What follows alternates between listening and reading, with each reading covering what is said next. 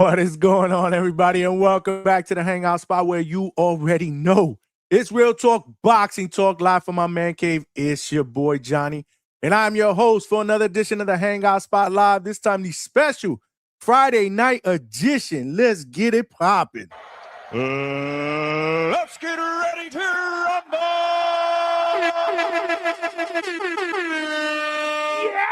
Yeah, and welcome back to DHS Live, man. We back like we never left, man. And hopefully all of y'all had a Merry Christmas, man. A joyful and blessed Christmas with your family, man, and your loved ones, man.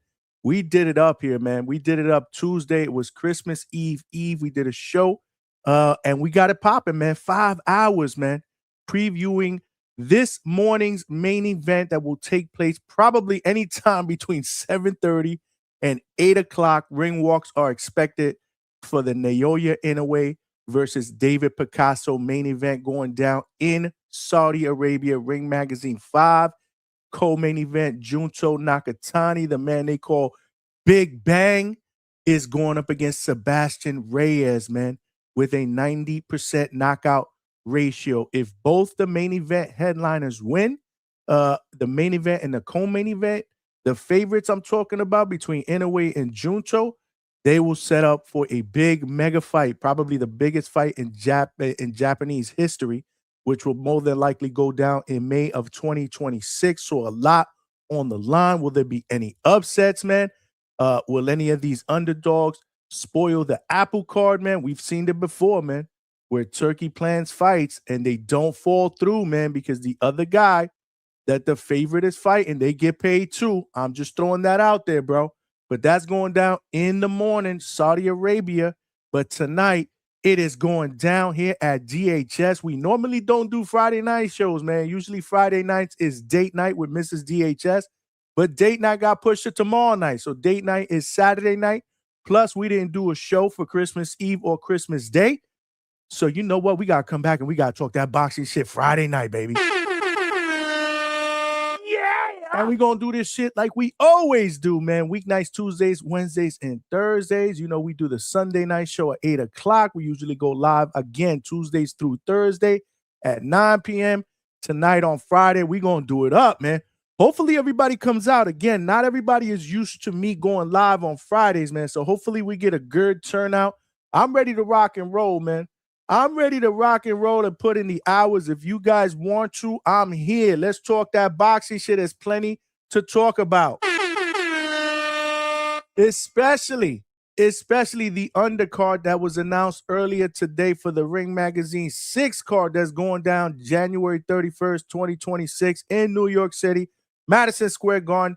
The headliner there will be obviously Teofimo Lopez, the takeover against Shakur Stevenson for Teofimo's 2 titles at 140 pounds, junior welterweight. The Ring Magazine and the WBO titles will be on the line, man. That is the main event headliner, a fight that we've been talking about ever since it's been announced. And now the undercard was announced earlier today. And I need some answers, man. I need some answers. We will be opening up the phone lines, taking calls. I want you guys to get involved. This is Friday night. Like I said, no date night with Mrs. DHS. My date night tonight is with the DHS family. Let's get it. Y'all know what I always say, man. Y'all the real champions. The champ is here! The champ is here! The champ is here! Let's get it. Let's get it. Yeah, man, I already see y'all following in. Make sure y'all smash that like button, man. Just like any other show, man. You know the deal. There's ground rules. If we're watching this live on YouTube, please smash that like button. It is free. And help us get this channel out into the homepage / algorithm of other true hardcore laid-back boxing fans so they know we rock out. Usually, like I said, Tuesday, Wednesdays, and Thursdays, 9 p.m. Eastern Standard Time. But you never know here at the Hangout spot, man. You never know when we gonna go live, man. Look at we doing it tonight. Friday night special here at DHS Live.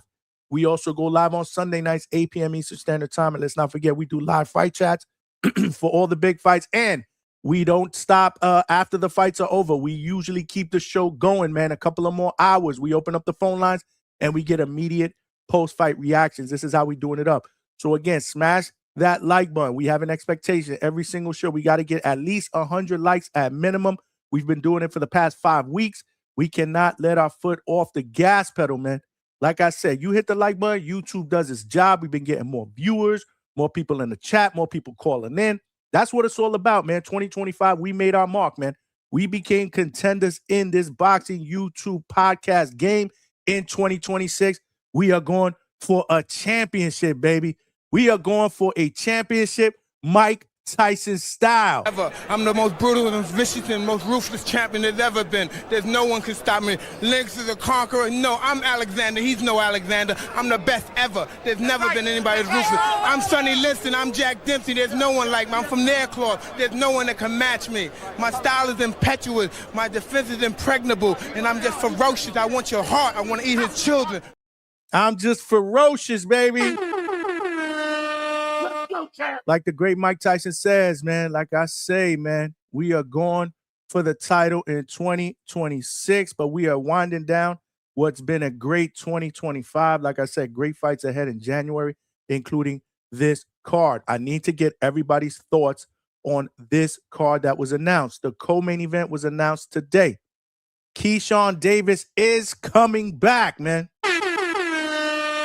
The businessman is coming back. That's not really a surprise. I kind of figured with Shakur on the main event, Keyshawn Davis would find his way into the card, and he will be going up against Jermaine the Technician Ortiz, my guy.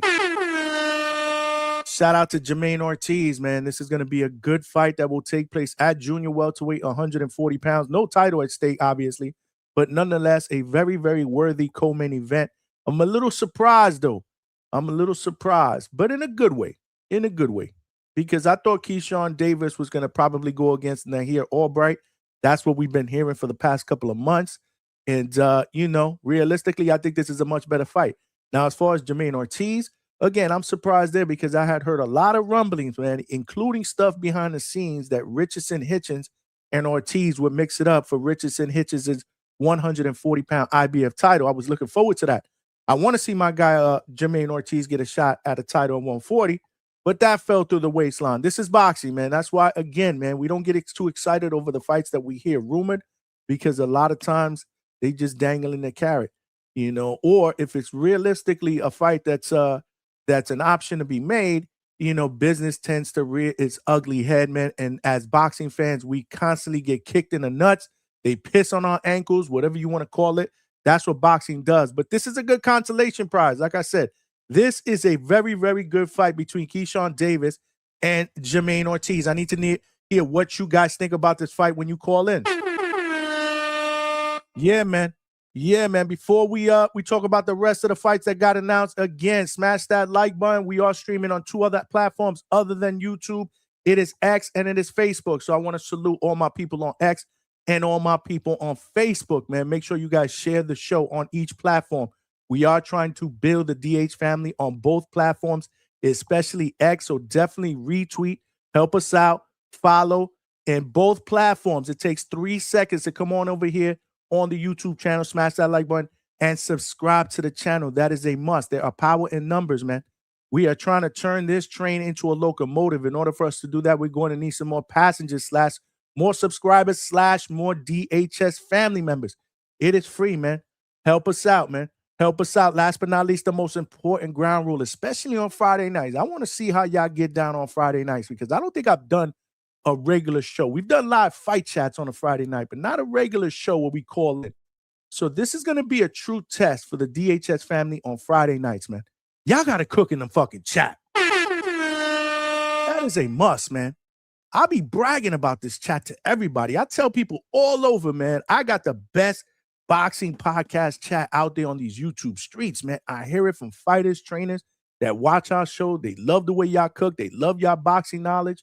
They love the way y'all joke around and troll. That's what it's all about here at DHS, man. Laid back boxing talk. We laugh, we bug out, we have a good time. Friday nights, get your drinks like we usually do on fight nights, and let's rock out here at DHS. It don't matter, man. There ain't no work tomorrow. Now, I know there's some people that want me to get up super early for this live fight chat, We'll see how it plays out, man. Again, they're playing games with the times, and I understand this time why. Obviously, there was a title fight that got pulled off the schedule.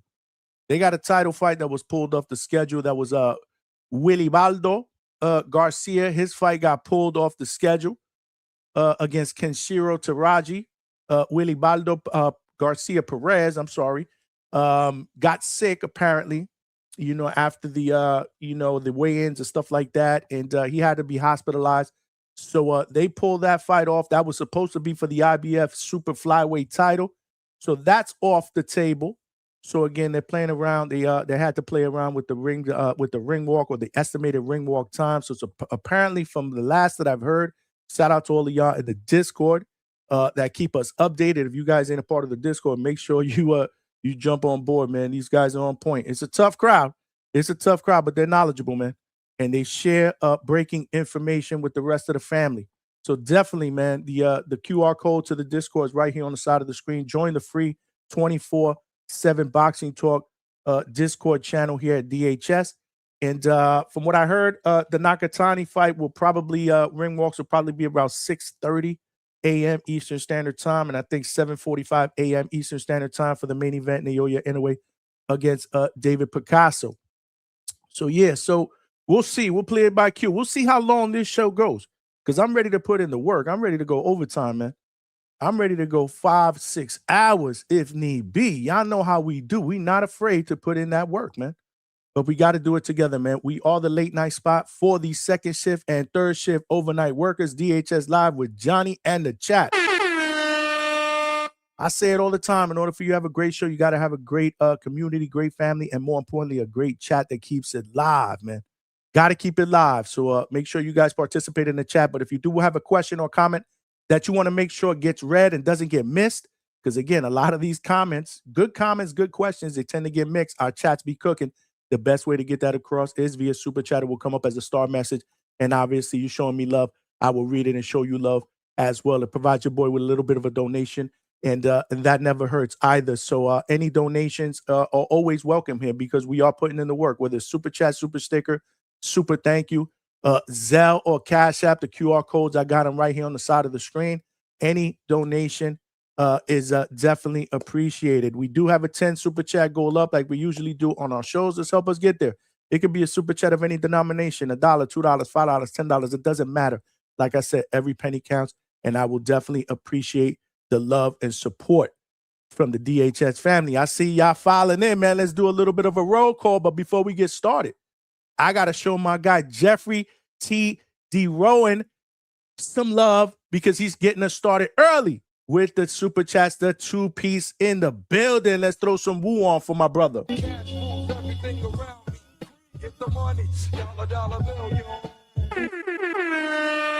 Jeffrey, my brother, I appreciate you, man. And again, I apologize, man. I know you sent a Super Chat a while back that, I forgot to read before the show ended, so I apologize for that. But you taught me a valuable lesson. I got to stay on top of my Super Chat, so I appreciate you, my brother. Appreciate the love, and appreciate you getting us started early. Jeffrey says, solid channel, even though. You see? Laughing my motherfucking ass off. Much love, bro. I know what you mean by that. I know exactly what you mean by that. But I got something for you. Hold on. I got something for you because I'm a man of my word. Hold on. But before we do that, my man Jeffrey T is showing me love again with another Super Chat, this time the 5-piece.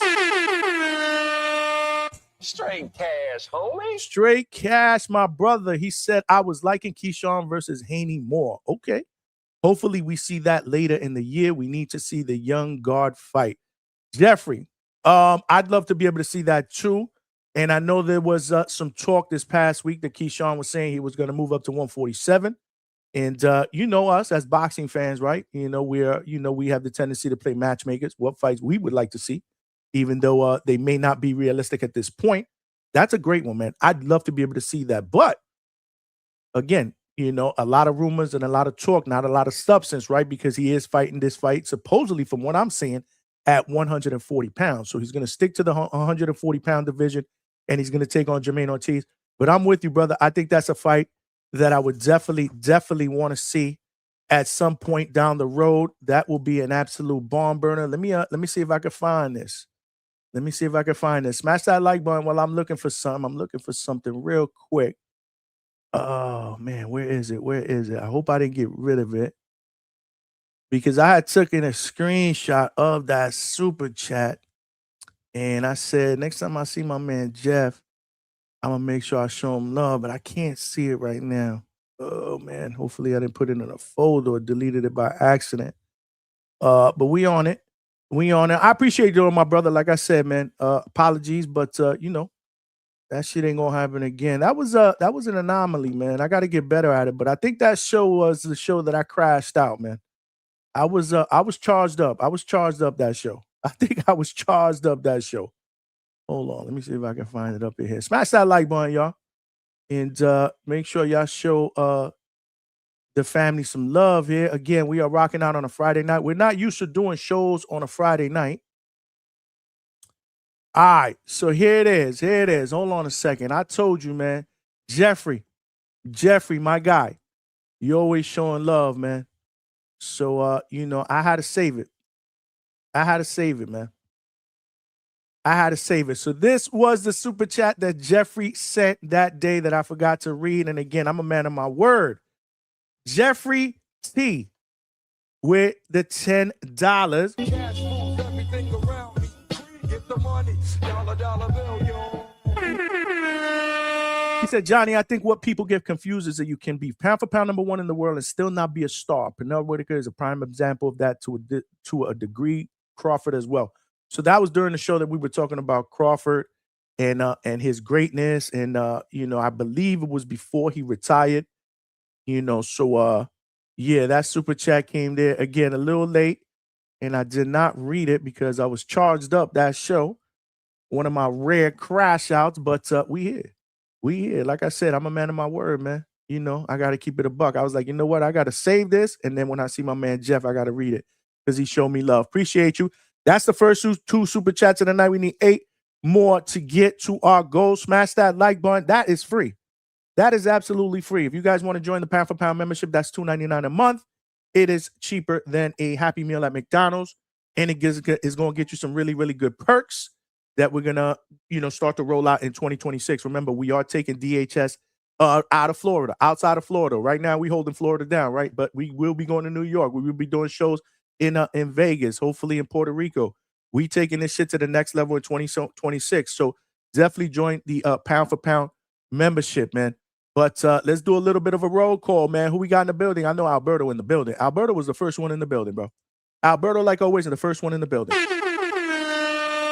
Yeah. Appreciate you, my guy. You know the deal. Rico, my man Rico, what's good? Damn, Johnny, you late. Had my wondering if I had to send out a missing person report. Nah, man, we ain't doing a show Christmas Eve because, you know, I was here with wifey. You know, I got to spend time with wifey. Then Christmas Day. Yesterday, we actually spent the day in Universal Studios and Islands of Adventure. I met my daughter there with her boyfriend. We had a blast, man. I mean, Christmas at this time of the year in Universal Studios or basically any one of these parks is absolutely money in the bag, man. They did a nice Christmas parade in Universal Studio. It was off the hook. It was amazing. Now, it was packed. Don't get me wrong. And it will be packed for New Year's. I ain't messing with it for New Year's. We thought about it. But nonetheless, it's great at this time of the year, man. The weather's nice. The lights are all lit up. Everybody's in a good mood. It was absolutely amazing. So I could not do a show yesterday, but we here. We here tonight like we never left, baby. Yeah. You already know. You already know. People are starting to file in. You know the deal. As the show progresses, man, we get the viewers to just jump on and enjoy this, you know, this passionate, laid-back boxing talk, man, like family. Alberto said I'm waking up early as fuck to watch the Japan versus Mexico card. I'm rocking with the home team with the Mexican flag. Absolutely. As you should, my brother. As you should, man. Salute to you. Coquis in the building. What's good, mi hermano? Let's go, champ. My man. What's good? What's good? What's good? True Power Media. What is good? Salute to you, champ. Merry Christmas. Appreciate you, man. Thanks for rocking out on this Friday night, man. My brother Big Money is in the building. What's good? Yeah. Man. What's good, Big Money? Salute to you too. Hopefully you had a great Christmas, man. Cam Too Fresh is in the building. Salute, Johnny. Got you on the big TV. The fam can hear you. Salute to you. Salute to the family. Merry Christmas from DHS, your boy Johnny. I appreciate that, man. I love when you guys tell me I'm on the big screen, man. It makes me feel special, man. It makes me feel special, man. Salute to you again. Salute to the family, man. Nothing but love here from your boy. Alberto said, what up, Money? What's good? Money's in the building. My man, Jeffrey, we read that super chat. Dario Lira, 420, he said, gonna be a good one. You must be talking about the card that got announced on the 31st, which is what we're gonna be taking calls on in just a few minutes. Yeah, that's gonna be a good one, man. Follow True Power Media's advice and smash that like button, y'all. It is free. We got to get to 100. We only got 25 likes. Come on, we 20 minutes into the show. And we got hella people filing in, man. We got over 60-something people. Come on, let's go. Let's go. Get them likes up. Alex Vega, what's good, Alex? Merry Christmas to you and the family. He said, I wonder if we will learn about Jarrell Miller's opponent tonight. We'll see if you call in. Will you call in? I don't know much about him. I know a little bit about him. Not much. But you know what? What's up, EA? Elop 3112, what's good? Yeah. Nice little matchup, absolutely. If I don't feel so bad, because if I don't know a lot about him and Alex doesn't know a lot about him, then we are okay. Then we okay. Then I don't feel like that shit is a 2-pack of ass. Yeah, I don't feel that bad. Oh shit, we got a new subscriber, new family member. What's up, Elop? Good shit. Welcome to the DHS family, man. You won't be disappointed, man. We rock out here. We rock out. Tonight is a special Friday night special here at the Hangout spot. It is a post-Christmas, pre-New Year's show. And, we'll be rocking out. We'll be rocking out all the way till New Year's Eve together. My guy, Adam Shelton, was good. Happy holidays, my brother Johnny. Happy holidays to you and the family, the kids, the 2 boys, the daughter, the family that are always rocking out, watching me on TV. Make sure you tell the boys, Johnny said, let's go. Keep them hands up, man. Keep punching. You know the deal. This is how we do it up, man. Appreciate y'all. Chile de Garcia says, saludos, Juanito. Saludos, my brother. Or shall I say, mi hermano. Mi hermano. What's good? What's good? Z Pacino's in the building. What's good, Z? My man. Salute to you. Merry Christmas, man. Merry Christmas. Did I see Broadway Joel? Broadway Joel is up in the building. What's good, my brother Jay? Shout out to my guy Johnny, always putting in that work. You know the deal, man. Saludos. Hopefully you and your family had a very, very Merry Christmas, man. My man Ryan, all the way from the 6 is in the building. Salute to you, Ryan. My man in the building, man. My man in the building. We got a couple of more super chats. We got to catch up on my man Jeffrey T with the 10 piece. I call you Jeffrey T, man. That's your name for me, man, because you family up in here. Cash moves everything around me. Get the money. Dollar bill, yo. Appreciate you, man. He said, no love lost here, brother. Want to see you reach the pinnacle with this YouTube game. That's love, man. That's respect. You as good as anyone else. Appreciate you, man. Don't let the crash outs make you lose focus the rest of the show, my brother. Much love. No, you absolutely right, man. You are absolutely right, man. My man. And you are the real champ, man. Great advice. The champ is here. The champ is here. The champ is here. Word, man. And my man Jeffrey T with another 5-piece. Straight cash, homie. He said, oh, he forgot. Happy holidays to you and everyone and their families. Let's go. Salute to you. And salute to everybody. Like I said, happy holidays. Hopefully you guys had a joyous and blessed Christmas with your families. Hopefully you guys got everything that you wanted. For Christmas, I am wearing my DHS hoodie because it's a little chilly. It's a little chilly in here for some reason. We got the air on. Today was beautiful. It was in the 70s, but, in the evening, it gets into the 60s. And, I'm warm-blooded, man. I changed. I'm no longer this guy that used to bear the cold elements of the Northeast, man. Hell no. I've been in Florida for 5 years. I am Gucci, man. I ain't trying to see no snow.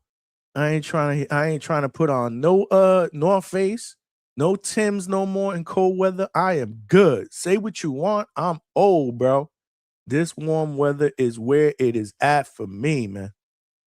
Always where it's at. Broadway Joel said, I know I ain't no Johnny be crashing out. I usually don't, man. Every now and then, but that night, man, we had some back and forth, and then we had some people that were gaslighting. They know who they are. So yeah, I kind of crashed out a little bit, but yeah, it's not something that I enjoy doing, nor do I do on the regular.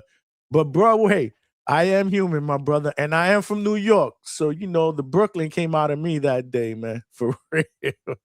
Raphael 32, can't wait for Adames versus Williams. That's what I'm talking about. Let's go, champ. I do got a poll up, man. It's interesting. It's interesting, man. I do got a poll up. Which January 31st Ring Magazine number 6 undercard featuring, obviously, the main event, Teofimo Lopez against Shakur Stevenson. Which of these undercard fights are you most excited about? You know? Is it Keyshawn Davis against Jermaine Ortiz? Bruce Shoo Carrington. Bruce Shoo Carrington is on the card. Shout out to Shoe York City.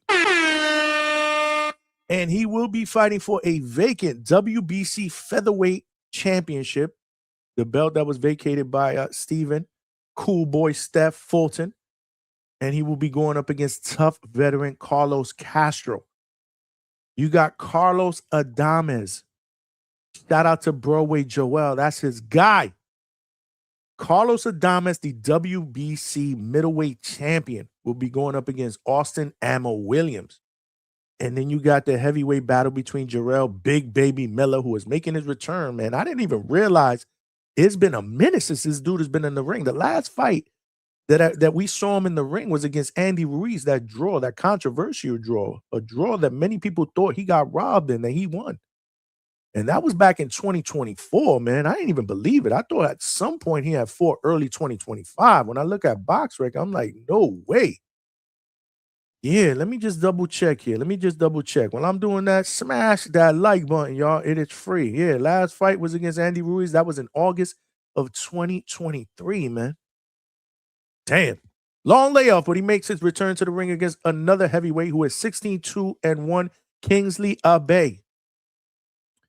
16-2-1, 14 wins via knockout. That is almost a 88% knockout ratio. Y'all know the deal. He is coming off a third round TKO victory over Gerald Washington.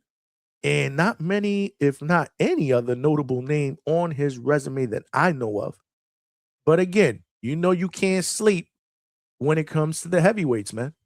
You blink your eye, you might miss a knockout of the year candidate. And then obviously we have a welterweight battle between a young prospect, got to be one of Turkey's boys, Zayad Almayov, who is 7-0-1 with a 1 win via knockout. He is going up against Kevin Castillo from Spain, who is 5-2-1, no knockout. So again, you know, they feeding the prospects. Turkey is finding a way to take care of his people and feed them on these big cards. So those were the fights that got announced that are going to be on the undercard of this Ring Magazine 6 card that is going down January 31st in New York City, Madison Square Garden, the big room. Your boy, all God willing, will be in the building putting in that work. What's going on, Malcolm? You know the deal. We family. Shout out to my brother Malcolm, who co-hosts the live boxing chats with me, man, and does the play-by-play. Appreciate you, my brother. Hopefully you had a Merry Christmas. Hopefully everybody in the chat had a Merry Christmas. Salute to everybody that also showed love, man, and sent me messages and DMs for Christmas as well, man. It made me feel special, man. So salute to all of y'all. But yeah, what do you guys think about the card, man? What do you guys think about the card? Because I like it. I mean, I think it's solid. It's not, obviously from top to bottom, it doesn't compare to the last Crescendo, but I don't know if we'll ever get a card that does compare to it. The card that we just saw, in Riyadh, that featured David Morrell and I'm sorry, not David Morrell, David Benavidez and Anthony Yard, Devin Haney against Brian Norman, Abdullah Mason against Sam Noakes. That was also a very, very stacked Ring Magazine card. But this one's solid, man. This was solid. I need to know what you guys think about this card, man. Put it in the chat, super chat it, or call in. Let me put the link out there. Not sure if I did. I might have, but I don't think I pinned the link to the chat. So let's do that now. Let's do that now. Oh, yeah, no, I don't think I did do that. But while I'm getting this set up, again, smash the like button. Subscribe to the channel if you have not done so, y'all. There are power in numbers, man. We did reach our goal before Christmas, and I did put on a Santa Claus outfit. So shout out to all of y'all that made memes of me with my Santa Claus outfit. That shit is a 2-pack of ass. Actually, they were very, very funny.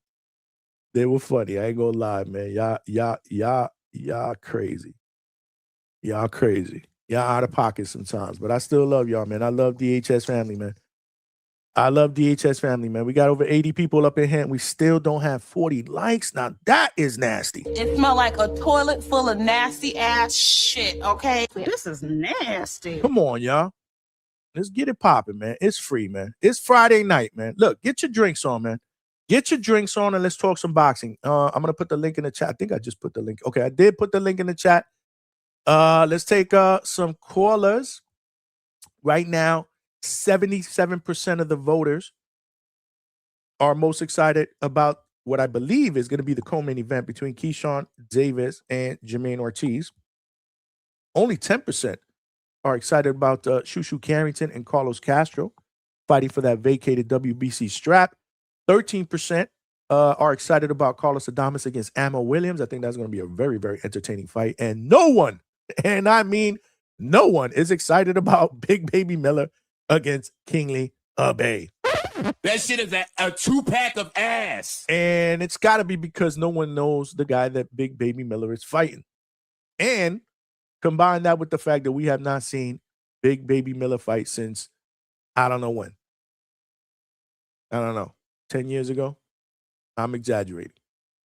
August of 2024. So what is that, a year and a half? It'll be about a little bit over a year and a half from August 2024 till the time that he gets into the ring. But he is a New Yorker, and it's going to be a live crowd. And this fight card is not in the small room. It's not in the Hulu. It's in the big room, Madison Square Garden. I am expecting a sellout. The main event itself is worth the price of admission, in my opinion. But there are some people that aren't as excited about this main event. I've been getting a lot of people here and there that have sent messages that are like, they think this fight is going to be boring. I don't see it.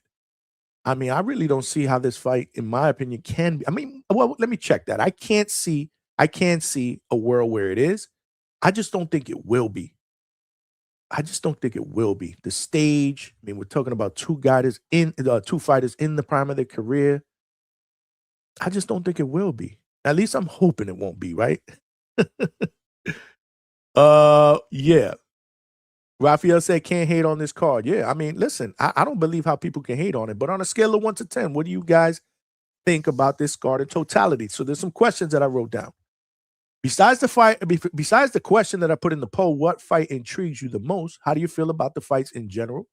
More importantly, because you got to think that this is going to be a pay-per-view card, unless you have that DAZN subscription where you pay like $400 or $500 and you get all the pay-per-views for free. I don't have that. And there's a lot of people that refuse to pay that, especially since I'm already paying for a yearly subscription. So how do you feel about this, this card being a pay-per-view card now that you've seen the undercard shaped out? Now, there will probably be other fights that are added to it that'll probably go on the YouTube channel, like the prelims or whatever it is that they call it. But, I mean, obviously, you're not going to really expect a lot of big names on that. But this main card, with what they rolled out today, how do you guys feel about paying a pay-per-view price for? So let's just put a hypothetical. I don't know, again, if it will be. I'm assuming it will be. It's a Ring Magazine card. But let's assume it's $60. And again, this is an assumption, y'all, just for the sake of conversation. Do you think it's worth the $60? And also, another question I got for potential callers is, were there any surprises?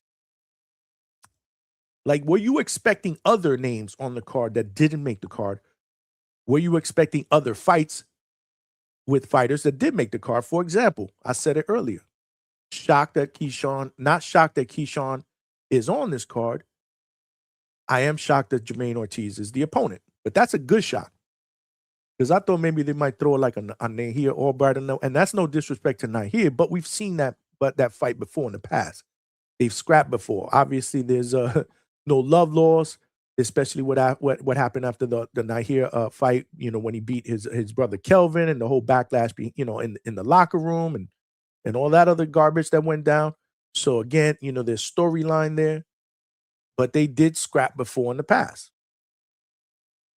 So not necessarily a fight that I would have chose to put on this card, but I'm thinking since Keyshawn will find his way onto this card because Shakur is his brother, so to speak, his blood brother. At least that's what Shakur said in one of the interviews.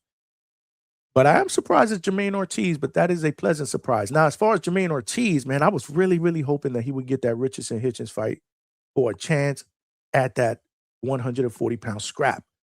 That's what he told me he wanted. We had him on the channel. You know the deal. He's family. We got to bring him up in here. Now that we got this fight announced, I got to try to see if I could get Jermaine, the technician, back on here and talk about not only this fight, but what the hell happened with the Hitchens fight, man? Because, again, that would have been for a strap. But nonetheless, so that was a little bit surprising to me. The fact that they're putting Big Baby Miller is a surprise to me. We knew about Carlos Adames and Ammo Williams. We heard about that a couple weeks ago or whatever.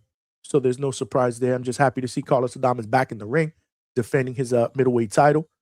Always good to see Adames in the ring. I'm a fan of Adames. Ammo Williams, a very, very good fighter. Shushu Carrington doesn't surprise me. Obviously, this is a fight going down at the Garden. He's fought at the in the small room a bunch of different times in Madison Square Garden. He is from Brownsville, from New York. So again, he's going to bring a lot of fans out. He's fighting for a vacated title. So that is actually, not a surprise to me. But Carlos Castro, what do you guys feel about him as an opponent? I mean, he's a tough veteran opponent who comes into the ring, a Mexican, who comes into the ring with a record of 30 wins, 3 losses, 14 wins via knockout. But he is coming off a loss that a lot of people feel he may have won against Stephen Fulton. And that was in September of 2024. So a little bit of a layoff too. Carlos Castro has not fought in 2025. So a little bit of a layoff there. But what do you feel about him getting the shot at this vacated title? And do you like this fight? Do you feel like this with what you've seen in the past, especially with the Fulton fight? He did put Fulton down, if I'm not mistaken. Yes, he did in round number 5. So my memory is good. He did get stopped by Brandon Figueroa, who Stephen Fulton beat twice. He lost a split decision to Luis Neri. Nothing to hang your hat on that one. But do you think that his fighting style can present Shushu with something that may be a little bit too much more than he can handle? Again, I want everybody's take on it. Oh, did I not read a super chat? My bad. Hold on. Raphael with the $5. Straight cash, homie. My apologies, brother. Again, when I get into it, I got to start paying more attention to the super chats. Raphael 32 said, if you love boxing, you should love this card. I agree. I give it an 8. Go blue, Kyle Whittingham. Oh, shit. So you had to end it with that one. I'm assuming you were talking about Kyle Whittingham, who's going to become the new coach of Michigan. That's what you're talking about, Raphael? Damn. It don't matter, bro. Because the Buckeyes rule this bitch, bro. You know the deal. Hold on. Let me remind you real quick who runs this college football shit.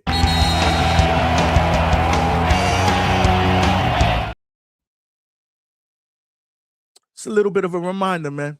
By the way, if you are a fan of the Buckeyes, the best team in college football, that's right. I said it. I don't care what happened in that last game.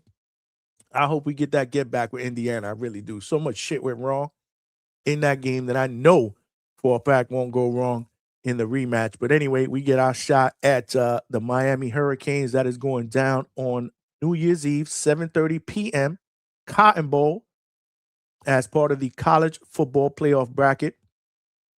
Number 2, Ohio State against number 10, Miami Hurricanes. It is going down. And once we take care of business there, I don't know who we'll face next, but hopefully it's somewhere near Indiana because we want that rematch. Y'all know the deal. I think that just ignited a fire, man. Last year, we lost that game against Michigan, dropped us out of the top 5, still made the playoffs. Everybody was disappointed. How the hell do you lose to Michigan, including me? I wanted the coach to be fired, but then it ignited a fire. And then in the playoffs, we just went out there and we just cooked everybody in the playoffs, man. Buckeye style, man. Yeah! So, yeah, man, looking forward to the college football playoffs. Thank you for the super chat, Raphael. No thanks to that last part of it. But, good luck to y'all with Kyle Whittingham because the last few weeks have been crazy. A whirlwind, man. Your coach is out, or your ex-coach was out of control. Out of pocket, bro. Out of pocket. Shout out to all the football fans up in here. Shout out to all the football fans up in here. What you think about this fight, Burway Joel? If you up in there, man, Carlos Adames and Ammo, man, what's your prediction, man? Have you had Carlos on there recently? Let us know in the chat, bro. Or call in. Oh, I didn't read this. He said Adames about to destroy Ammo. There you go. Let's go, champ. Oh, shit. So you picking stoppage. All right. Okay. That's what's up. Cam Too Fresh said, Johnny, are you commentating the NOA card? I don't know. It depends on how long we go tonight, to be honest with you. I mean, that card is super early in the morning. I'm not doing the show tomorrow night because I will be going out on a date with Mrs. DHS. We got date night. There's going to be a live band playing at one of our spots that we go to and hang out and chill. Latin night is going to be dope. So that's tomorrow night, Saturday. So, yeah, man, when wifey said, yeah, we'll just go out tomorrow and just hang low tonight, I was like, well, I'm going to hang out with the DHS family. We're going to do a show. I never do Friday shows. True Power Media said 8 out of 10. Okay. Malcolm said the main event going to be a chess match between Shakur and Tio. Absolutely. I believe that.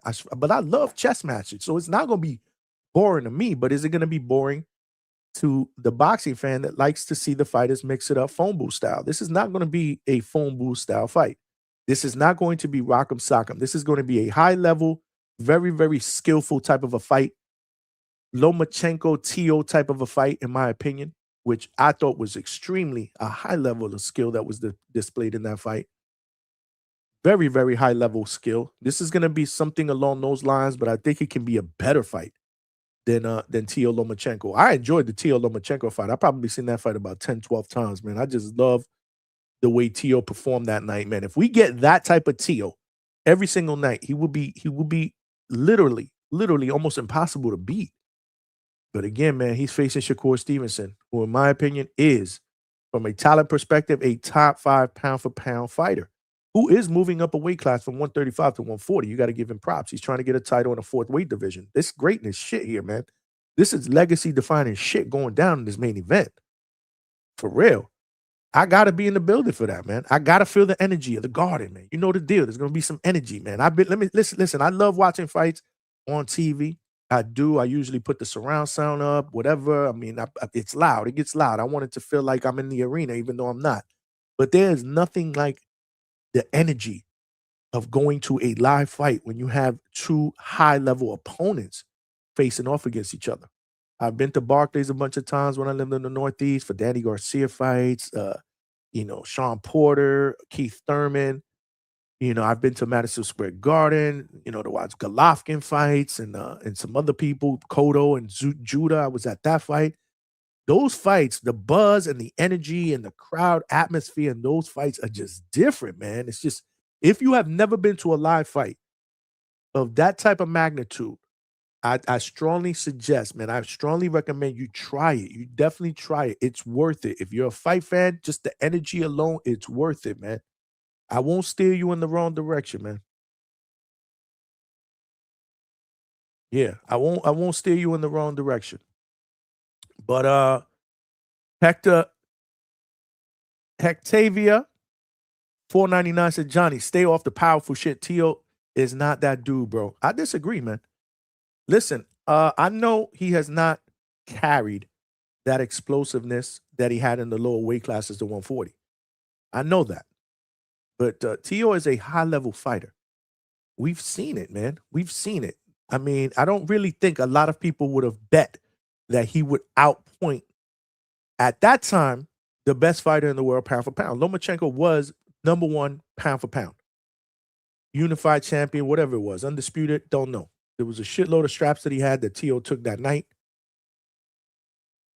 People thought if Tio had a shot to beat Lomachenko, he'd have to stop him. But no, he beat him by points. He beat him by points. You can say what you want about Lomachenko not being busy the first half of that fight. I think a lot of that had to do with what was coming back from Tio. Granted.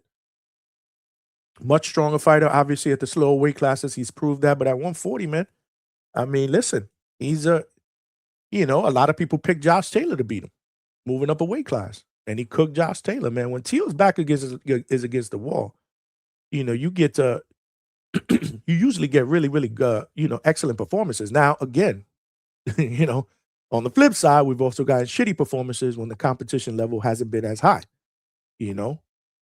People arguably think Sandor Martin beat him. And if you were to argue that with me, I mean, hey, everybody has a difference of opinion. I'm not mad at you. If you thought Sandor Martin beat Tio, I ain't mad at you. It was a close fight. And it could have went Sandor Martin's way. He dropped Tio. Could have been twice, if I'm not mistaken. So, again, that was the fight. So, when Lowe's Nose Boxing, and shout out to Low Nose Boxing, who's probably the biggest Teofimo fan that I know, out of the 8 or 9 that I do know, and he'll admit that himself, the thing that I said, or the fight that I threw out there that I told him that I couldn't get out of my memory bank when it comes to Tio and Shakur is Tio against Sandor. He tells me there's no reason to think that will happen against Shakur Stevenson. I think he broke it down that night, and I'm sure he will break it down in the future. We will be talking about this fight a lot from today to the time that it happens. But I think it's a good fight, like I said, and then what Shakur brings to the table, right? So is Shakur going to be that guy that we saw against Edwin De Los Santos, or is he going to be that guy that we've seen against Jamel Herring, against Oscar Valdez, and last fight against William Zepeda? I don't know. So we'll have to see, man. Edward Torres was good, man. He said, I got my alarm set for 5 a.m. Nakatani Inoue. Let's go. Yeah. What do you guys think, man? Last minute predictions, man. Do you think there's an upset special in the cards, or do you think that the favorites handle their business in the morning, which sets up a big fight between the both of them in Japan, May of 2026, which is what Turkey already has planned? David Picasso, man. A lot of people are sleeping on David Picasso, man. He is undefeated. He's taller. He has a reach advantage. We went over this on Tuesday night show. He has 17 knockouts in 33 fights. Almost a 54% knockout ratio. So, again, not somebody that you would think or you would consider as a knockout puncher, but Naoya Inoue has been down in fights as well. He has been down in fights as well. He's been chin-checked. He's gotten cute. He's gotten over-aggressive. And he's paid for it. He's gotten chin-checked. I think the most recent one was against Cardenas. Was that the Cardenas fight? The one that saved the weekend on Cinco de Mayo weekend? Where we had that stinker in Times Square and then that Canelo Skull disgusting display of whatever you want to call it on Saturday night. That shit is a 2-pack of ass. Inoue fought that Sunday and saved us, man, with a spectacular TKO stoppage of a tough and game Ramon Cardenas. It was a good fight. Cardenas put him down in round number 2, but then Cardenas went down a couple of times, I believe in round 7, and then ultimately got stopped in round 8. But he has been down against Luis Neri. So I mean, he's been chin-checked in the past. So is Picasso with that reach and that height gonna be able to pull off this upset, man? Some people say if there's anybody that can do it, it would be Picasso. I don't know if I believe that. I need people to convince me otherwise. Junto Nakatani, who I believe, in my opinion, will be in the tougher fight. Sebastian Reyes. I looked him up. This man can punch. He's Mexican. He's 25 years old, and he will apply pressure. Junto is a beast. Don't get me wrong. I love Junto Nakatani. Shout out to Big Bang. But he's moving up a weight class. So you never know, right? He's fighting a natural at his weight class. He's moving up. So this is going to be a stern test for my guy Junto. So I think by far, in my opinion, out of the two fights, I believe Junto is in for the tougher fight out of the two. But this is not discrediting Picasso. I'm just saying, stylistically. And then knowing obviously what Inoue has done in those weight classes. I mean, I don't know if there was 10 belts in that weight class, he probably has all 10 belts. I'm exaggerating, but y'all know the deal. But yeah, I'm excited to hear what you guys think about tomorrow. Any last minute predictions, thoughts? I don't know. I woke up this morning and I think maybe Inoue might get shocked, or Junto might get shocked, or maybe you're just one of those guys that feel like, damn, this is too good to be true between both of these guys in May of 2026. Something's going to happen that will derail that, which would necessarily mean an upset tomorrow morning. Let us know. Call in. Let us know in the chat. Let us know in the chat or super chat or call in. But more importantly, the topic is this fight card that got announced. We're going to go and take a couple of calls, man. Speaking of the guy that nobody knows that's fighting Big Baby Miller, he's in the building. What's going on, Kingsley Abe? Or shall I say, a.k.a. Malcolm? Nobody knows that, man. I literally don't know who that is, man. Shout out to you, Johnny. Neither did Vega. And neither did Vega. I know slightly. And when I say slightly, this is what I'm talking about. Like, this is you say it in Spanish, un ching ching. Listen, man, I just did a little box right. That was it. And I'm like, he just lost to Gerald Washington, because I know who that is, but I know who Gerald is, right? So I got to do a little bit of research. Again, this is fresh. I was out of the house all day. This obviously, I think, popped up this morning or whatnot. And or late last night, I'm not sure. But yeah, I got to do a little bit of research. Yeah, but first and foremost, shout outs to the whole DHS family, man. Hope everybody had a happy holiday. Salute. You feel me? We was off the tamales, man. We was good on this side. Enjoyed myself. But hey, why not a Jogba? If anybody has an answer to that, why not a guy like a Jogba for Gerald Miller? I want to hear these opinions. Like I said, is there anybody that you think maybe should be pulled out and should be plugged in? Because I'm not feeling that. That's a good one. That's a really good one, actually. Yeah, I don't know if it's an activity thing, because at the same time, I don't know how active Gerald Miller is, but I have no clue. He hasn't fought in 2024, Malcolm. Since August of 2024, that Andy Ruiz fight, that draw that most people thought he won. This is I believe this is more of a soft touch, man. Yeah, so it could be that. That's a fair play. So yeah, they're gonna give him an unknown guy, I guess. I'd rather him and Wilder or some shit, but Wilder's going on to just other things.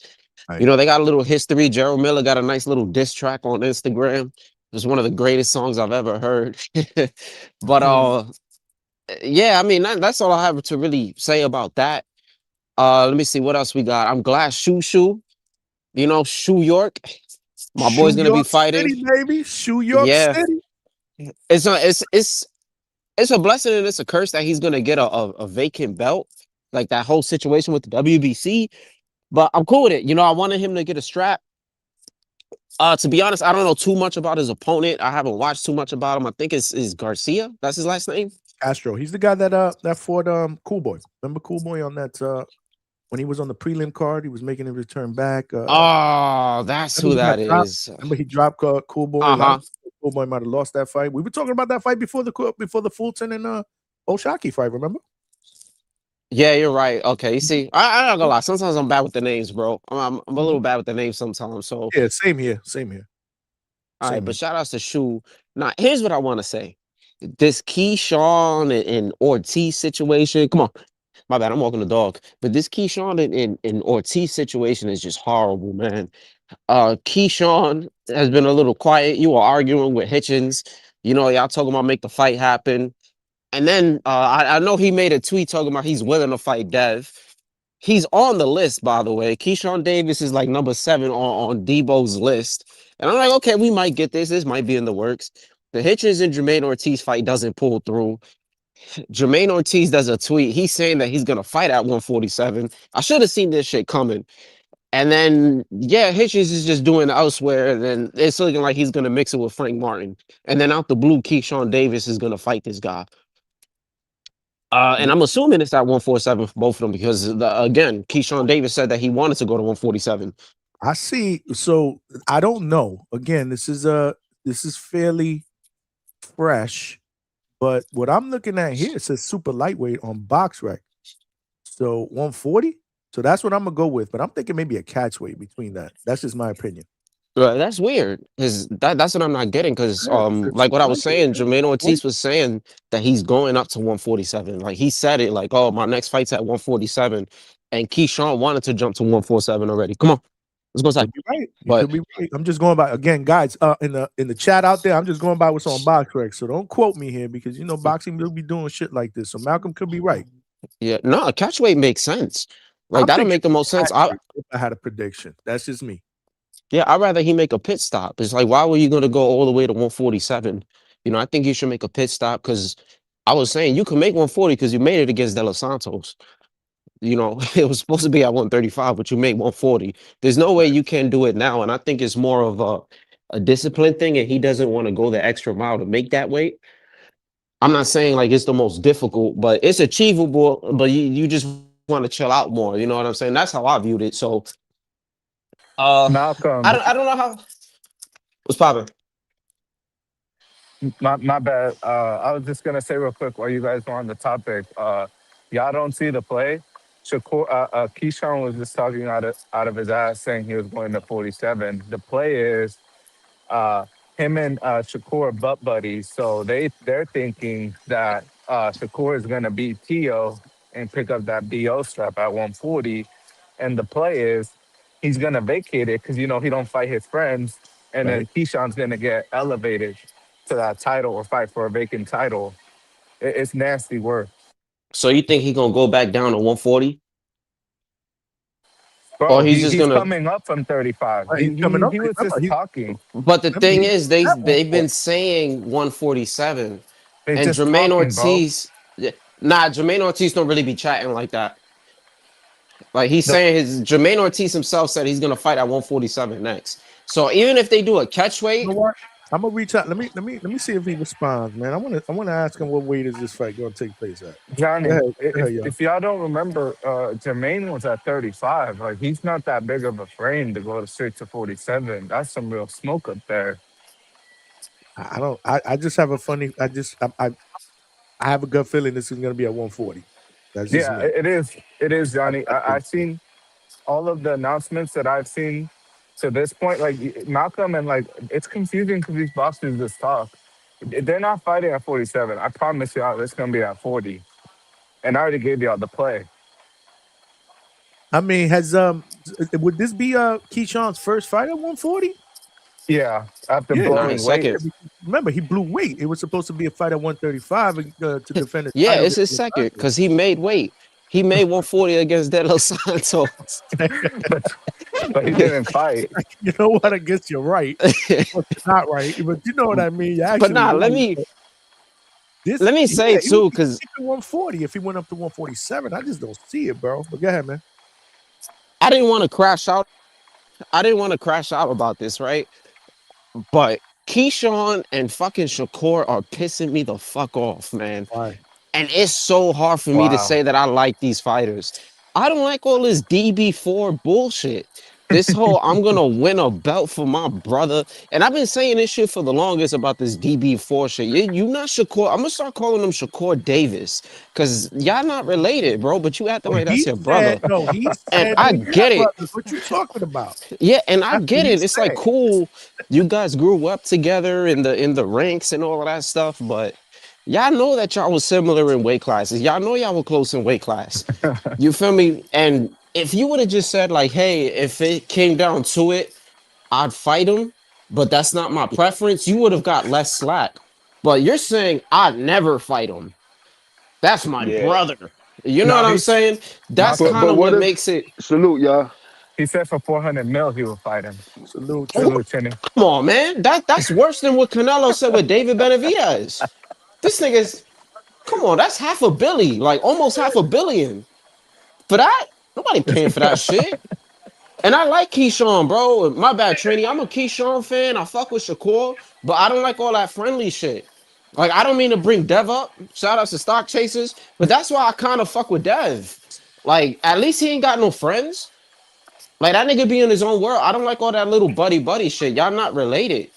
You know, so it's just pissing me off just hearing all of that shit. And I don't know. I'm they really get me mad, bro. I'm trying to keep my cool right now, man. I need my coffee. But I'm gonna let one of y'all go. I feel him to a certain point. Like if go ahead. No, Trini, before I lose my chain of thought, I know you're next. I just want to throw that out there for future callers and for future fighters. I'm gonna remember to ask this question. Would you fight somebody that you were close with, that you consider, you know what I mean? Like, for example, Stuntman, you in the chat? Stuntman, if you had somebody that you've been up the rank, you pulled up the ranks with, right? He's not your blood family, but somebody that you consider, you know, your right hand, you've been through the trenches and the amateurs, and all of a sudden you had an opportunity to scrap with this dude in the pros. Would you do it, Stuntman, as a fighter? I want to hear from a fighter, and I want to hear everybody else's opinion as fans, but I'm going to start asking fighters that question during interviews. But go ahead. I didn't want to lose my chain of thought. Go And ahead, before, go on, Trini, my fault. No, go ahead. You cooking. No, Yeah, I was going to say, like, one of the reasons why I also said that, and I've said this before, Johnny, there was a time where my coach had some motherfucker. I was cool with him. This was my man's. And we were like one weight class apart, bro. And I used to always tell myself in the back of my head, if I have to fight this nigga, I'm going to punch him in his mouth. I used to always tell myself that. Just to get, it never happened though, but no matter how cool we were and all that shit, it was something in the back of my mind and I understood that. You know, everybody's different. Again, I wasn't as cool with him as some of my other boys. My father asked me this question about like my boy Q. Shout out to my man's Q. You feel me? That's mud. You know what I'm saying? But I said, yeah, I'd fight this nigga. I'm like, if I have to, yeah, I would fight him. You know, it's boxing. But maybe it's easier said than done. But Malcolm, let's be real. How close were you? Like, there's got to be people that you grew up with, right? People like since the first grade, second grade type shit. You know what I'm saying? Like, maybe as teenagers, you guys went through some shit. You know, he knows shit that nobody. My closest friend is from high school freshman year. That's my brother. Now all of a sudden, you guys are in the pros, and people want y'all to scrap. How would you feel about that, Lo? Like, keep it a buck. Now, here's the X factor, because it does sound weird. But again, if we both grew up boxing and we're in the same weight division or we're right there, you know you're going to clash. It's inevitable. It's kind of inevitable. I get what you're saying. I get what he's saying. So the mindset is, you know what? You got to think that eventually one day we're going to have to mix it up. Yeah, what was it Mike Tyson who said it best? That he said if somebody's like, it was either him or Roy Jones that they said if somebody's 2 weight classes above or below you, you shouldn't be friends with them. That's a good one. That's true. I believe that now. Yeah, I'm fighting my homie, man. And then we're gonna get the bag and we're going to yam sampling tour. Yam slam. But it's like he should have just shut the fuck up, man. They could have avoided each other because the size, man. Keyshawn's a big boy, man. Shakur gonna go back down. Just they could have just kept quiet about it. You know what I mean? But and it could also be too, because Shakur is skillful, man. If Shakur gets in there and really outclasses Keyshawn and you damaging your little homie's brand, I could understand that. But Theo had the same kind of talk with Gary Russell, man. You know what I mean? They call him Gordo out there. That's my man. You know, that's what kind of like I never bought into the racism shit with Theo because I know how close he is to the Russell family. But Antoine to fight him in a heartbeat. You know what I mean? So I understand it. But then again, if you're coming up in the sport, like Malcolm says, you suck it up, man. It's 36 minutes, man. Motherfuckers get punched in the face every day for free. Right. So, like, you're going to get the bag together, get it. As far as the Keyshawn Ortiz fight, I'm good with it. Look at this chat. But with Keyshawn, who's a fighter. I'm sorry, Trini. I didn't mean to cut you off. It's all good. Nah, you good. You good. Respect to Stuntman. Stuntman just responded. He said, for sure. Let's make that money together. Feed our families. Obviously, the money got to be right, but definitely, we're going to take care of our mamas and brothers. Yeah. Help me feed my family, and I will help you with yours. Hold on. He got a follow-up here. You say you my brother, then help me feed my family. Help me send my kids to school. Help me buy my mama a house. Help me retire my mama if you really my brother. So there you go. That's what I'm This is talking from a about. That's a professional fact. Drop a fighter. bomb, man. Drop a bomb for stunt Especially man. if they're letting that shit build. You know what I'm This saying? If is a Keyshawn goes on fighter. a run and then Shakur keep doing what he doing, and plus it's not like if Shakur loses, there's bags out there for the both of them, man. If Shakur loses to Theo, Theo's a big fight. Even if Theo beats Shakur, Theo and Keyshawn is a big fight at 140. They got history. So like, if it's not necessary, they already made their way and shit. I could see why they would avoid it. But y'all not blood brothers. He tried to slip that in there last my blood brother in the interview. Y'all not blood brothers. Y'all ain't coming from the dirt. Y'all came in the same game and it's competition. So I don't see a Well, problem with it. I was just gonna say, Johnny, I think the fact that why they're asking for the 400 mil is because they're very skilled fighters, but respectfully, they don't move the needle. Like that fight, there's no public demand. Like the hardcores are asking for it, like us, but that's like if Morel fought, I don't know, if he fought like some other highly skilled guy, right? They're not big names, so that's why Ben they just made Whitaker. a pact to avoid smoke. Yeah, but you throw that big number, they put that on another card, they bring the number down. You start big, like in a job, you tell them I want 40 an hour, you're gonna take that 30.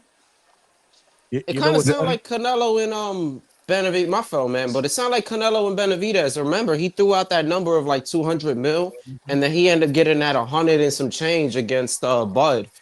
We said it was Yeah, unrealistic. so 200 for Canelo to fight what, light heavyweight? That's good money. That makes sense. Yeah. You know Just what I don't raising up your understand though? stock. What I don't understand about Shakur, and let me go on the record and say I see both sides of it. I do. Like I'm kind of stuck in the middle of it. I'm more of the side where if y'all not really related, then nah, man, I don't see it. But I also get it too, right? Because I was a loyal dude. Like I grew up with a lot of dudes that I was tight with. Like we went through some crazy shit together. So I get it. So I'm kind of stuck in the middle. I just want to say that. But we never had a if I'm problem not with the mistaken, Charlos. Blood is thick. You know, blood is different. We never mentioned the Charlos. That's what I'm trying to tell you. Like it's blood. That's different, right? Like the Klitschko's. Remember, you know, they never wanted to scrap, and I don't really think a lot of people really gave them that much of a hard time. I could be wrong And about then not even scrapping. then, Johnny, Jermel was the one who was more willing to fight Right. Like when it came they were down willing to it. they Yeah. were willing to fight. I don't think the Klitschko's were even entertaining those type of conversations. That's probably why it never really got any traction, in my opinion. Vitali would have smoked them. But here's my take on Shakur's thing, because if you guys listen to that interview, one thing that I caught was, nah, man, I would never fight. He my blood brother. We've been through some shit. He my day one, blah, blah, blah, blah, blah. Then all of a sudden, he opened it up by saying, well, you know, if it was some kind of insane money, like $500 million or something like that, or whatever, that our families can be, you know, well off in our generations and blah, blah, blah. I'm like, hold on a second. Which one is it? Which one is it? Because if this is your brother and but Johnny, what if it's like what I said? If he was Yeah, but what if it was like I said, he was gonna outclass him, really damage his brand. But now no, you're but buying them that dudes from not me. damaging Now each you're other. buying. both. No, It can't be both. Stand on your Yes, principles. but Say hear me there's out. Hear no me out, money. Johnny. Hear me out. Hear me No, out. I got 400 million. 400 million. Half of that, your damaged brand, your family's still good, generational wealth. You know what I'm Trini, saying? no You can put one. a price tag on that. If it's that's what I think. I think Shakur will really outschool him and really make him look bad there. If that's where he's coming from, I understand it, bro. Give But me that bag. Trini, Let me make sure You he's say you good can't before I put a price damage his tag on brand. friendship, but he's putting a price tag on friendship. No, but if he's looking at it like me, like you know what I'm saying? But let's hear that's me a out. fact, It's no Johnny. bag. We don't fight. It's no bag. You know what I'm saying? Right. I don't want to fight you because I'm embarrass your brand and make you get lesser bags afterwards. But if they're gonna Trini, put that much money, that if I do outclass you and outshine you, what you still good, that's different. That's how I'm looking at it. I don't think he's putting a price tag. He's trying to save the friendship, like you know what I'm saying? Because you know your boy good, bro. But you trying to save it unless it's $500 million, then you don't care about it. Like which one is it? It's either I you think do or 100 you million don't. they'll take, man. That's what I 50 don't million, understand. 50 million. I could damage your brand for 50 million. You're gonna be good, Papa. We got Johnny, Johnny. Stuntman in the building. I want to get Stuntman's take. I'm glad that he called in. He's here. Stuntman, what's good, my brother? Hey, what's good, Johnny? How's the audio? The audio is good. I just want to say Merry Christmas to you and your family. I know I reached out to you, but I wanted to tell you that. And congratulations, obviously, on your last victory. I think you were on there before, after that anyway. But talk to me, man. Give us your side as a fighter. Man, hey, I got one thing to say first to Alberto, man. He said neither Shakur or Keyshawn like really moving the needle. I agree that they're not moving the needle to like 400 million, but to say that neither fighter is moving the needle when Keyshawn, he sold out a whole arena in his hometown twice. Same thing with Shakur. Shakur sold out a whole arena in Newark multiple times. You know what I'm saying? So I don't think it's fair to say that that neither fighter is moving the needle. You know, that only hardcore fans would pay for that fight. You know what I'm saying? Now, obviously, it's not no Canelo versus Crawford type of numbers that we do it, but to say that neither fighter is moving the needle is kind of crazy. Can I respond to that? Go ahead. Okay. Yeah, no. Without the shout out to you. No, I would say like they could move the needle in their hometowns, but put that shit in Vegas. I don't think it sells over 10K ticket New wise. York, bro. Why not New York? Yeah, New York, they could probably do 12 to 14. It's right across the river. Yeah, but that's why I put the comparison stuff, man. I said that would be like if Yo-Yo fought David Morrell. They're very highly skilled fighters, but respectfully, they don't really have a huge following as of yet. I would love to see that fight. I mean, Yeah, I man. get that, but I think definitely like you were saying, if they did it in Vegas or they did it in LA, I don't think it would do like crazy numbers. But bro, if they put it in ATL somewhere on the East Coast, somewhere on the East Coast, man, like Atlantic City, or if they did it in New York, man, like Newark's right across the river from New York. You know, whenever I fly into New York, man, I go right to Newark Airport. Like that's right across the river, ain't nothing but a thing. You know, put that fight at Madison Square Garden, put it at the Net Stadium. You know what I'm saying? Something like that. I feel like they could definitely get numbers for that. Not no 400 million. Nah, I kind of, you know, I see what you're saying, stuff, man. I see what Alberto's saying too, you know, because I mean, he's selling out, you know, VA, but we got to see if he's that market. But then the way they're stacking these cards these days, the way they're stacking the cards, he's gonna have help selling that. Well, yeah, for sure. Yeah, no, for sure. But no, I get it. I totally get it, man. We're here with Stuntman Griffin. He jumped on to give his take on it. Make sure you guys smash that like button and subscribe to the channel. But I want you to elaborate. If you got a friend in boxing, you better fight him. I don't care. So you're at this thing where this is boxing. So if it presents itself, the friendship should be put to the side. Make that money, and then y'all can be friends. After that, even as when long shit as goes sour in the ring. As long as the numbers make sense, man. Earl Spence and Lamont Peterson, right? I don't know if you remember this, Johnny. They were homeboys, like all the way up since Earl turned pro. Like Lamont used to give him that work in the gym. They were training together. Lamont Peterson, he was, you know what I'm saying? They were boys. And then Lamont was getting ready to retire. And then I saw an interview, man. He said he called Earl up on the phone. And he was like, "Hey man, I'm getting ready to retire. You know, like I really want to, like, you know, put this money in this investment account, this, that, the third." And they made it happen. You know what I'm saying? That's if you gonna say you my brother, man, that's what you do. You know what I'm saying? It's like somebody said, "Oh, they're your brother," and then when something go down, the cops get involved or whatever. Let's say you rob a store or something together. The cops get involved, and they the one being like, "Oh, what? Dude, what's the deal?" You know what I'm saying? You're supposed to be my brother. Well, hey, you gotta do what brothers do, man. If you're really my brother, then help me feed my family, dog. And that ain't the only example of fighters that have done that. You know what I'm saying? Like Lamont Roach and Tank, they grew up together. I'm not gonna say that they were best friends, but we know they was boys before the fight. You know what I'm saying? Lamont Roach had been in camp with Tank a few times. He helped them make that money. You know, I'm gonna throw some more stuff out there just to make y'all think, man. Again, different perspectives, man. But so when Shakur says, and this is just me thinking or over analyzing this thing, like we've been in the trenches. You know, you got to remember though. You know, Keyshawn has been through some mental health issues. So you know, him probably being there for Keyshawn and back. I mean, these are life changing, or you know, the way you see somebody that's there for you in your toughest times. So maybe Johnny, it's on those lines. Does that change anything for y'all?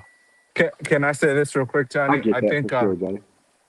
I Go want ahead. everybody to respond one by yeah, one. Go ahead, Alberto go Alberto. first, then I want Malcolm, then I want Trinity, then I want Stuntman. Please, everybody, just throw yeah. that into the equation. Maybe this dude is one of them dudes. Like So you know what? Maybe I was on the cusp of giving up on life, and this dude yeah, was there for me. He changed my outlook. He saved my life. I'm just throwing that out there. Go ahead, y'all. Go first, yeah. Alberto. Just two things real quick. I think you're spot on, Johnny. Because the more that we talk about the topic, if I'm not mistaken, Keyshawn did like a whole little interview with Mark Kriegel when they were Yep. still on Top Rank, and That's I why I think said he it. said, yeah, he said that Shakur helped him from turning his TV off. So that's one. So maybe that's an influencing factor. And then secondly, I think it's just a new generation, Johnny. Because remember when Tio did the weird like racist shit? They were not talking about getting in the ring with him at first. If you guys remember, they were saying, "Oh, we're gonna ice out Tio. Fuck him. We're not gonna give him a payday." So maybe it's just this new generation, you know? Could be. Yeah, it could be. Malcolm and Trini. Malcolm, what do you think? Does that change anything for you? No. Real quick. He said no. Now, on a serious note, like all jokes aside, bro, I'm very big on mental health. I don't Same speak on here. it too often. I'm huge on it. And one thing that I wonder is in boxing, whatever happened to it, like God, if you love boxing, whatever happened to using boxing as your scapegoat when you have these mental issues, you know, or maybe as a Right. stress relief, you know, because I'm pretty sure a lot of old school fighters dealt with it also and had a lot of things going on and they kind of muscled through it. I guess maybe because mental health, you know, people are more into it, you know, it's more of a bigger thing now. Maybe, you know, people are giving a little more leeway, but you know, a lot of fighters now just take these breaks, you know what I'm saying, from the gym or just from training, and maybe it's from just burning out, you know. But you know, if he saved his life, then God bless. I think that's a great thing that he did, and I'm kind of on the, you know, just like Griffin said, man, cool, I saved your life. Now what we can do, we can make this bag. Change You your know, life. maybe they're Yeah. gonna let it, yeah, maybe they're just gonna let it marinate until we just Okay. want it more and more and we complain about it. And before I end my point, Zab Judah and Mayweather were both friends. They were good friends. And then there's the infamous Marisa Blocker and Simon Brown. They were best friends. And they had a unification fight. Like, look into the history of it. Like, the closest of friends. And they fought on some business shit. And I think they were still good after. I believe somebody was crying or some shit. Don't take my word for it. But they were the closest of friends. So somebody could actually look that up if y'all want to look. But it can happen, you know. So Hey no, Malcolm, I I, do gotta say, bro, it depends person to person too. You know what I'm saying? So like one person, the mental health struggles might push them towards the sport of boxing. You know what I'm saying? And then another person, you know, you dealing with anxiety and depression, things like that. It might push you away from the sport. You know, like each person's going to respond differently. I don't think it's like, I don't think it's okay to just say like, you know, everybody should respond the exact same.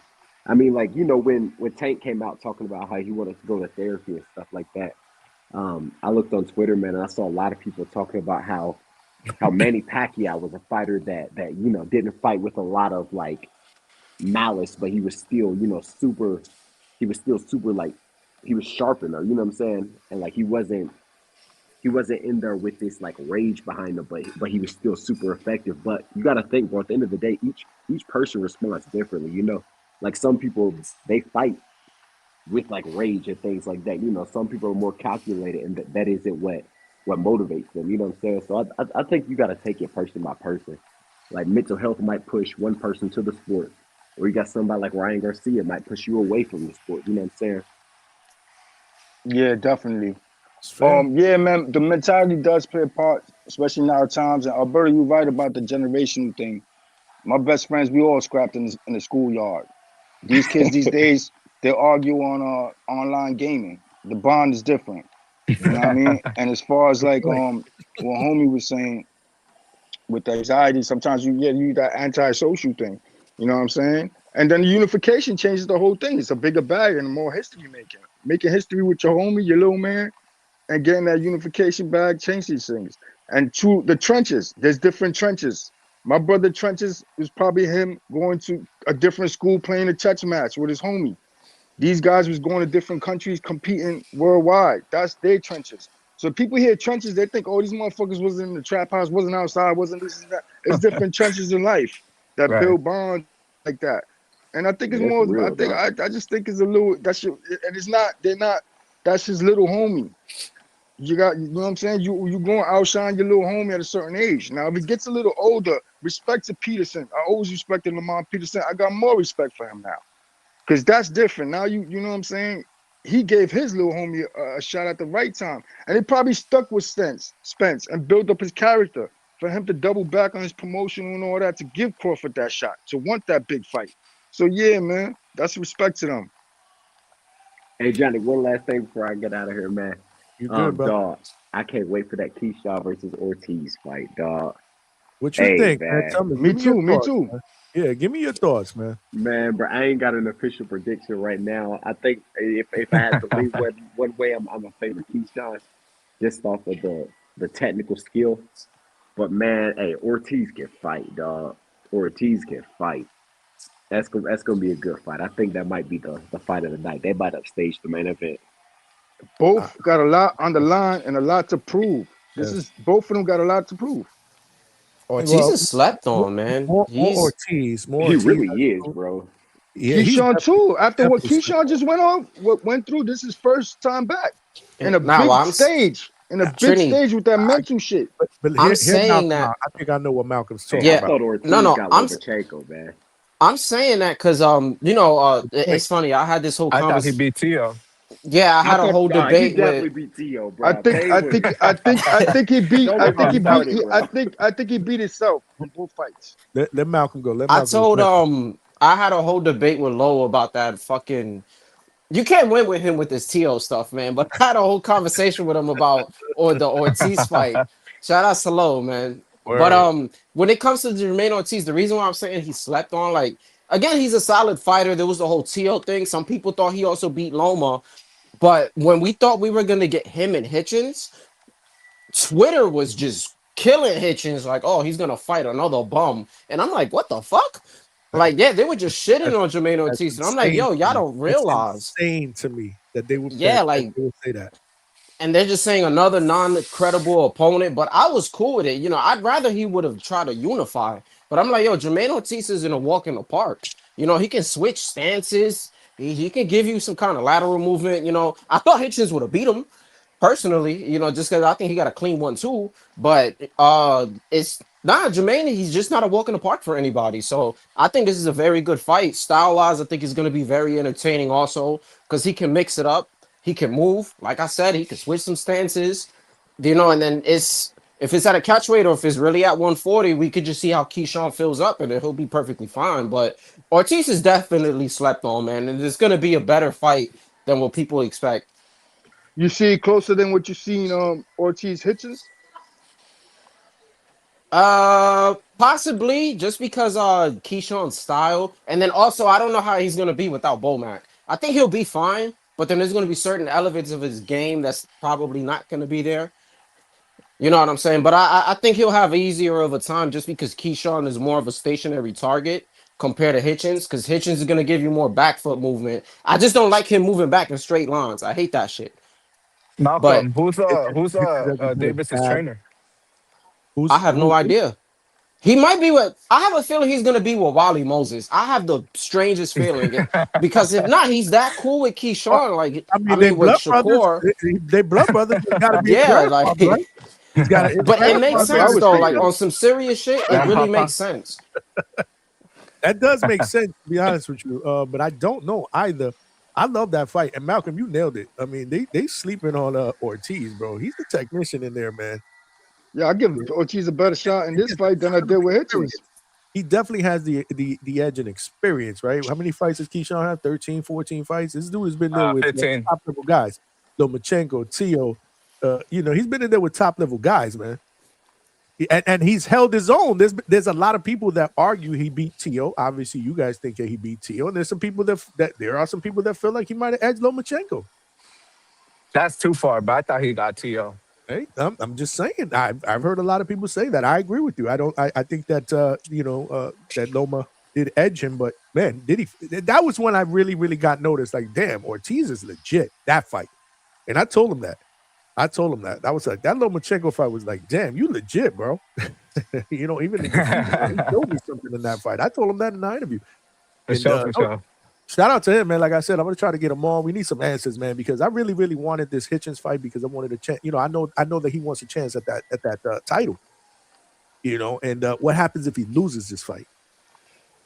So where does that put him on the pecking order? Because he's right there on the cusp of potentially getting a shot at somebody's title at 140. Like he said it, I want Russell if they give me a shot there. He had told me one time.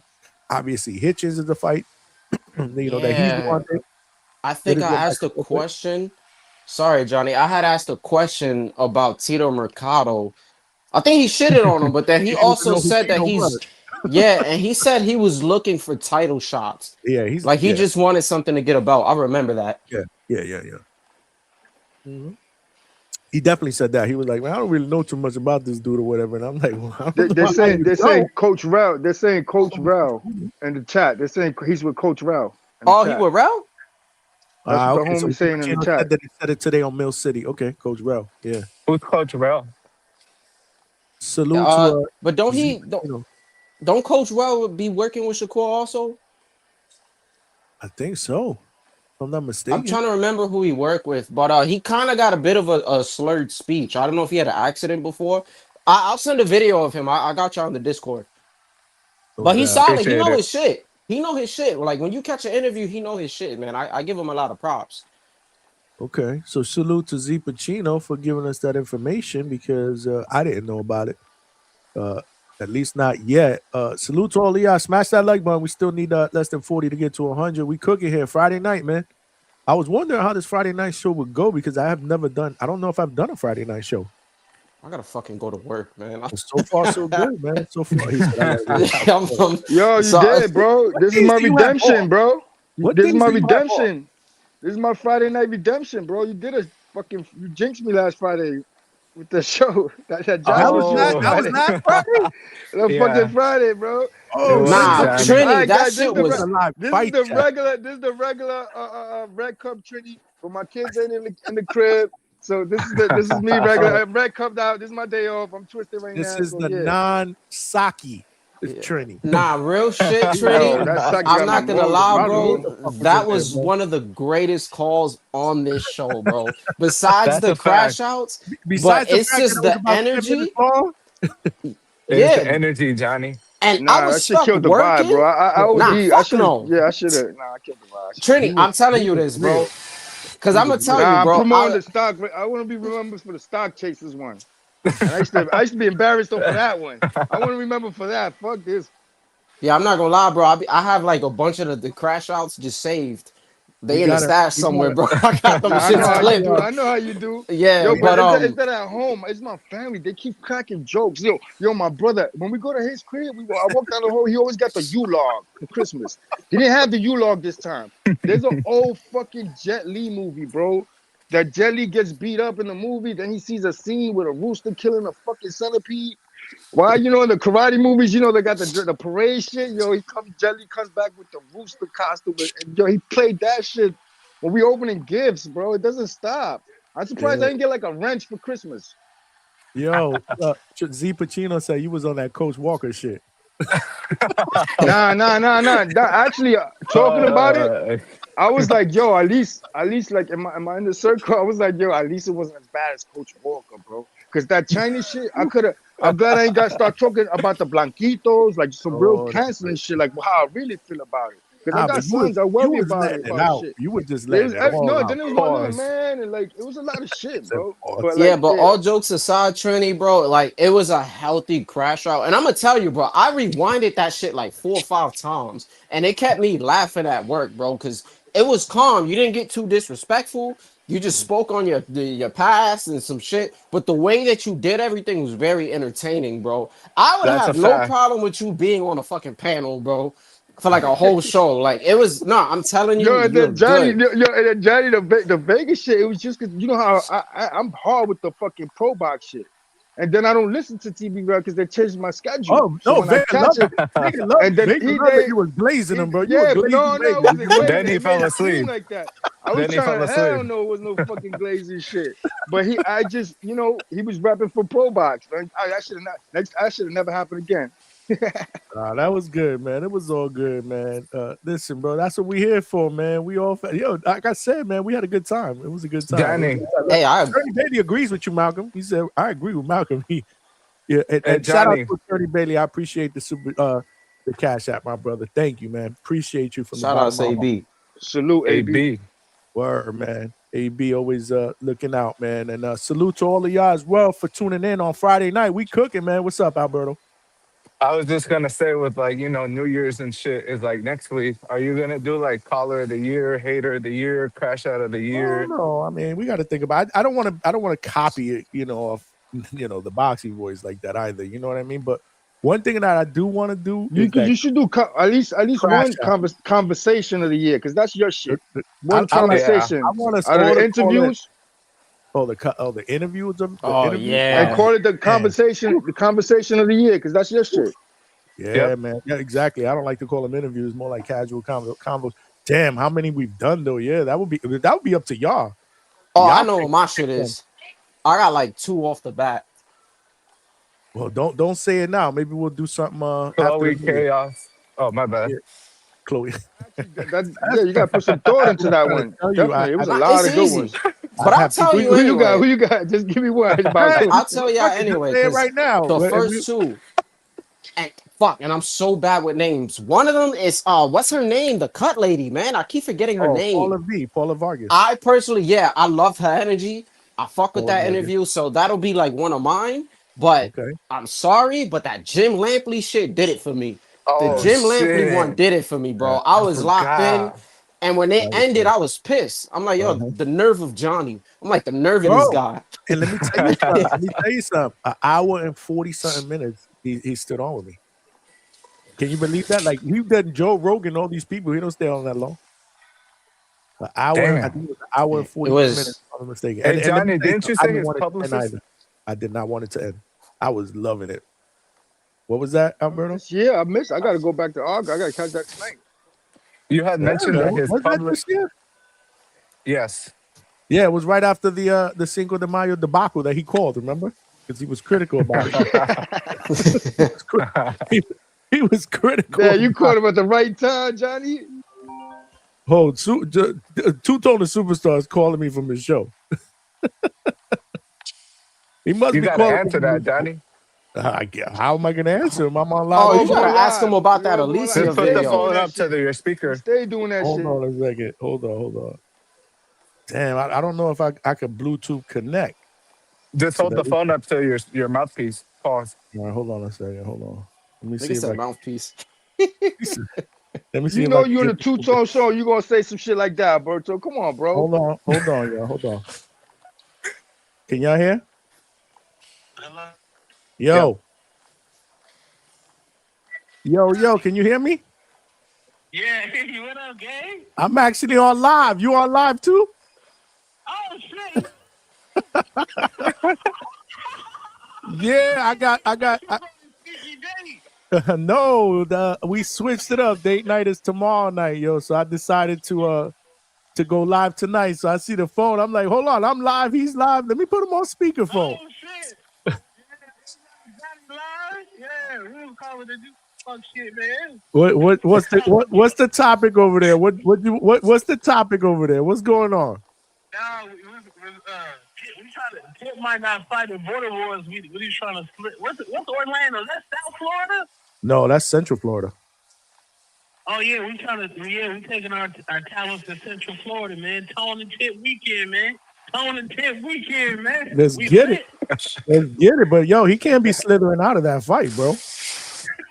We're not allowing that. We're not allowing that. He injured, man. No. We need paperwork then. No. We need paperwork, bro. Ain't no slithering out of this one, bro. All the shit this man talked before that, then immediately immediate post-fight interview that I did with him, he called out this man, and now all of a sudden he trying to slither out. There's no such thing. We're not allowing it. We need paperwork. We got a slither, man. We got these bros. Lobo, he ain't heard from Lobo. We don't know where this nigga. No, hold on. You got my chat. My chat is screaming out here. I got people on the panel screaming at you, bro. Mental health, man. I gotta take care of my mental health. Oh, it's mental health. Y'all need a knee right now? Oh man. Knock it off. Knock it off. Everybody gets one. No, you better you better knock it off, bro. You ain't slithering out of this one, bro. We lit. Everybody look. Ain't got a mental health excuse. Charlo got it. Yo, Tippy on point with it though. He said I can't use mine. He said Charlo. Johnny, I gotta protect my fighters, man. Like y'all trying to have bomb fight some rebels from the UK. I don't know who that is. Then y'all trying to have David fight some Russian. Nah, man, we got him trying to fight some nigga from Yuma. We don't that shit at, man. He protecting our fighters, man. Oh my God, bro. This is for another show. You see, I need to jump on the panel for that one. I can't do both and multitask. I got something for y'all though. I ain't gonna lie. We will revisit this topic. Okay. All right, so I'm about to be over there, bro. You know it. All right, man. Salute to the Hatrix community, man. Salute my dog. All right. Yo, that was the superstar in the building. I gotta figure out how to do this where I can play the phone audio on the mixer. There's a way to do it. I just haven't figured it out yet because I want to do I want to start taking, other calls, like maybe Faces and Discord and stuff like that. I caught a stray. Damn. Alex Vega said he said we can hear you on Two Toe Show, but because I couldn't put him through the mixer. He had me on his mixer. That's the problem. So I'm gonna hook up with him though. I'm gonna hook up with him. Johnny, I was able to hear. Y'all couldn't hear anything? I was able to hear. Oh, I heard. Yeah. I gotta. They said we chat jumping over there. They're about to pull up. They chat. Well, he said he's coming over here after the show is over. You know the deal. This is how we do, man. See, this is the deal, right? I always say me and Tone are blood brothers, even though we're not, right? So y'all want me to fight Tone for money? Nah, co-host a fight. That should co-host the Japanese shit tonight. Yeah. Oh, you know what? No, that is. I was gonna ask you. That's wrong, brother. That's because Saturday that's morning, tonight. right? That's in the morning. That's not tonight. If it was tonight, we'd be on it right now. We'd be on it right now if it was on tonight. That shit is in that's the tonight morning for me though. Like, you know what I'm saying? Because you figure Saturday at that time, Sunday morning I'll be working. So I'm gonna watch that shit tonight. Trini, link here for Vega. Or at least I'm gonna listen to it because I doubt I'll find a link. I ain't paying for it. I'm gonna listen to one of the shows. I think the Tone might go live. You know what's crazy? What happened, Berto? What's good, Berto? Tone ain't going live. He say he going live. He ain't going live. That's just too early for Tone. You got a better chance of me going live, I think. Yo, hold on a second. I just threw the link in the chat for Vega and whoever else wants to call in. We got King Cam Dad, Coach Walker in the building. What's good, Coach? He said, "Stop the cap." Laughing my ass off. Happy holidays, King Cam 2026. I don't know what we are capping about because we were talking about a lot of things, but something that we said. He said, "Stop the cap." I think it was my red card comment. Oh, the red card. Maybe his was worse than mine. Nobody's on. It appalls me that there's people on vacation that they could just drink a Red Bull, a couple energy drinks, do a live, go to sleep, and then they'll be ready at 5 p.m. to just go out and do what they want to do. It just appalls me, man. Shots fired. They wear the Santa suit for like 30 seconds. They ace out us. Damn. It's all like I knew immediately where that shit was going as soon as you started. Hold on. What you talking? Listen, I held up my end of the bargain. Next time, y'all got to be more specific. You gotta put the outfit on for an hour, a whole show. If you guys would have said a whole show, man, I don't know. Like again, 5 hours, bro. It was hot as hell in that damn outfit, man. I was Now itchy. you're supposed to put it on and leave it on to the chat line. The Cash App go hit. The Cash App. So maybe next time. I don't know. That shit was brutal, man. It was hot as fuck. Johnny, if it was hot, my bad. Go ahead. I was just gonna say, if you knew it was hot, like low key, why not just go like nothing under the sewer, just like a white beater? Hey, See, yo, what? You see what I'm saying? No, come on, y'all. Oh, wait, Damn, bro. You wanted Johnny to sit down with no drawers? Like, No, what? I didn't say nothing about that. I didn't say nothing about that. Y'all And listen, this is the pause guy right here. This is the pause guy right here. The pause is everything. But that one he didn't say pause. You want me to sit half naked with the Santa Claus thing, whatever the hell you want to call that, the jacket and the beard. Get the hell out of here, Johnny Tyson. Johnny Tyson. Yo, what the fuck? This shit was itchy. On top of that, like the inside, the beard was itchy. Oh, it was terrible. That shit was terrible. I ain't gonna lie. But I've held up my end of the bargain. Y'all made memes about it, so it couldn't have been that bad. I saw memes all over the place. So it couldn't have been that bad. Yeah. And Malcolm, I pulled that. Well, Malcolm said I pulled some A-side shit that day. That shit was hilarious. Hey, the A-side, man. These are the A-side negotiations, man. We got Vega up in the building and Attorney Bailey. What's good? Vega, don't leave. Attorney Bailey was up first. Let him go first, please. Because I know Vega gets he gets antsy. Salute, y'all. Look, he left. You see what I'm saying? You see what I'm saying? Man. That shit is ass. That's what Vega does. That's what he does. I'm telling you. AB, what's good, my brother? Hey, what's What up, good, attorney? man?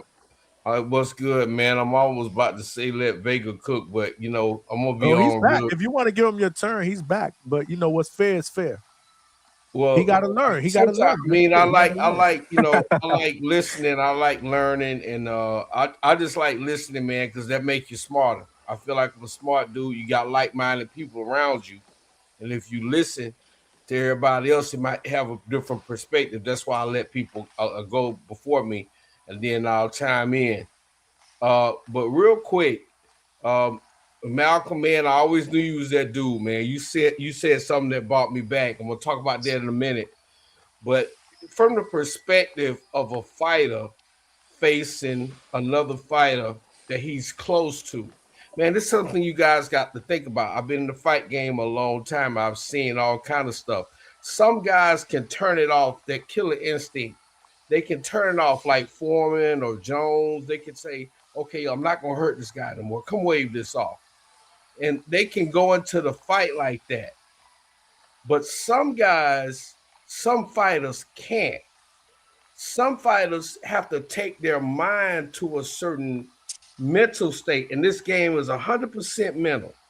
And if you can't take your mind there, and there's something keeping you from taking your mind there, don't step in the ring. Good point. Some fighters just can't do it. Like the Klitschko brothers, you expect the Klitschko brothers to fight each other? No, that ain't happening. That wasn't happening. So you got to gauge what type, like somebody said, man, you don't know what these guys been through. And you already know, because no disrespect to Kashawn, but he got some issues, and we don't know how close those guys were getting them through these issues. We don't know that stuff. So we can't say how you have to take your mind to a special place. And you can't take your mind to that special place to enter the ring. So you better not go in. And I get it. If he's one of them fighters that can't take your mind there, I get it. Malcolm, it's a reason I knew that you were special, man. When you said Maurice Blocker, you brought me back. My trainer knew Maurice Blocker. He was in his camp. They used to call him the Thin Man. And there was this young unknown fighter when Maurice Blocker had the belt. And Maurice had some tough times, but he was a good fighter. He had a championship belt. But the unknown fighter, we really didn't know much. But at the time, my trainer was like, Maurice Blocker, he never said anything. He real quiet. I said, well, he going to smoke this dude. We don't know much about this guy. My trainer said, oh, no, this was before the internet. He said, this guy right here, special. He said, man, I'm telling you, this guy is special. Guess who he was, Johnny? Who? Trinidad. The rest is history. Malcolm, you brought me back when you said that because you were right. Those two guys knew each other. I believe Ray Leonard even fought his brother-in-law, I think, and beat him. Some fighters can turn it off. Some fighters can't. But Trinidad went on an amazing run by beating Maurice Blocker. Good stuff, Malcolm. I'm out. Appreciate it, AB. And there's another person from heavyweight. It was saying something. I can't remember. I'm trying to remember from my pops. But I'm going to let Vega go, man. Shout out to Vega. What's going on, Diva?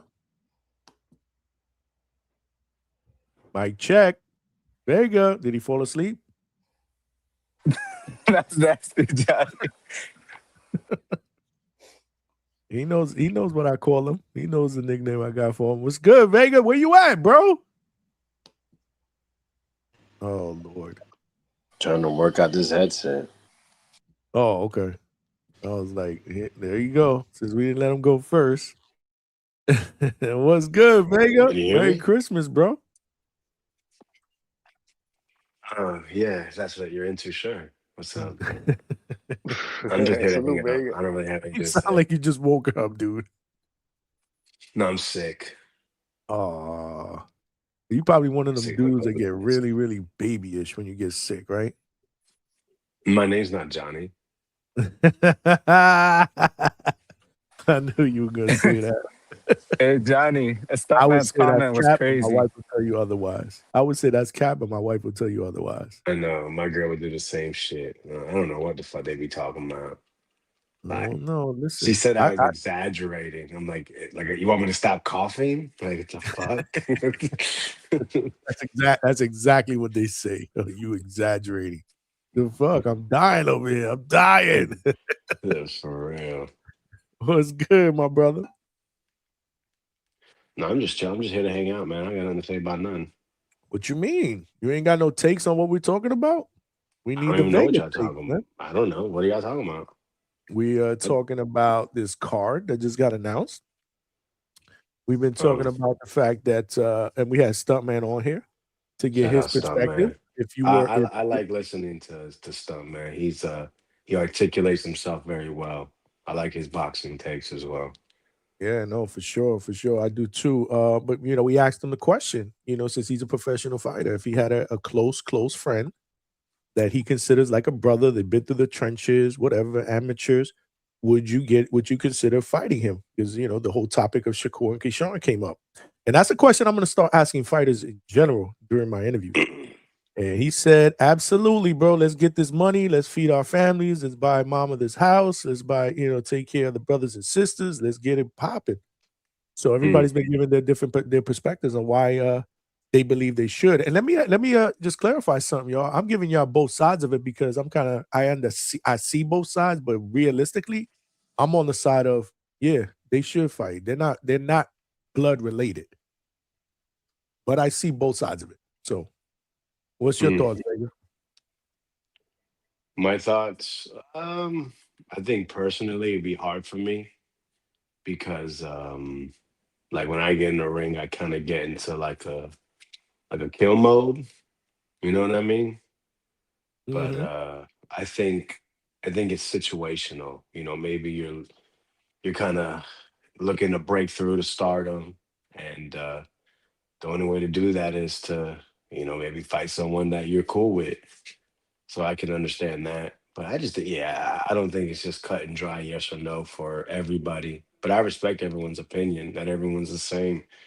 But like at the end of the day, like I don't want to get in the ring and be like, well, that's my boy. So like it's not going to be the same intensity. Like it'll be competitive, but a lot of people when they watch boxing and people of certain styles as well, like I said, there's certain intensity that makes people fans, make them a fighter, and I think some people can't. It'll be difficult for them to separate friendship and their mindset, But but I'm basically sorry for me to keep it thoughts. But basically what I'm saying is everyone's different and how they fight and their mindset going to fight may may be different than someone else's. So that's why someone can say I can do it and someone else say no, I cannot.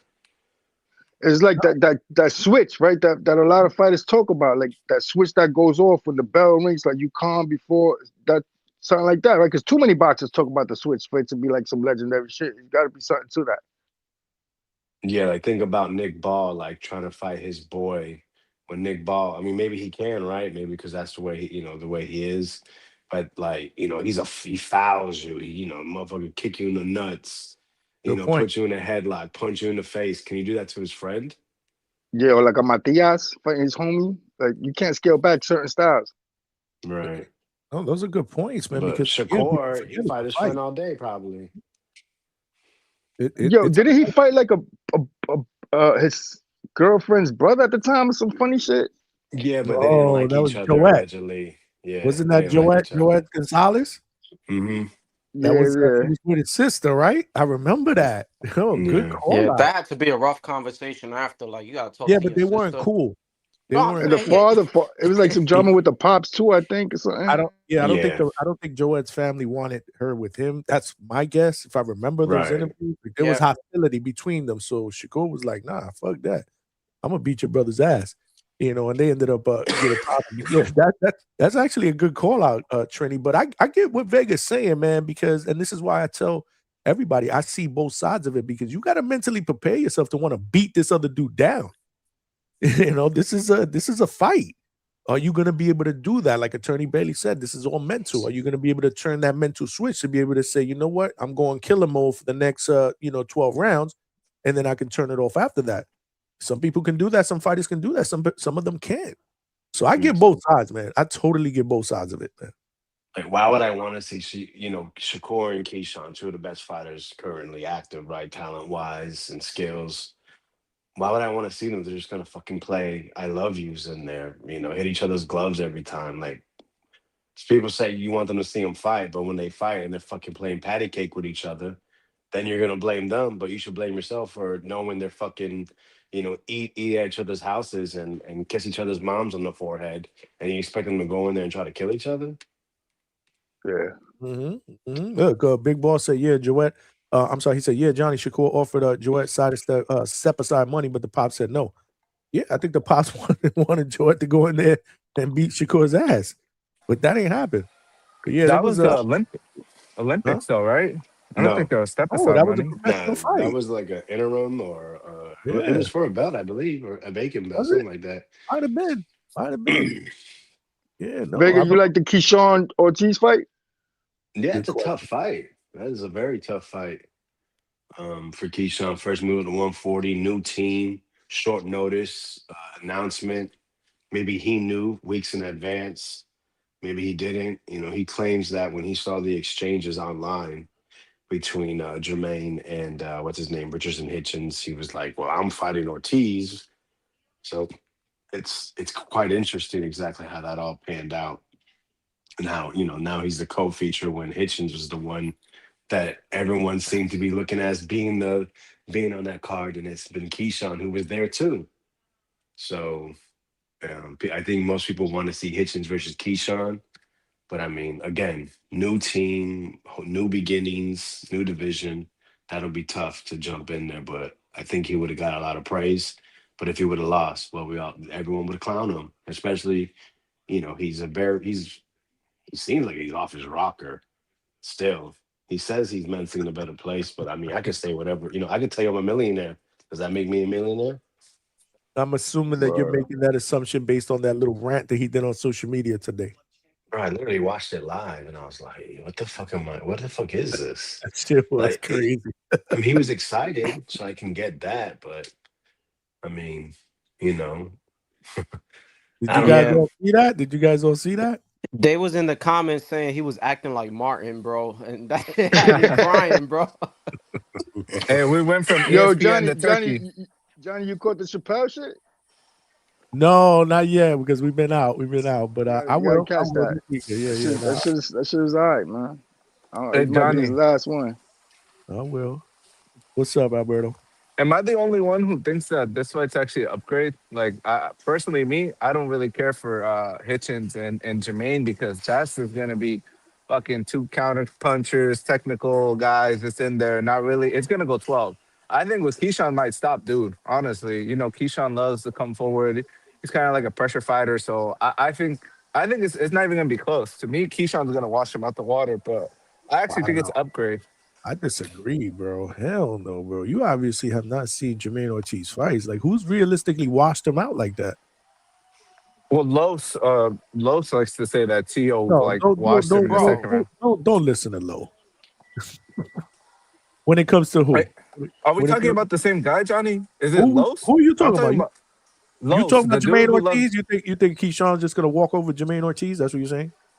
I think eventually in the later rounds, I think he'll stop him.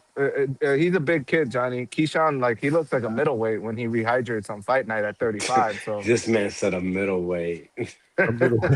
he's huge. Y'all don't think he looks like 154, 160 Wow. even? He did not say pause. No, You know Yeah, what? I was There's thinking hope the for you. same shit. There's you hope know, for you, y'all gotta Alberto. stop, No, man. Malcolm, This is Malcolm, there's something I hope. can't There's stand hope about for when him. people There's talk hope. about so do you know how much 154s weigh when they fight usually? Like, or they What, walk rehydrate in? too? I'm Walk saying, in? yeah, walk into the ring. I mean, they're in the. Oh, You're saying We'll say about Keyshawn is 165. going in the ring in the 160s, okay, that 170s, maybe maybe. was an exaggeration. Probably like 150, like clearly Right. 150. So he's walking around in there like a 135, 140 pounder then, because that's what a lot of those guys are rehydrating to nowadays. Hold Sims, what's good? What's good, Sims? He's with the $2 said, wait, how do you pay Olympic amateurs step aside? They weren't amateurs, they were professionals when they fought, bro. No, they weren't, Johnny. I It was for think they the were tryouts pro. for the Olympics. No, it Sure. wasn't. They I were think I seen pros. that shit They on fought that shit TV. I on remember Top them Rank. What are you talking about the talking about, drama. Now bro? they was talking about the drama. They don't talk about Mark drama shit Trigger, with the Nah, Mark, Olympics. they in had both. drama in the No, Olympics, but they in the never fought. Olympics. Well, Yeah, they but didn't they No, fight. never they You talking fought. did. about It was Olympic for the trials? tryouts. Yes, No, the trials. maybe they fought in the Olympic amateurs, but this was a professional fight. No, They they never fought. fought in the pros, Johnny. Yes, They they did. did, bro. Oh They my Pull up the did. box They God, rec. bro! How fought. you Pull up gonna the box tell rec. me, It's Hey, literally bro? there on YouTube, bro. They fought Bro, for, I it's think, a on vacant it belt. YouTube. was on the It ESPN was network. October 26, 2019. Shakur beat him by UD. He shut him out on all three of the scorecards, bro. Joette was You know, undefeated at the time, so was Shakur. And it you know, was for it's, a vacant WBO featherweight title. Yeah. I don't know how the hell you don't remember. You don't remember Shakur fighting Pitufo Diaz either? Because he fought him 2 fights before that. Alberto, I'm talking to you. dominated them. Yeah. Damn, what happened to Alberto? He He got on stressed box out of rec. He's in disbelief. He's in this, but he's probably looking at yeah, what's wrong with y'all, man? Talking about Olympic amateurs.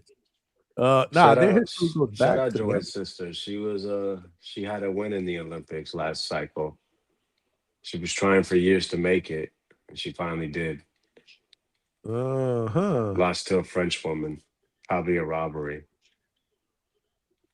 Is she still I didn't fighting? even know that. Yeah, I didn't she's even an know amateur she was fighter. fighting. Yeah, I didn't know that. I mean, she's in her 20s. Whatever happened, well, I don't know. Whatever happened between her and Shakur? Shakur Because she broke was up with her obviously and taking got with a Shakur's bad side of that beat. fight because she was in Shakur's. She didn't let that whole shit affect her relationship with Shakur. Shit, Joette should be happy, man, because if they would have stood together like every single Thanksgiving, you got to see this guy. He just packed you up. But she wasn't talking to them. When I 12-0 you or whatever it was. Yeah, she wasn't talking to them. There was and that's the reason why probably the dad wanted Joette to fuck Shakur, but it didn't work out that way, man. You know the deal. Shout out to Star. She's in the building. Salute, Star. H-Town is in the building. He said, what are Push we up talking time. about? Push up time. It probably brought him closer, like Vega and his sister's brother.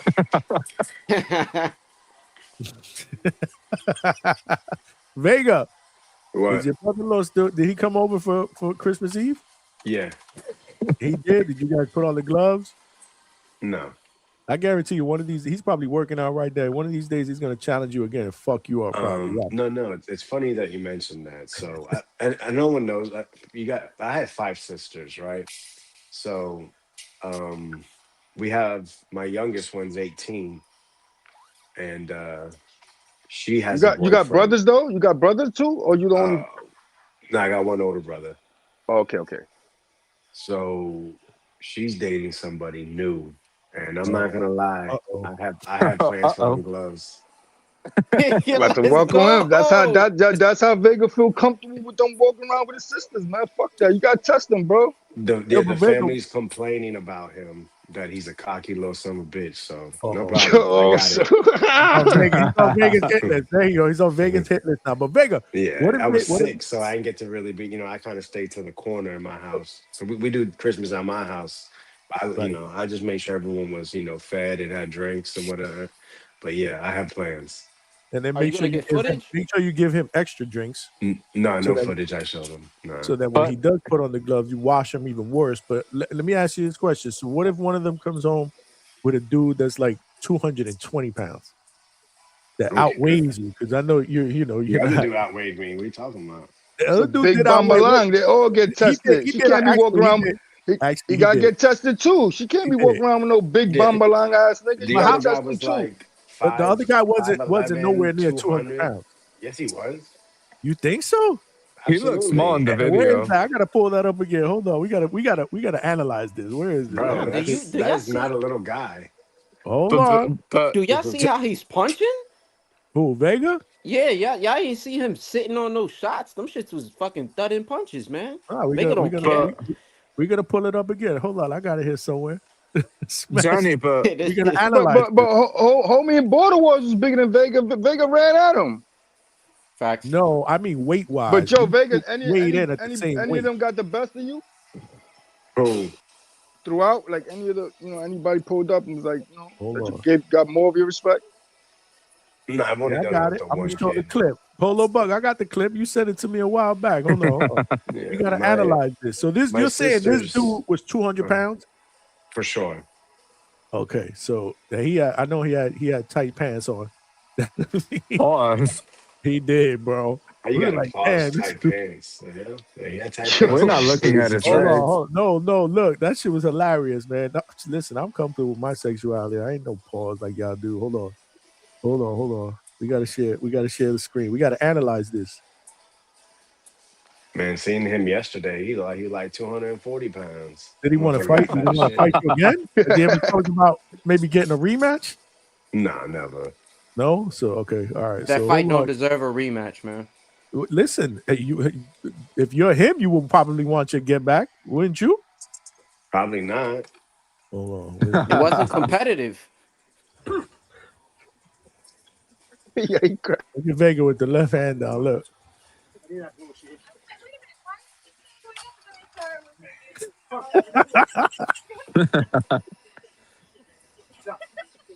Oh shit! He caught you with a good right hand to the body. Then he just ate like 6, 7, 8, 9. That straight left rocked him. Damn. I don't know. He never hit me. He hit my shoulder once. Bro, that right hand to the body, man, that shit landed right there. The first one. Nah, he walked him down with the hands down. That's nasty. Damn, but he was out on his feet. No respect. Look at that. He's already gassed out. Look at Vega. Look at Vega. All right, you're like 2 minutes. Oh! Wow. Wait, so it was rounds? Because who said 2 minutes? That's my younger sister. Yeah, I said, let's just go a couple minutes. Oh, okay. The funny part is he started talking shit like after the first punch. I heard you say something. I heard Vega say something. Big Boss say he beat up Richard Torres. No, I told him it's not easy. That's what I told him. I agree, bro. You're a bully, bro. Look, somebody said, was that Rachel Donaire's voice? It did sound like Rachel Donaire in the background. I ain't gonna lie. I thought maybe she was on the panel. Star, this dude's just beating up on his brother-in-law, man. But damn, Vega, how you was hitting him solid like that, but you didn't knock him out? He's a big boy. I'm really disappointed that you didn't knock him out. He took that shit like nothing, bro. He was out on his feet, Johnny. Let me hit you. And Nah, we'll see how I it never goes. saw him stumble. I didn't see him stumble once. You saw him stumble? I saw him a little bit. Like he kind of took a weird step. bro. Like You he took know, it they weird. say those Mexicans Frank- can take punches. Is he Wait, he's Mexican? Mexican? He's They said it was his Mexican and idea. Guatemalan. Oh, I They say- didn't know. Okay, yeah. All right, so that explains it. Yeah. Oh, so it was a His rivalry idea to fight. put on the gloves. He said it was a rivalry. That's funny. Look, I'm telling you, man. Vega hit him. Vega hit him with some solid shit, but I never even seen him like. Nah, he Up didn't with his wobble. knees. No, but he told me that them shits hurt. He told me. That's what I he didn't said. even ask. Yeah, he told me What else do you say after that? that it was difficult. It wasn't like it was no problem. That I don't know how he upset. continues That's to the come only over. thing. I would have I been like, I got ain't coming mad over. because I told him just let's like do it nice and easy, and he came at me like a bull in a china fucking shop, bro. I got pissed. What was that first right hand to the body, bro? That stab to the body hurt that you. I is think that shit not- hurt you, bro. It hurt me. You are retarded. You saying that shit didn't land. That shit did land, Vega. Okay, maybe it touched me. I Partially couldn't We landed. gotta, Oh, we gotta watch God. it again. Now we gotta watch it again. Hold on. That shit touched. And that shit pissed you off. And I know that probably you No, felt that it didn't pissed piss you me off. No, like I said, that video's cut. The first minute is him bull rushing me to the gate. We got to see the full thing. Where's the have full video? It's Hold on. deleted. I deleted it. Oh, okay. So you just landed that. He took it like nothing. He's like, no, fuck this. All right, watch. Look at this. Look at this right hand to the body. This I'm stab not to the even body. Yo. watching. Look, watch. It's coming up right here. Look, he's letting Vega talk. Okay. All Letting right. me talk. Ooh, look at that. Yes. Oh, Johnny, that shouldn't even. Come on, man. yes, You it gotta did, bro. It pause it at landed on that the fucking punch. belt line, bro. Pause That it shit at- landed on the belt. Pause it at Oh, the punch. shit. And he said it hurt me. He's fucking Johnny's crazy. Yo, you Damn, turning bro. into Wanna Ness, be Johnny. You Ness, turning exactly. into Ness. Yeah. What do you mean, Ness? That Why got you trying to nothing, be got like nothing a to do with Ness? Ness. What are you talking about? He talking That- about he hurt me. Like, Come are on. you All right. crazy? Listen. No. All right. So Vegas said that shit didn't touch him. That shit did touch him. It partially landed, Johnny. Okay. And then you said it hit Hold on my on. belt. Hold on. Which I am wearing a belt. We are going to. But Johnny, slow it down. So Slow it hold down. on. No. Boom. So you trying to say that didn't land? Look, that didn't land. No, it didn't Nah, land. Johnny. I moved out of the way. Oh, hold on. He moved with the Johnny, shot. he stepped back with the shot. Yeah, he Look, stepped back he with moved the shot, with it. bro. That shit moved them back. What are you talking No, about? I Johnny. jumped Yo. back. You are, are They you already Wow. saw it coming. Are you really? Wow. Are you Is this really nuts? going Nesta Gibbs on this? Are you serious? Yo. Yeah, Like it's that's right fucking there in terrible, front of Malcolm. you. For I real. paused my game just to look at it. Hold on. See, right now. Look. Boom. He rolled with Right the there. shot, Johnny. That is a Nah, Johnny solid- trolling y'all. That nigga He's trolling trolling. y'all. Yo, All right. Johnny. Can I ask y'all a question? They're not scoring that in a real fight? No, not an experienced judge. Oh. They shouldn't. Maybe Chat. Adelaide Am I Bird. capping, chat? Can we hear from the chat? They're not scoring that punch in a real fight. See, this is what's wrong Johnny. about it. That Nah, landed. if homie Gerd wasn't there, he would have took the gloves off and left, bro. He didn't want to be in there. His girlfriend, he had to stay there. He had to stay there, bro. Your Malcolm, girl's I gotta watching. talk shit. That's the You only like fucking her. punch You he gotta hold landed. it down, bro. I gotta talk Johnny. shit. That's the only punch he landed. If this was a live fight chat, He didn't land we anything would else. have said, oh, shot to the body, but he moved back and rolled with the shot. No, He He you tried rolled would to with do it. he that tried to hit probably. he But tried to this hit is Vega with the low blow. He tried to put him out. Yo, I bro, got with the tears low in my blow. eyes, bro. Johnny Gibbs, man. This is crazy. You're Johnny This is Gibbs right now, bro. disgusting. It's Like, the only punch that he landed, and y'all want to diminish that man's accomplishment, bro. Play it one more time, Johnny. So yeah, It's so the like only the punch. first, I'm first trying to see it minute, if he landed another punch. Hold on. the Let me see first if he landed minute, a literally, like, bro, he comes and he just backs me up all the way to the gate, and then there's a hole in my yard, and I rolled my ankle, so I got real mad, and that's where the rest of the clip starts. man. Did he and do it just- intentionally? Vega and he Vega's just missed- sister he just went missed the the right hand, argument, too. bro. He wanted to go to his family's house for Christmas, bro. He's done. So can I ask Well, y'all a child. question? Hold on. I got one more question for y'all. Can y'all say that this punch landed? We Hold can't on. see it, Johnny. I know. Hold on. I'm gonna pull it I up. think this has to do with the fight chat, man. I think there's Did still. this one land? No, it's my shoulder catching. On the shoulder. Damn, Johnny. No, I agree. This one didn't land, but man, it sure looked like it right there when I stop it, right? But I don't Yeah, think it would Johnny. have had power. Dude's foot was literally not even on the ground. Johnny, Oh, you man. reaching just like he was. He was reaching with Yeah. that shot, man. Hey, listen, you guys ain't cool because that was the only punch of significance or close to significance that he landed. Hey, I want to take that away from this man. If I'm never going back to your house, Vega. I'm sorry. If I'm him, I'm never going back to your house. No, he's been there plenty of times. No, he's cool. Yeah, he got to be cool. He got to be cool to come back after that ass whipping. Nah, Damn, you shout out fucked to him up, though. him. He got his bachelor's degree in accounting. He just got signed to some rocket company to work in the accounting department. Oh wow, He's Getting good. that chili. Yeah. Good shit. Good He's a shit. keeper, man. Listen, not only does he have a bright future, he's gonna make money, but he could take an ass whipping with the best of them. He's a fucking keeper, bro. Yeah, My he's not a guess is you're bitch. gonna be able to defend your sister in a fight, like if somebody messes with her, bro.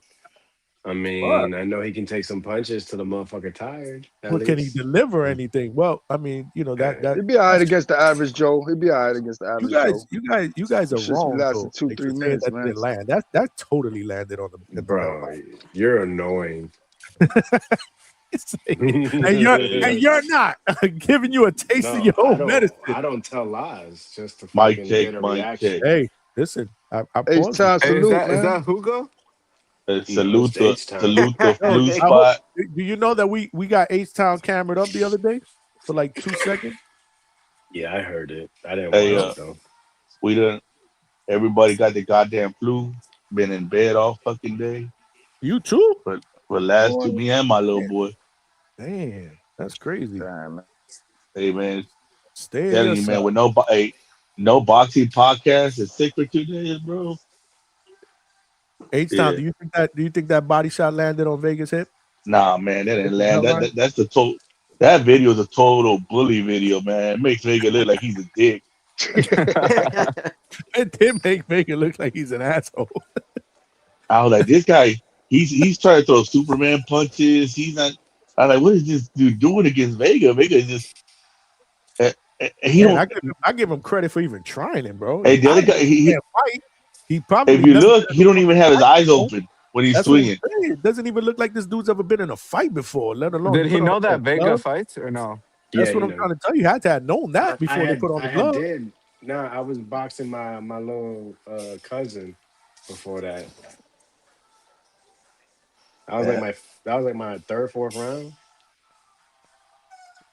You know, that's one of those things where they find out you box, and then people just want to like, hey, we should try to glove up, and they don't go the way you think it's gonna go. Bro, this dude did my homeboy Ron. He was about 145 pounds, and my boy was like 175. And my boy has street hands, but I know boxing hands. You know, this dude they put on the gloves. Man, he looked my boy's eye up. He busted his nose. I mean, he was a dick, bro, because he could have stopped. You know. So I Was there a got home. backstory?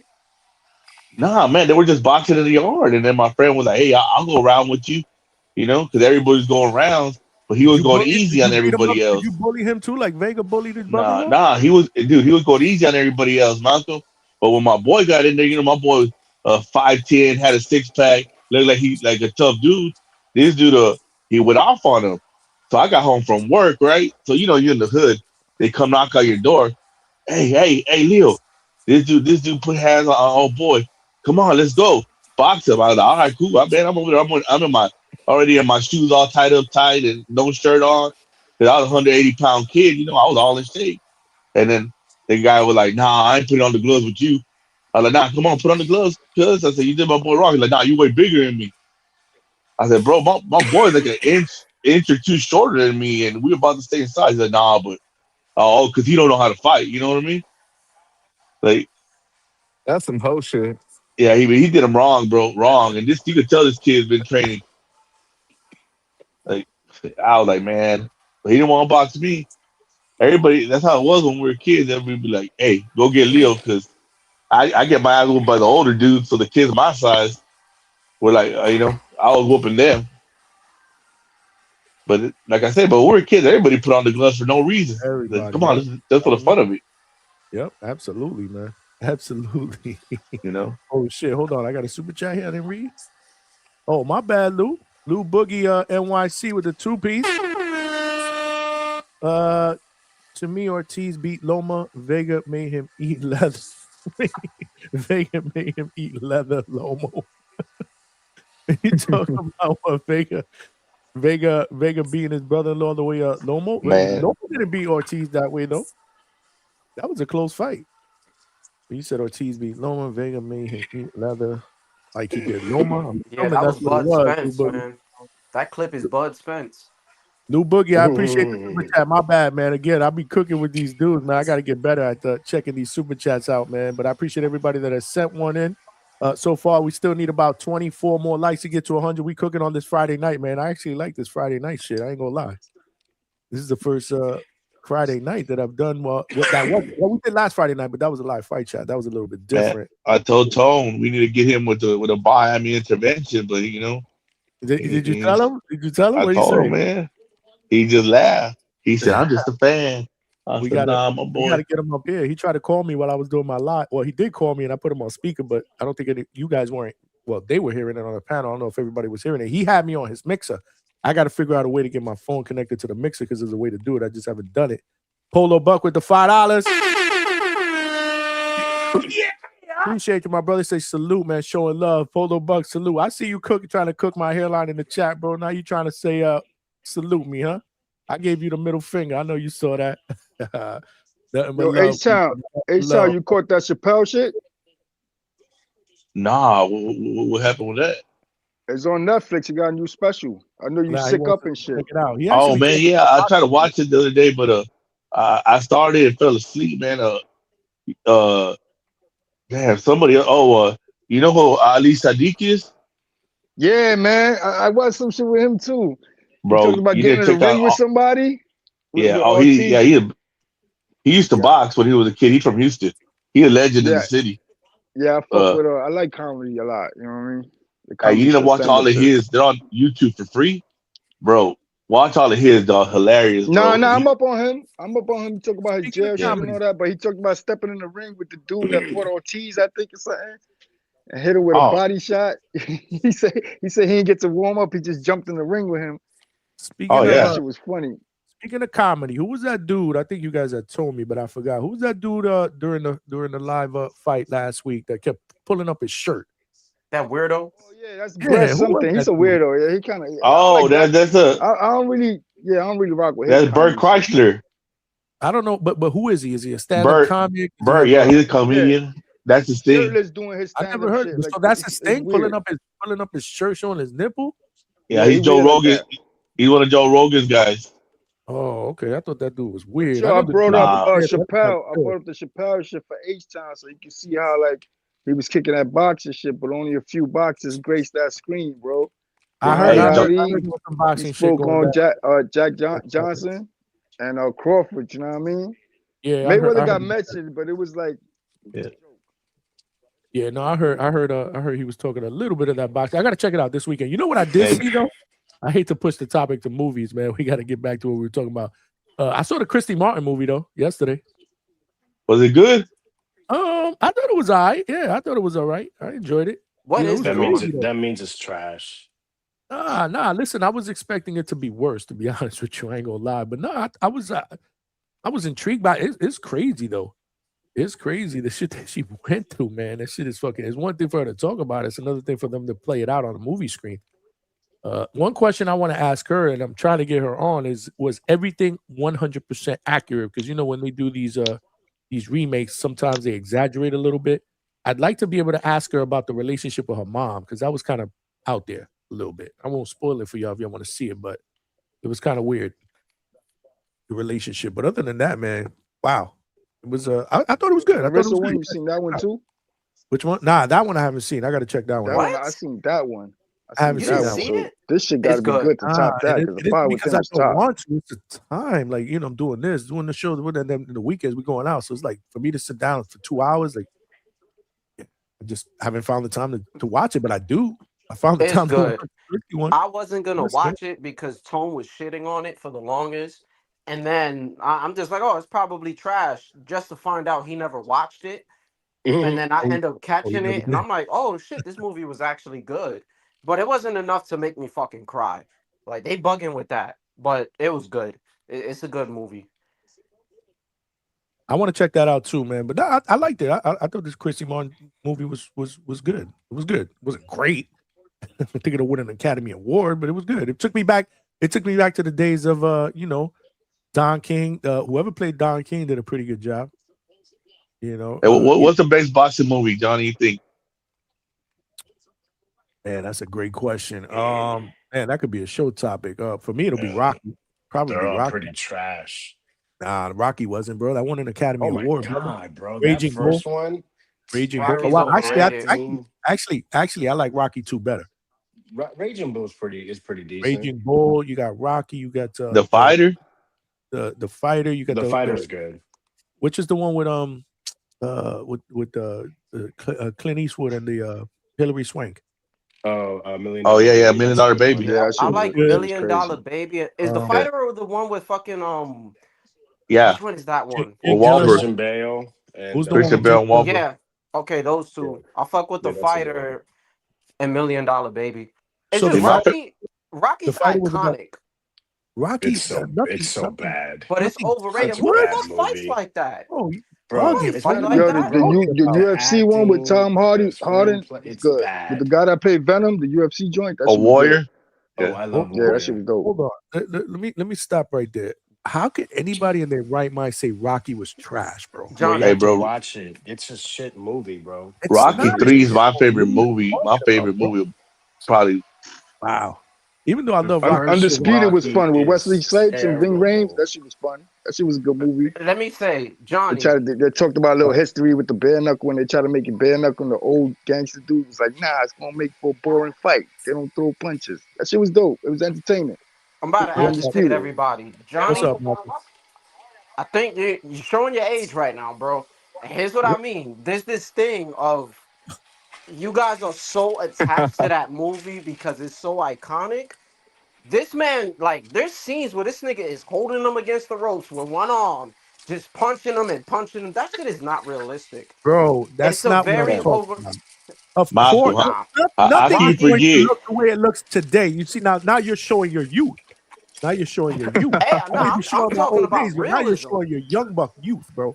Nah, That- man. Hey, Y'all You showing do that realize old that movie was made in the 70s, right? The 70s. yeah, But, Right. but I definitely. hear what he's saying though. They Like have my like boys 90% laugh at me when I try to accuracy. throw them shits It's on. the They look corny in today's storyline, my era. brother. We're talking about the storyline. I Bridge get how has Johnny, they a better how you gonna storyline than forget that that? Academy shit. Award for performances, my brother. Yeah, how you Wow. gonna forget that scene where he's talking to his woman and his woman's like, "What's wrong with you? Like, what?" And he's all like, "I'm scared. You want me to scared? Oh, I'm but scared." that's three. That's three. Bro, That's that Rocky lets 3. you know. I mean, come on, let you know he's a fighter. He's feeling vulnerable. The You know, first four were Listen, bro. dope. that The whole first four were dope. that whole movie is a bunch of it's just nothing but some weird ass fighting that you're not gonna see, and then throughout the entire Malcolm. movie, all you hear is No, that was Adrian. based on That's a all you And he hear. like sexually harassed her to get her attention too. Hey, woman. Hey, woman. Whoa. Sexually harassed who? You look up to look at all. The chick. Look, I bet you stay up late at To night and finally think what it get feels her to like to come be with with a him. real man. When you come back on partner late at night, I'll show you what it is to be with a real man. The movie's One by trash. one. That's what we're all saying. Besides you, No, it's that's what this you're is saying. this is The one normal. with That's Ivan what all the Drago was people under good. the It's age like of people that 35 grew years old are saying. people Let's that keep grew it up a with buck. me. They say Hey, all the Trini, time these that dudes don't know, wait, bro. wait. This is what The we people had that back grew in the up with it, 80s, bro. Jesus Like, Christ.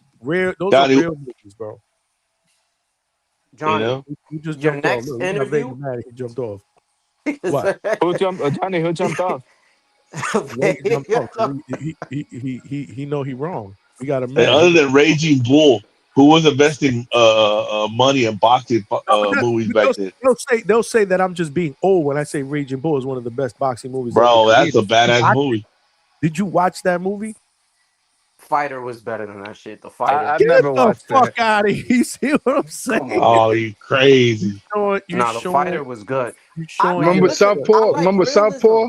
With Jake Southpaw Gyllenhaal. was good too. That was good. That was Well, good. hold That was on, good. Johnny. Did you guys like Creed, like the old Michael B. Jordan? I think those Yeah. were kind of good in my opinion. Yeah, I I liked was them. I didn't entertained like by the them. last one.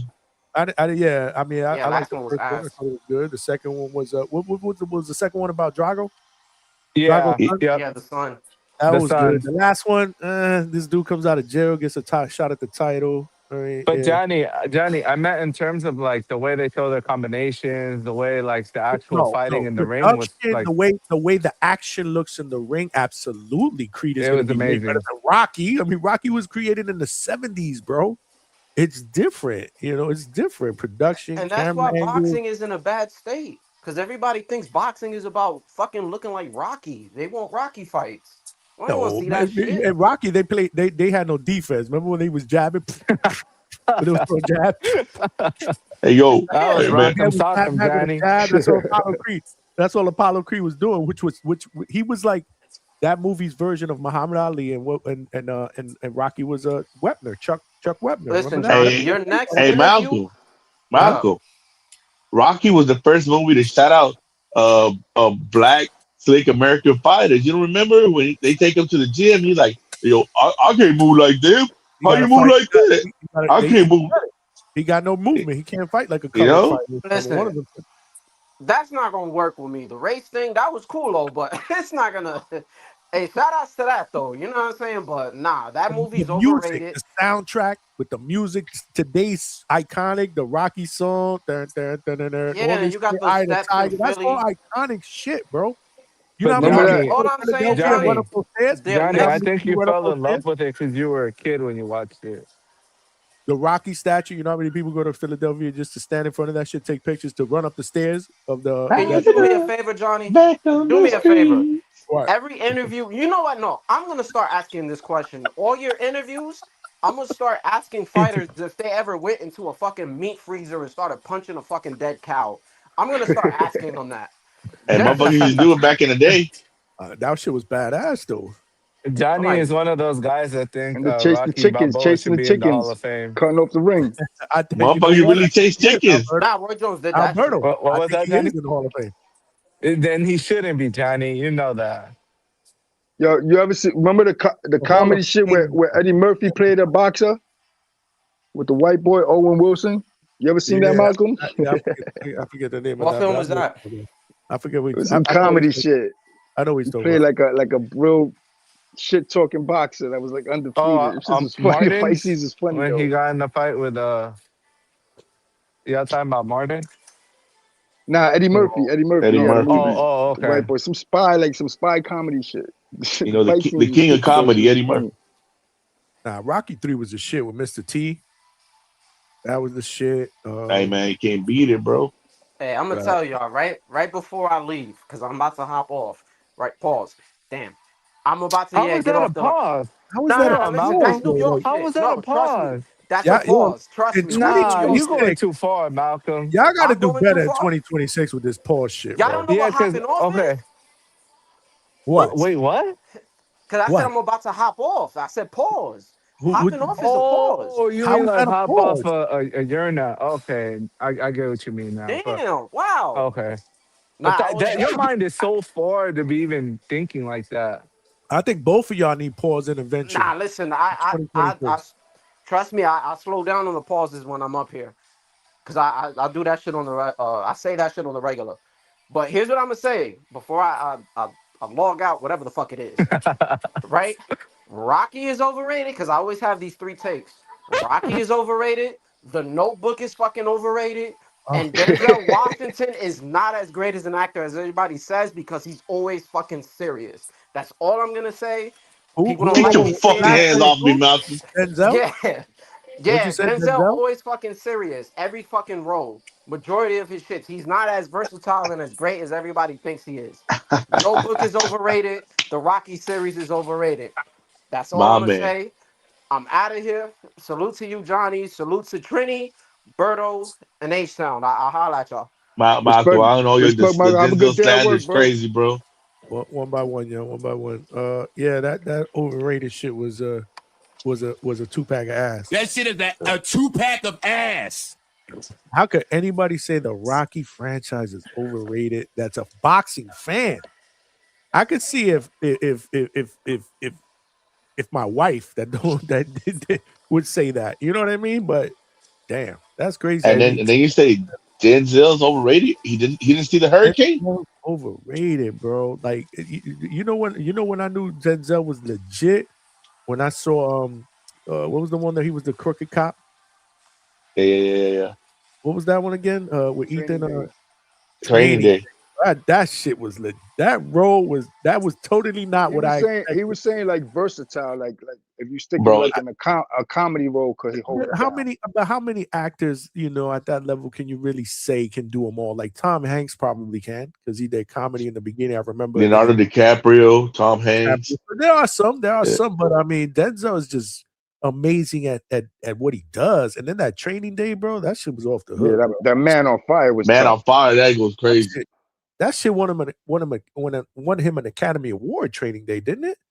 Yeah. But that shit was legit, bro. Legit, bro. And Johnny, I'm about to get off. Appreciate you for having me on, letting me get my shit off. Appreciate you, Malcolm needs pause intervention, man. The only thing I said kind of crazy today was like the Santa outfit. And I didn't mean it like that, Johnny. Like dudes was talking about you should be like from the bottom, pantless and draw without the draws. That's crazy. I just said since you said the Santa outfit was kind of hot, to wear like a wife beater Bro, or you supposed to no let shirt. that shit die, bro. Just let that shit die. Tony Bailey, Cinderella Man was a hell of a movie. Up no more. Yeah, let's forget that happened. But I appreciate y'all but for having me on. I heard Denzel's Salute, working Johnny. on Hannibal. You know who's Hannibal? Yeah, the Roman dude that he was beating Rome back in the days. He used to come through war with elephants and shit like that. He's working on that with Netflix or something. That's gonna be crazy. I thought you were talking about Hannibal Lecter, Anthony Hopkins role. Nah, it's like some Troy, like gladiator type shit. Oh, yeah, he's into that Roman shit right now. Yeah, he was a gladiator too, but he had like a funny role in that shit, bro. That was his worst role I've ever seen him in, actually. Vega, do you think Denzel Washington is overrated?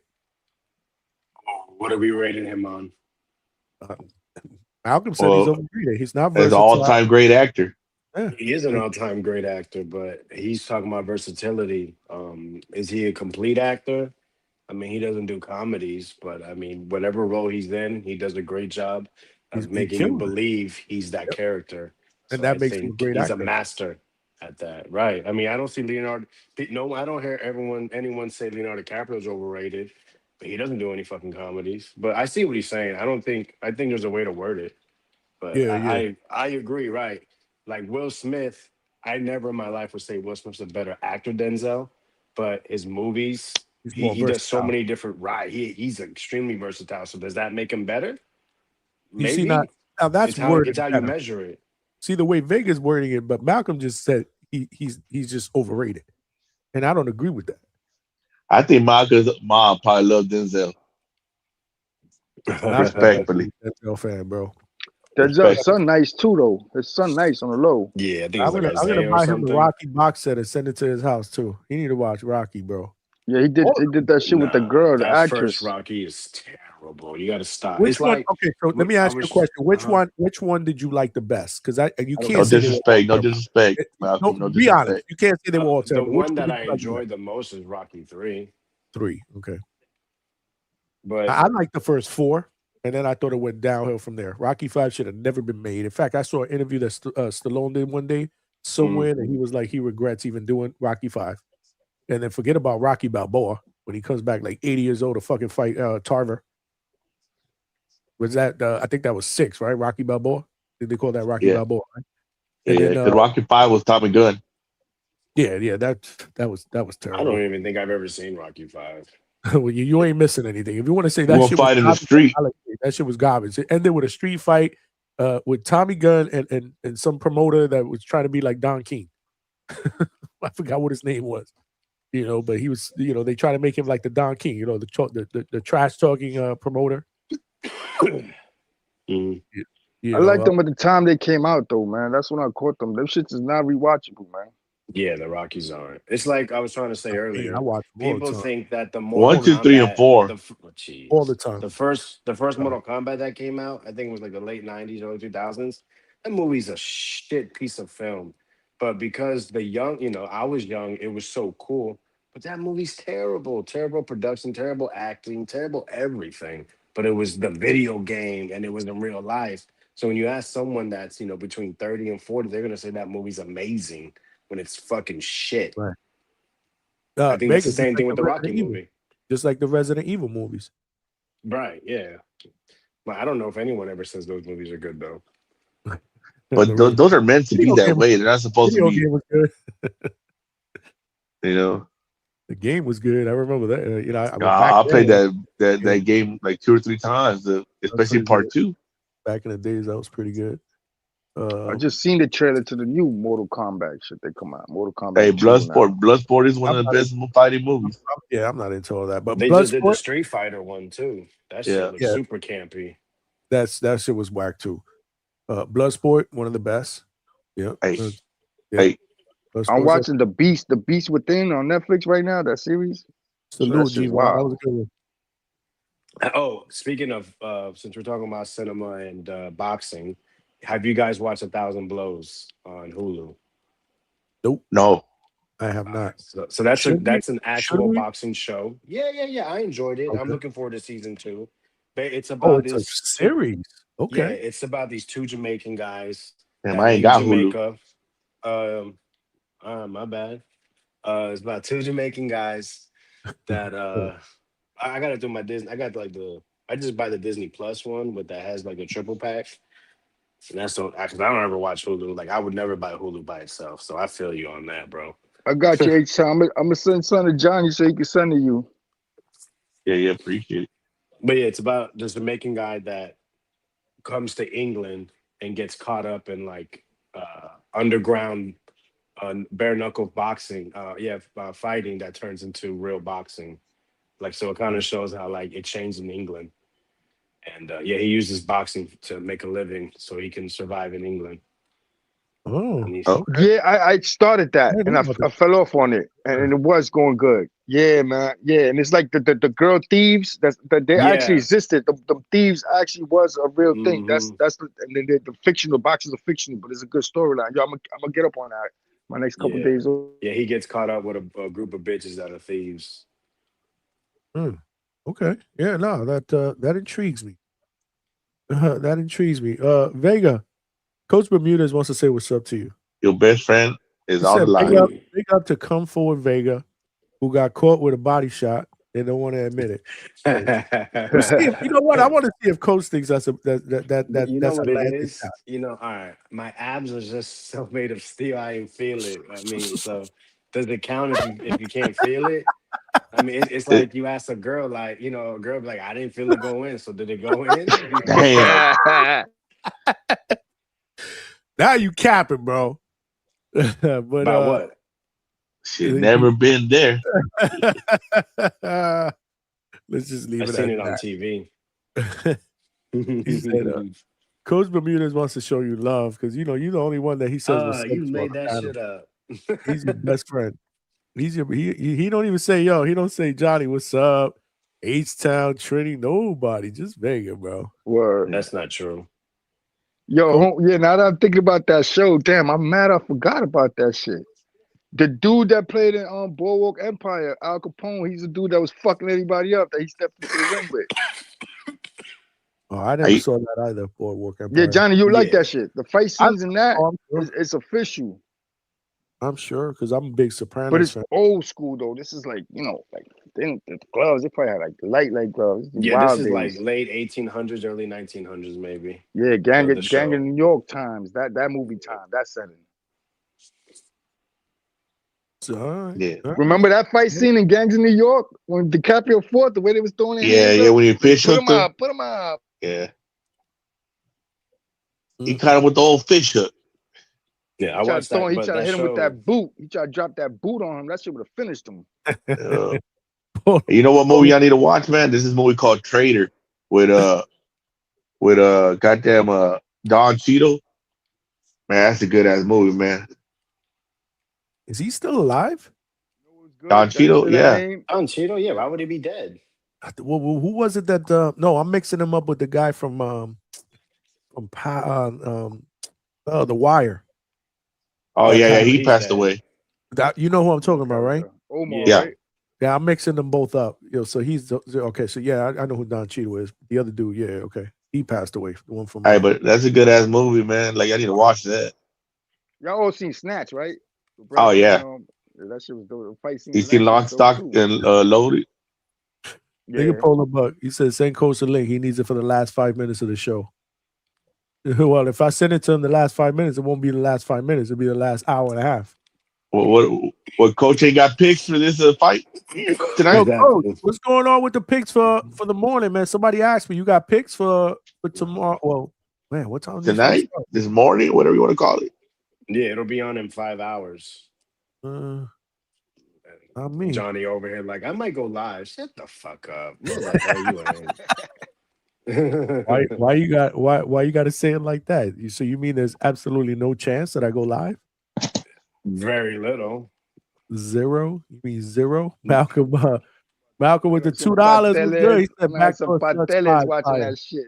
See, this is the type of shit that Malcolm watches. Look, backdoor sluts 5. Word, shout out. Yeah. Uh-huh. And they just look up for Mike in Brazil then. He watches it with Pamela. That's who he watches that with. Man, shout out Pamela, man. Shout out Pamela. Salute, Malcolm. Appreciate you.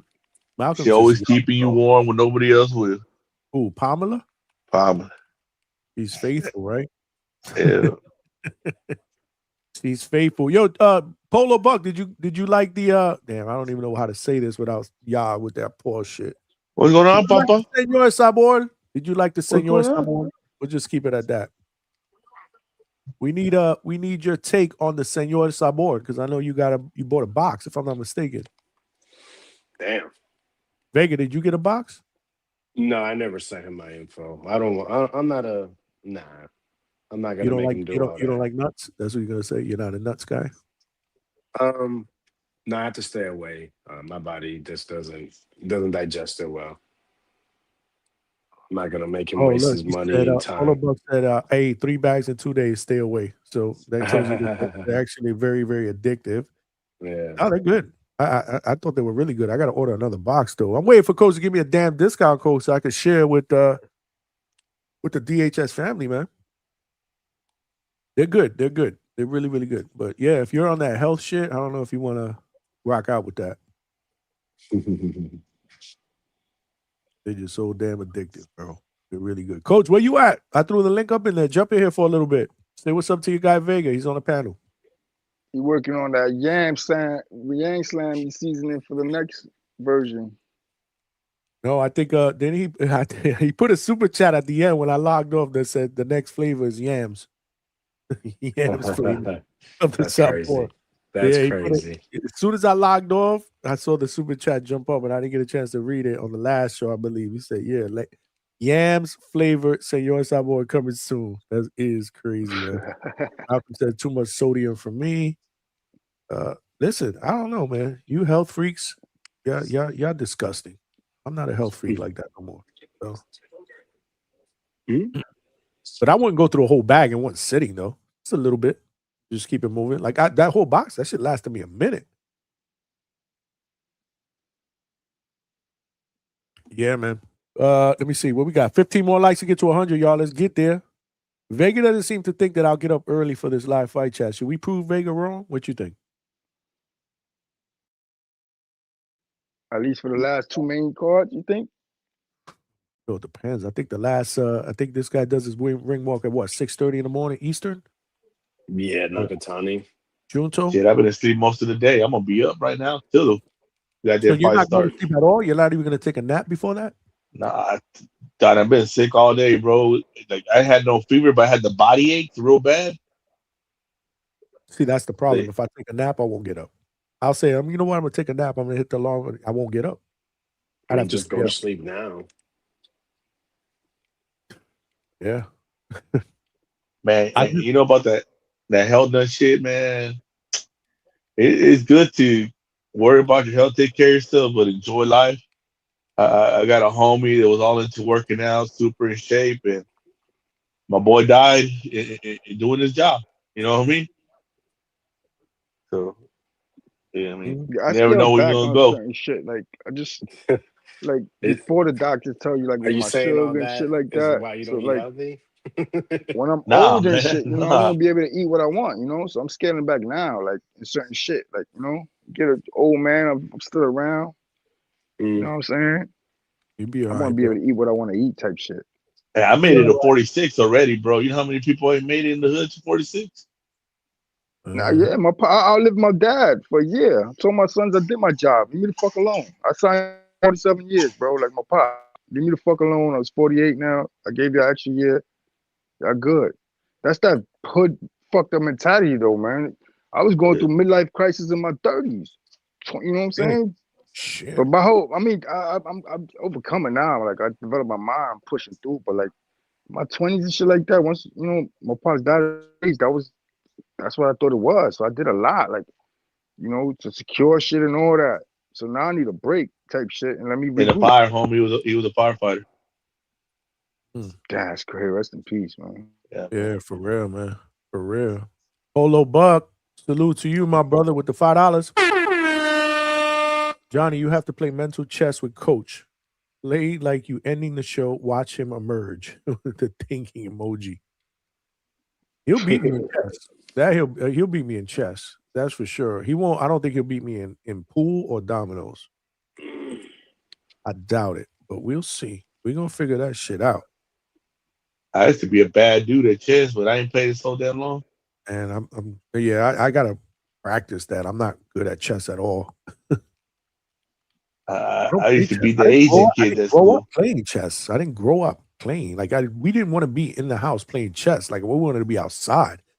I could play Skelly. I could play I'm all kind of okay, man. I'm shit in the okay, but you street, put me bro. across the table from a chess player that's smoking me. Like my little Hey, brother smokes me, like with moves and Malcolm, when shit you like want to run that. the It's just dominoes, different dude, when they I'll know what fuck they're with the doing. bones, Malcolm. Dominoes is my shit, man. Man, I'll fuck y'all up. Pool. I'll be I'm a yelling 25. pool is my shit. I love pool. I got a pool table here. I always wanted one, but yeah, I love pool. I ain't got nobody to play with though. Oh, We need people you to be in come there over. practicing trick shots and shit. Bro, Nobody Johnny, wants to that go to Winter playing Haven, bro. dominoes, man, that was Wait, my you need to shit, drive bro. over to Winter Haven and let's play some pool. 2 hours to play pool. I You don't even probably play you pool. probably the closest one to. No, actually, you Ness. Yeah, probably about an hour. Yeah, well, you're 2 hours. 2 hours, yeah. Damn. Yeah. They ain't nothing like playing dominoes with a bunch of black dudes and they all mad as fuck at each other because they can't stop you. Man, stop letting the motherfucking Mexican win, cuz. Fuck. Bro, He said they can't stop. hold his ass. Man, no, let me sit where you sit, man. You can't even hold this motherfucker. Copy cool. Yeah, we definitely gonna meet up there. I'm gonna be in New York for that. Attorney Bailey. Look, Malcolm wants to play. Malcolm, I don't want to take your Bro, money. Malcolm wants to play me for. I don't want to take your money, bro. It'd you be own like a pool table, don't you, John? it'd be like me beating like Shakur beating Keyshawn, bro. I don't want to beat Oh, you like big bro, You take could, you little could, bro. you could, you could line up some victims you when you're in New York. you family, Johnny, bro. I just don't hit want a to beat you up. I don't want hit to a beat you like pool that, table over bro. there. Yeah, man. I need somebody to come over and give me some competition, man. For Nah, real. line up some comp for when you come to New York. You can hit one of them pool halls close to the I used to garden. grow up. That would bring back so much memories, man. Hitting a pool hall in New York City, man. There was one that we used to go to all the time where I lived at in Bushwick, but I heard recently that they shut it down, man. But man, that would bring back so much memories, man. Bro, G-Rock. there ain't nothing like shooting dice and playing dominoes, bro. Yeah, I remember that too. Playing Bro, I used to CeeLo. love shooting dice. Playing CeeLo. We used to play CeeLo. Wow. Damn. Hood shit, man. Hood shit. That's Yeah. when you know you grew up in the hood when you can say shit like that. Yeah, I was a side bet king in CeeLo. Yeah. He said, Johnny, see my video playing pool, call me out. Yeah, be like taking candy from a baby, bro. Well, I used to be good, but when you stop playing pool is like it's just like chess, man. If you stop playing, bro, But let me tell you something. I it's don't play all. like that anymore because that shit collects dust. I ain't got nobody to play with, so I don't even I, play like that no more. I used to go to the pool hall by myself, just run it out sometimes. But man, that shit gets old too after a while. Uh-oh. What you got to say? What you got to Hey, say, real Malcolm? quick, because I got a lot of background noise. My fault. It ain't Johnny that seen bad. my video. He seen my video playing pool, and he called me out. What He tried video to was be that? all friendly. I Yeah, don't this is even when I was remember. on I don't know. I vacation. don't remember no damn video. What you talking about? Yeah, I'll put it up on Instagram, bro. I got the shit and I got the comment. I'll send it on Discord. And then he wanted to be like, hey, he wanted to be all friendly, talking about, hey, you look cool, but you can't, you can't beat me. You know what I'm saying? But Johnny, no. I actually I'll do remember cook that. him. I'm fucking with you. I remember that. Nah, yeah, $50, $100 a ball. You feel me? I'll put up rent money, it's whatever, bro. Like, you not seeing me in pool, bro. Just because you got a pool table don't mean anything. Niggas I got wouldn't. pianos in their crib, and they can't play pianos. You That's know? They that can't is true, fuck but with your... that's different. My man said people got pianos and they can't play the piano. Yeah, you know how many... I know plenty amount of people who got a heavy bag in their My man said garage, a and they hundred can't dollars a punch for ball. shit. That's what I'm talking about. Hey, you got So, some hustling shit. Damn. I'd feel bad, man. I feel bad. I feel bad it's when this whatever, man can't man. pay his Hey, rent. He dominoes, can't pay his rent. I feel bad. I'd be like, damn, I dominoes, can't do that to you. pool, Connect Four, fucking CeeLo, whatever you want, Bro, bro. we do Connect We Four. run it. I'll fuck Malcolm's you up on super Connect Four competitive. for sure. Malcolm is Nah, I'm super undefeated. I'm competitive, though. undefeated in Connect Four, H-Town. Man, I had He's people throw the he's Connect super Four across the competitive. room. Hey, Malcolm that's is all super I'm competitive. But I'm gonna get off. All I'm saying, I just had to come back on. You know what I'm saying? Call out Johnny real quick because I want the smoke. But that's it, man. But just don't play me in pool, bro. If we ever get the chance, don't do it. It's gonna hurt your ego. You feel me? We even Hey do man, darts. You got a dart table, Miss Pac-Man, whatever the fuck it is. I got darts. I Yeah, I got got darts. darts. Oh, I've been fucking with darts he lately. definitely I ain't, won't I ain't beat hey me in fucking. Johnny, there's gonna Pac-Man. be a day we gonna see Don't each even other. try Miss Pac-Man. He won't beat me in that either. So I'm gonna bring the cards. I'm gonna bring the fucking dominoes and the dice, and we're gonna see what the fuck's going on. that shit would be dope. If we all pull You that know? up and make Yeah, that yeah. happen, that would be dope, man. But no, listen, like I said, he could come through. We could play. We could play. I would feel bad taking his rent money though. Like, what kind of friend would I be taking his dude's rent money, bro? But he's still a young man, Johnny. He's gotta learn them Like lessons. He's he'll still a probably stop young Now man. you watching the now show. now you feel Shakur. Now you feel where Shakur coming from. Yeah, yo, Trini, he would stop watching the show. He would unsubscribe to the channel. I mean, come on, man. We can't do that. We need him. We need him here. He would stop calling fights with me. He'd be like, "Oh, I'm busy. I can't call fights with you." We need him here. We can't just ruin what we got. He probably listening to me like, "Fuck you, man." Bro, we from the hood, dog. We should play flip coin. That's it. Heads and tails, call there $100 every time. You never played that. You never played that little game, Johnny, where you get on the sidewalk and everybody throws a quarter, and whoever gets closest to the line keeps the money. You mean throw? Yeah. You mean the curb? Yeah, We used to do you it on just the throw. curb. Man, that's that hood shit, All bro. right. We used to do this. We fill a bottle, a glass, a plastic bottle, halfway with rocks and sand, set it across a couple, like maybe like 30, 40 feet, and everybody pay $1 to try to knock the bottle over with a certain size of rock. Bro, you get about 10, 15 dudes doing that shit. About the third or fourth round, you got $100, $200 up there sitting. I mean, it is hood shit, bro. You What making about them shit to That's gamble. some carnival what about game Skelly? scam shit, You yo. guys play Skelly in the street? Hell yeah, yo. Top with the tops with Yeah, the yeah. little We done, Yeah. wax on the When top. Hey, Skelly. during the I would during go crazy. the pandemic and shit, when we was all like locked in and shit, I made like a little skelly board set to In your show my crib. little niece. Yeah, put my little niece. She took it too. But I'm like, yo, picture having to get up for cars to pass by and shit like that. That's what we Picture had all to that do shit. because the best was in the street, right? Because it was paved. The tar it was paved out. So yeah, we had to shoot and then get up. The cars pass and shoot. We had the little metal tops with the wax in the middle. The metal tops. Remember the used to take the things off the bottom of the school chairs in the desk, snap them off, and then you used to put the wax in the middle, and those were your tops. See, people don't know about that shit, bro. These Johnny, nah, these You motherfuckers don't know grew about up playing that? PlayStation. Nah, I wasn't. Yeah, I they don't. didn't grow up with PlayStation. You know, but I was Bro, in that age bro, group, 30 these and kids, up. we should be playing, man. These kids right now drink Manhunt, water from the freeze hydrant. tag, They hide drink and go water from seek. the hydrant. They'll get sick, bro. Oh We used to yeah, drink oh water man, from we the pump, wet. bro. Exactly. There was no beach for us. We used to Remember, just yo, open my up the pump mom and get said I wet. can't get wet. Niggas would Yeah. throw you in the front, grab bitches and shit. That My was my mother said first I time. can't get wet. I can't get My wet. first time Hey, feeling bubitas was taking a girl in the water and throwing her in yeah, the I remember fucking we go thing. outside and play in the rain. If there was a puddle, you know. Hell yeah, Just, we ain't need no now beach. he's talking about he's gonna get a fever if he's out there. Hell no, man. Good life, man. Nothing like it, man. Nothing like it. We go on adventures to the next neighborhood over. Bro, I'm fucking y'all up. Somebody said Polo Buck tic-tac-toe. He said, bro, I'm fucking y'all up in tic-tac-toe, I gang. don't know, man. I be setting the traps on tic-tac-toe. Hey, John, AB said, Johnny will not feel bad. Leave him light bill money. I'll have to be like, you know what, here. I can't take all your money, Malcolm. They said, hey, Michael really want that smoke. He said he's down. He wants that smoke badly. You better be careful what you wish for, player. He said he played suicide.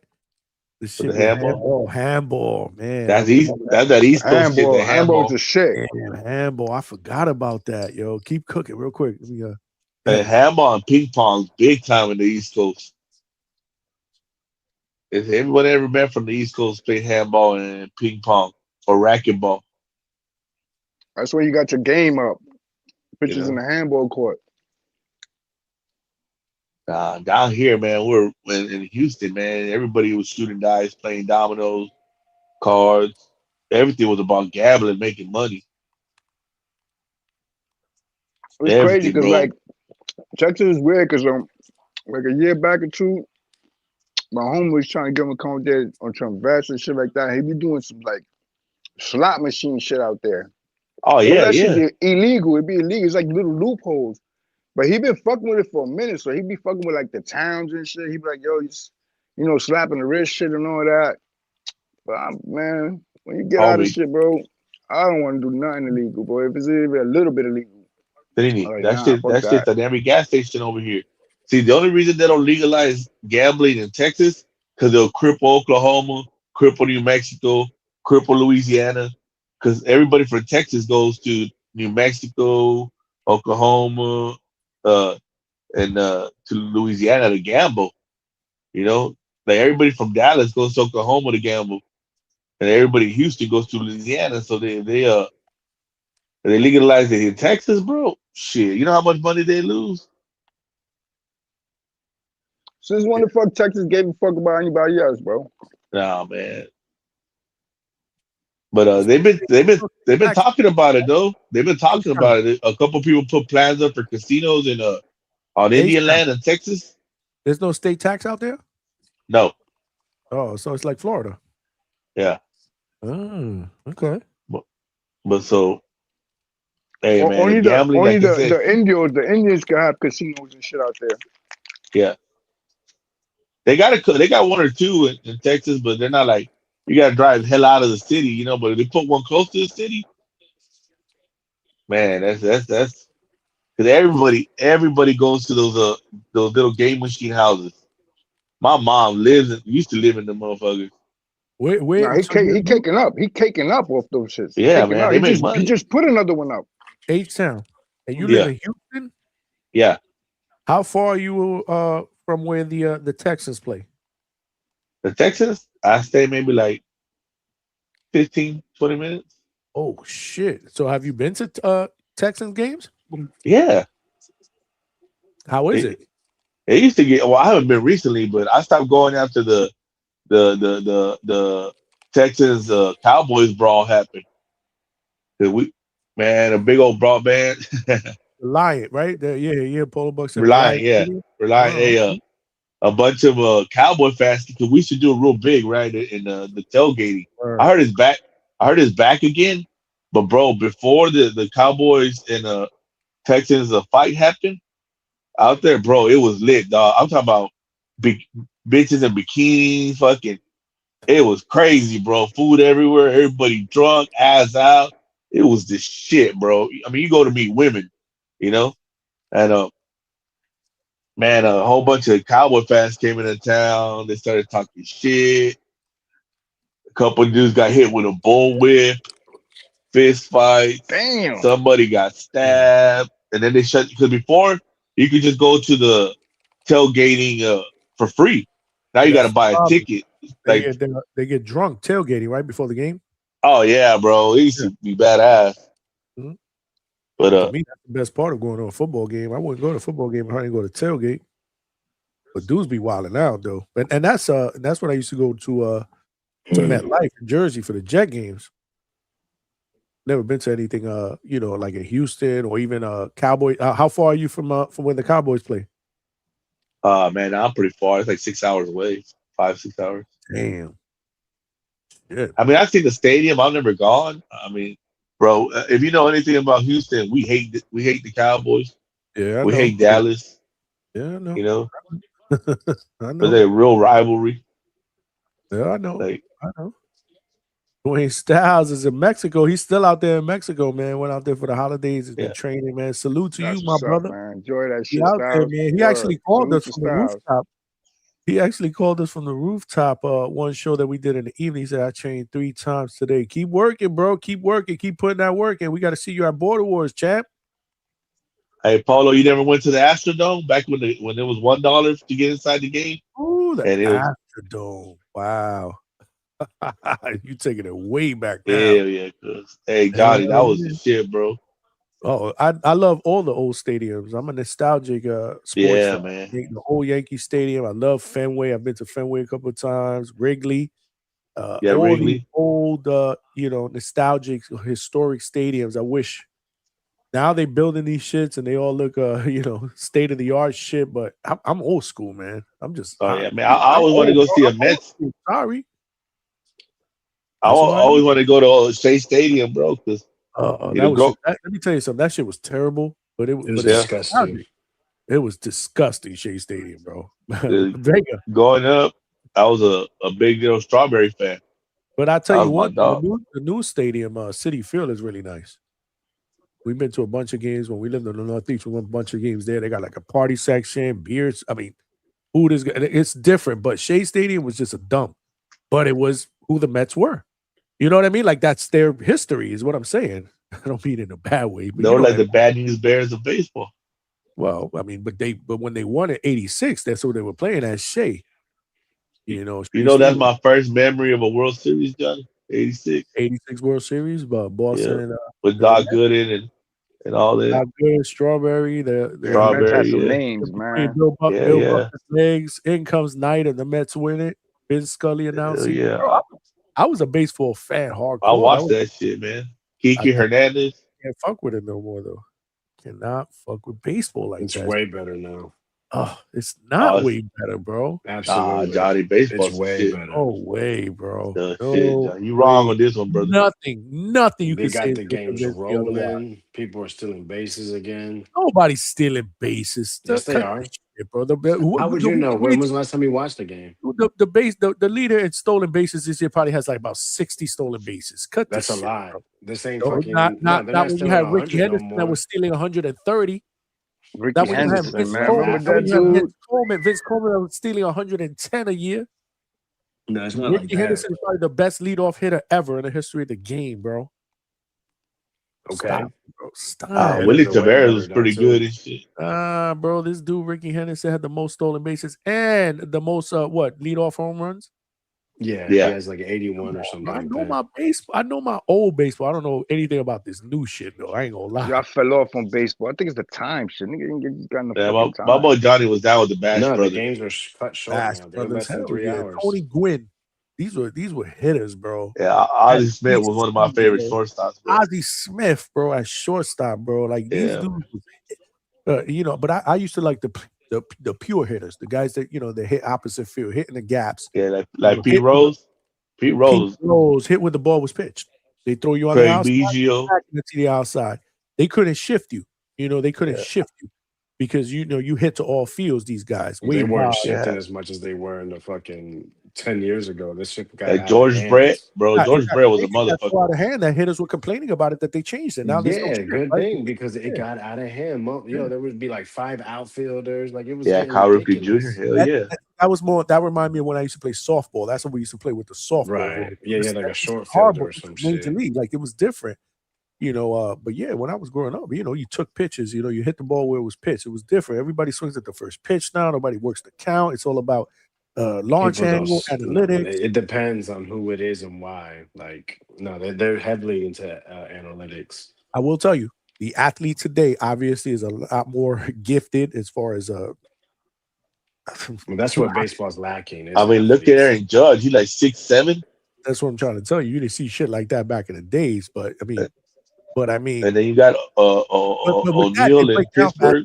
They break down faster because look at how big and strong and muscular Stanton is. Motherfucker cannot stay healthy for an entire fucking season. These dudes, the bigger they are, the stronger they are, the quicker they fucking fall apart as far as health and body wise. These pitchers cannot throw complete games anymore. They barely throw 100 pitches anymore. No, I think they can throw a complete game. They just don't. No hitters. These guys were throwing 140 pitches a game, and they pitched for 18, 19 seasons. Yeah, the quality was a lot less too. That's what you have to understand. Like the hitters aren't as good. I mean, you got someone like Ella De La Cruz right now. If you put them I'm gonna in keep a time tuning in, machine, guys. the guy hitting 7 All right, right I'm now. gonna big dog. But Johnny, have a good in the night, fucking everybody. 80s. Say night chat. Yo, Johnny, if you do the live chat, just send a notification. You got it. I'm gonna send something in a little while so you can send to H-Town to help him out with that Hulu I shit. appreciate it, Tricky. For sure, for Only sure. live fight Respect, y'all. maybe Stay the up. main event. Kenny Lofton was a bad dude, Chevy. What do you know about Kenny Lofton, Chevy? Why you got to throw that narrative out there, Vega? The truth? What's up, Chevy? Chevy's in the building? Oh, shit. Chevy's in the building. Where Coach at? Okay. Whoa. That's nasty, bro. No, I'm just saying. I wanted them to jump on the fucking channel. Jerk off. But nah, man, that baseball is great right now, man. Like I said, you got someone like Ella De La Cruz, man. Kenny Lofton, greatest outfielder of all time. That's great. Maybe top 3 in Cleveland Indians history that didn't fail for steroids. I do remember Tim Wakefield, knuckleball. I remember Tim Wakefield, but he whatever. wasn't the best knuckleball pitcher ever. That belonged that title belonged to what was it, Gaylord Perry? You think so? You know what about Madison Bumgarner? Bumgarner Did didn't you throw know? a knuckleball. No, maybe a knuckle curve, but not a Yeah, he knuckle didn't throw ball. No. I'm confusing them for Gaylord Perry. Man, Madison Bumgarner would hit like fucking 5 home runs a year. Who the fuck? Yeah. He's one of the old, man. He comes from a small town, and there's like 5 or 6 Madison Bumgarners in the town he's from. What, named Madison Bumgarner? Correct. I didn't know that. For real? And what town is that? Do you remember? No, I don't remember that. I didn't know that. That's funny. That's some trivia shit. I was watching something. I saw something. Somebody posted it, or I don't remember where I saw it, with a post or somewhere. Had to be IG. Anyway, long story short, they were showing Doc Gooden's curveball, Lord Charles. Remember they used to call it Lord Charles? Yeah. They were saying it had to be an IG post. It was saying, is this the best right-handed curveball you've ever seen in the history of baseball? And I was like, it's up there, man. That fucking curveball was amazing, man. I remember that. Hey, Johnny, that's how you knew if you weren't gonna be shit in baseball, if you could hit a curveball. As soon as you can hit a curveball, it's over for you. But they got this dude striking out like legends with that, not striking out legends, making their knees buckle with that curveball. Yeah, that's how incredible Dwight Gooden. Like Dwight Gooden could have been one of the best pitchers that ever played the game if he would have obviously not been into drugs. Cocaine's a hell of a drug, man. Yeah. You know, this dude was special, bro. At 19 years old, he was throwing like 99 or whatever. Now today, every other pitcher throws 102. It's different. Like We gotta be losing viewers talking about baseball this I long. know. I fucking know. Hey, but Johnny, we he's not the probably are. size of these guys. These guys throwing 100 now are like 6'8", 6'9". The hangout Just, spot, bro. We talk about everything. just the velocity of that is crazy, man. It's like it seems like these guys are just they're towering over the batter when they're on the mound. You know. Randy Johnson was legit. Yeah, no, you're right. Randy Johnson. No, actually, some of the chat is in. We still got about 80 some odd people live. We Hey, lost a little Jim bit. Abbott was one of my favorite pitchers, man. Jim Abbott pitched a no-hitter for the Yankees. I'll never forget on 4th of July. If I'm not, it might have been 4th. Was it 4th of July? I think so. Nope. Oh. 4th of July was Dave Rigetti. Well, you remember back in the day on the 4th of July, you had a big baseball weekend, man, and everybody was watching baseball. Of course. Yeah, I think it was Dave Rigetti, the lefty, who later became a closer for the Yankees, but when he was a starter, he pitched a no-hitter. So that's when I was into baseball in the 80s. You know, Jim Abbott when he pitched Dwight. I remember this was in the 90s, but when the Yankees got Dwight Gooden, he pitched that no-hitter against Seattle. Remember that one? Yeah. We got Dwight Gooden, then we ended up getting Strawberry, and then we ended up winning a championship, I believe. I don't know if Gooden was on the team, but I think Hey, Strawberry. people forget how dominant Pedro Martinez was when he was with the Dodgers. When he was with the Expos, bro, he was legit. That too. When he was young. You don't remember the fucking Montreal Expos. It was like the minor leagues of all these great teams. They had great players. They just couldn't keep them together. Larry No, man. They didn't invest in the Randy team. Johnson, Pedro Martinez. How many other fucking players, man? Yeah, they had a bunch of people out there. Oh, yeah. Andre Dawson. Dawson was on the Expos. Tim Raines. Yeah, Andre Dawson. Yeah. Expos, bro. Tim Raines, Rock Raines, bro. They were like Tim Raines was a bad dude. Yeah, he was cool. That's what I used to fuck with baseball, bro. I was, but not no more, man. Not no more. No, you tripping. Baseball You got to come back, Johnny. They got a whole bunch of young stars now. Man. I just some can't bad keep dudes. I can't bro. keep up There's with boxing and baseball. I just can't. There's too many games, to be honest. I watch baseball every time it's on. Bro, there's like 100 and how many? 162 62. and another. They got like 20 teams in the playoffs now. Every single round. Well, no, see, that's how you know. They do crazy. like a one-off, and then it's just an extra seed. It's a do or die game. Like, The wild relax. card, that's it. Yeah, Vega, like they you're used to- making it sound. No. That's the thing. You don't watch, and then it's I not do. like it's a I watch 7-game series casually. next. Don't say I don't. I watch casually from afar. You don't watch. Yeah, There ain't I'm nothing making it- better than Hey, baseball in there's October. 20 teams. Well, okay. So when I was watching baseball back in the days, what do they call the World Series, right? October, right? These motherfuckers are playing World Series games in November now. Am I capping or am I not capping? Yeah. Pretty soon they'll be playing World Series games by Thanksgiving. Well, Johnny, it's because they didn't give the team like a 2-week period off to get ready. I think there's too many rounds, too many teams in it. No, I think man, they should shorten the games. Then people will complain. It's always Well, going to be a complaint. People were complaining about the pitch This clock. guy doesn't even watch the league, and he's complaining. I watch Dude, from And we complain about boxing. No, listen, fans. you don't It's need to all watch. sports You don't need to fans. watch. All they do You is know what the fuck's complain. going on. Johnny, the game's faster, bro, with the pitch clock. Right. Yeah, the games don't even last 3 hours, bro. They had to do that. They were Right, and it was the losing right people, bro. decision. It And was the game is disgusting, way bro. more fun to watch now. Okay, but here's another thing, right? We don't have to wait for Nomar Garcia Para a minute between fucking. To clean Oh, his whoa! numbers out. Hey, my boy Norman was special, bro. Are you No, looking he at my was a great screen? hitter, but it was Where ridiculous. he does this with his gloves. Remember he used to do all that? my God. Hell yeah. He tapped Shit was 3 ridiculous. times on the base, left, right. He was, but let me tell you something. He was an legit. amazing hitter. Yeah, he was legit. I remember it was between back. He was playing around when A-Rod was that short. Him and Jeter. Jeter. Had Yeah. those three Bro, guys. to me, that was the favorite shortstop, bro. In that generation, he's the best. Now, Nomar was legit. I ain't gonna lie. Nomar was legit. You said who was the best? Nomar? No more, No, my I said he eyes. was Jeter was overrated, bro. No, I Jeter's think A-Rod. Jeter's A-Rod definitely overrated with his glove. Motherfuckers getting gifted gold. Motherfucker be having 30 errors and they be like, Yeah. he's the best fielder. He did Because one he can jump make that running throw. throw. That's Exactly. not true. That It is is not true. true. He Motherfucker never Bro, had was Jeter's over. overrated, bro. Yo, No, A-Rod would have listen, like hold on. 12, and this motherfucker had If you want to 25. say They'll he's give it to overrated, him. I get it. But there's been none of those Gold Glove years. He had over 30 errors. A-Rod in No, Seattle was a that beast, I bro. was Cut the shit. definitely embellishing. I'm just saying, you know. A-Rod was the best out of all of them. Yeah, I mean he was on, and then he did steroids, so fuck And him. then he fucked everything up. Exactly. Yeah. But he Yeah, was he did. naturally gifted at 19 years old, playing for Seattle. Great I'm telling you, he situation. was a beast. Griffey, Buno, all them dudes, Edgar.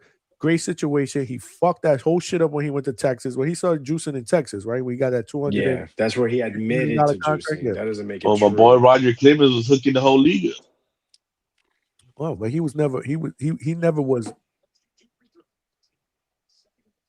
on any of those Mitchell reports. He But was just Johnny, if you're a Yankee Oh. fan, you Yes, can't be I talking get it. about juice. I get it. All the 90, three-quarters of the 90s Yankees whole roster was on juice. Sheffield, Now we really losing viewers, Pettit, bro. Clemens, O'Neal, all them motherfuckers were on juice. Who? You can't say the whole The Yankees, the 90s Yankees were on juice. See, the that's 2000 the Yankees. comment. That's the comment that a Yankee hater. No, yeah, 2000. The late They went for 90s, 99. early 2000 Yankees. Then they win like 110 games or some shit. Yeah, man. Either one of the core four, which was the bat, was on fucking juicing. Yeah, Sammy Sosa got caught with that cork bat.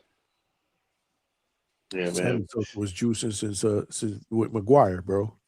But those fuckers brought baseball back after the strike.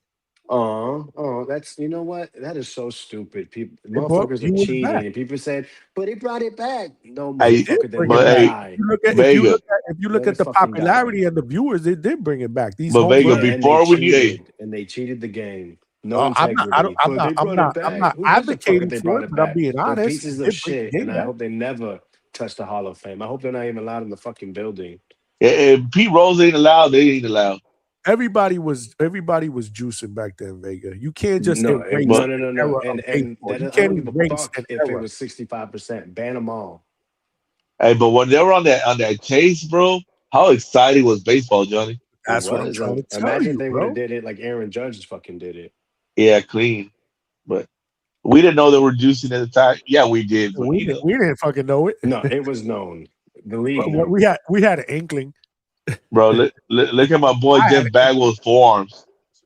Man, that dude was on all sorts Look of at juice. McGuire's physique, bro. You know what I knew? You know when I knew baseball had a steroid problem? I don't know if you guys gonna remember this. Remember the year the Phillies went to the World Series? When they had Yeah. John Like, Kruk? what was that, like 06 or something? I don't even remember. Yeah, Wade, with Howard. John it was, Kruk, Jimmy Rollins, Ryan Howard. Who No, was that? no. That was way before that. No, you're talking about. Oh, you're so talking when? when they, I'm telling you, remember when Dysher left the Mets? He went to the Phillies, and all of a sudden he looked like a bodybuilder. Oh, you're talking about fucking back then. Okay. yeah, that's 90s. That's 2000. No, that was the early 90s. That's when I was like, yo, Yeah. all juicing. The whole Darren Dalton, John Kruk. Darren Dalton was the catcher. Oh, yeah. John Kruk, Lenny Dykstra. Who was the third baseman? There was a third baseman too that looked like he looked like a bodybuilder. I was like, man, this whole team is on steroids. That's when I knew there was a steroid problem in baseball. Who was the third baseman? When it finally sunk in. Hey, Kruk was built like Tank Abbott. Big old gut, but his shoulders and chest and forearms were huge as hell. Dude from the fucking Padres that played third base, Ken Caminetti. Remember him? Oh, Ken Caminetti for sure. Former Astro, yeah, the rifleman. Greg Vaughn. That's when I was like, man, baseball Luis Gonzalez. Baseball got a steroid problem, bro. These dudes are definitely. No, remember Brady Anderson went from like Brady 7 Anderson home runs had to 50 home runs as the leadoff hitter. I'm not big. I know my baseball, bro. Well, the two brothers too. They got them. Definitely juicing. Giambi brothers. Yeah, the Giambi brothers were juicing like crazy. Yeah, Giambi. Yeah, I remember that. But Giambi, he was on the Yankees, but he was. I know you don't want to mention the Yankees, Johnny. I know what he's trying to do. But what I'll tell you is he was juicing before he got to the I mean, Andy Pettit, didn't he admit It to wasn't it? like he Yeah, he admitted it. They were all juicing. Juicer when he came to the Yankees. He was juicing when he came to the Yankees, bro. Let's be real. You know, That's so this is what's disgusting. Motherfuckers just accept it and they idolize these motherfucking cheaters. And then the people that didn't do it, they don't give a fuck. You know what I mean? I mean, shout out Yeah, Pedro, bro. Like you said, Pedro Martinez, man. yeah. Shout In the out Craig steroid Biggio. era, had I believe he had a sub-2 ERA, man. I'm telling I don't care what anyone says. Greatest pitcher ever. Fuck all that. Yeah, I He agree did with you. that in the steroid era. Oh, Pedro. Pedro Martinez. Pedro Martinez. No, I'll say Greg Maddux. No. Did he have a sub-2 ERA in the steroid era? He did not. Check it. Motherfuckers Greg were Maddux was a cheating. bad dude, though. Check No, it, bro. He amazing probably did, pitcher. bro. I'm not saying he's Check it. not. I'm telling you, Pedro at his best is better than him. But was Greg Maddux either better than Tom Glavine? Yes, Yeah, he was better. absolutely. Like, He was better. I mean, Man, Tom Glavine was a bad motherfucker too. give a hard one. Yeah, no, he was Fuck. better than Glavine. Let me see if there was somebody else.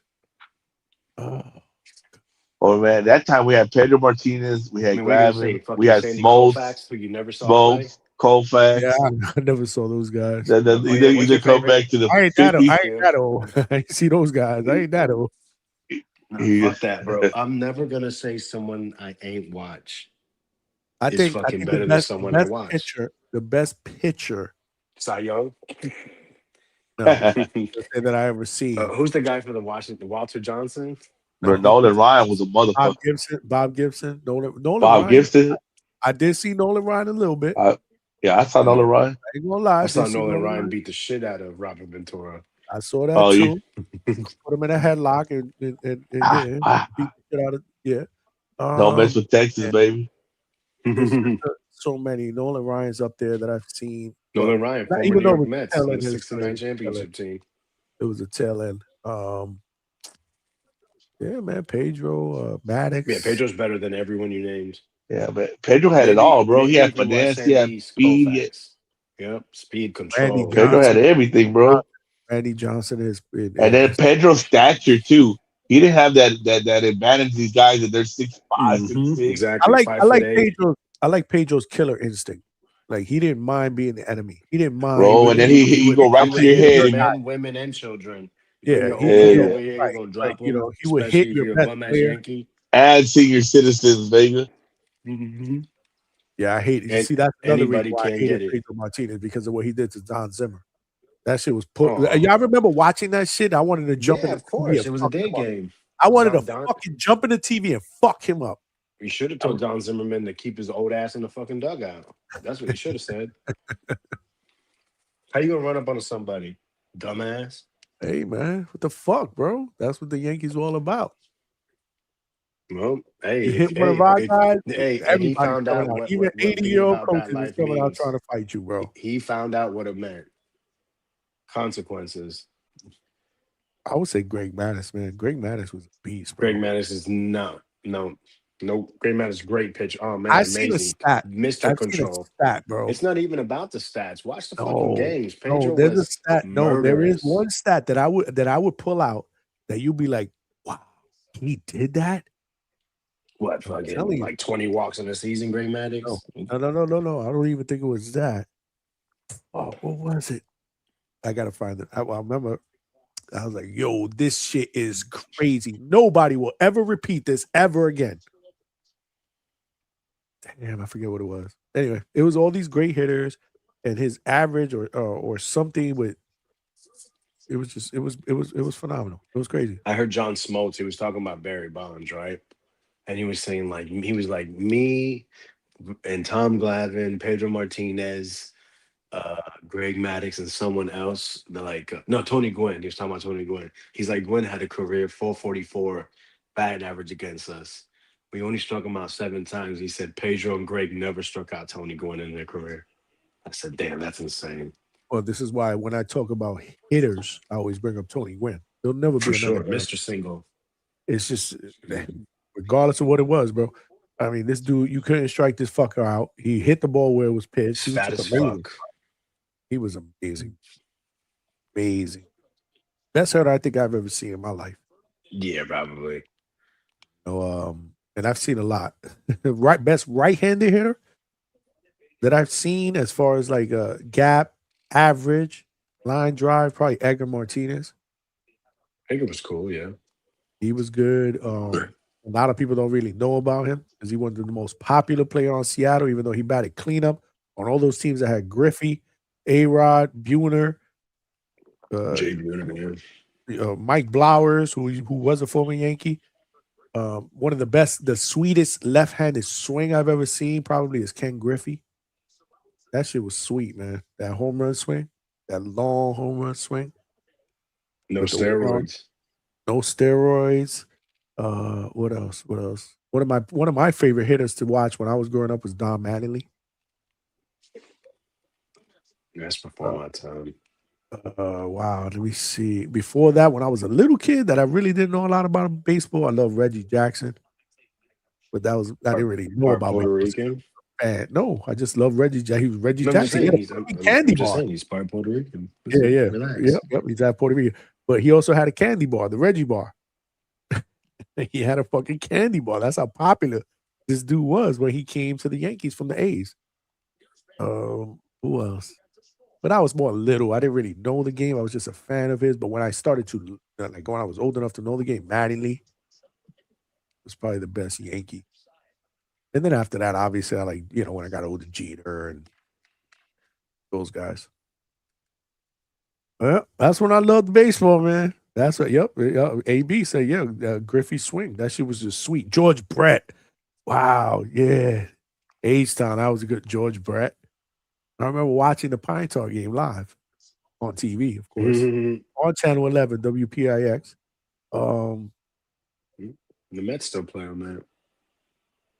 WPIX actually exists. I didn't even know it exists. I'm not even capping. Yeah. Oh shit! Wow. Well, the Yankees used to play on that back when I was growing up. The Mets used to play on Channel 9, WORTV. Yeah, the Mets play on that and SNY. SNY, Mostly SNY. I think it's like a special night they go to. What is it, WPIX or whatever? SNY I know about, because they also do the post game, and I tell you, I watch from afar, man. I don't really watch like that, but I know what's going on. I'll do my app. Who's winning? Oh, they suck this. Oh man, wow. Oh, I didn't even know they were. So I don't really watch like that, but I know what's going on. I just don't watch, man. I just can't. It's just too long. I don't know. This is not the same game. It's not the game. So maybe you I watch a whole boxing card, but you won't watch a baseball game.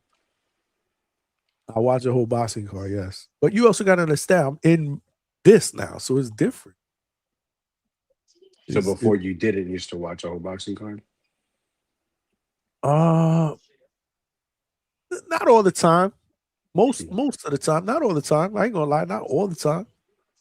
Not all the time. Like if we had something we had something to do or whatever, it would be more priority. I'd be like, watch it tomorrow, or whatever. Now it's more, I gotta watch. I gotta watch this, or I want to watch this, or I'm more into it. Now that I'm doing this, I'm really, really even more into it. So this has definitely changed me. The channel has definitely changed me. But I've always been, boxing has always been my shit. Like I always say this, I walk away from watching the Jets, watching all these other fucking teams that I root for that suck, and I walk away disappointed.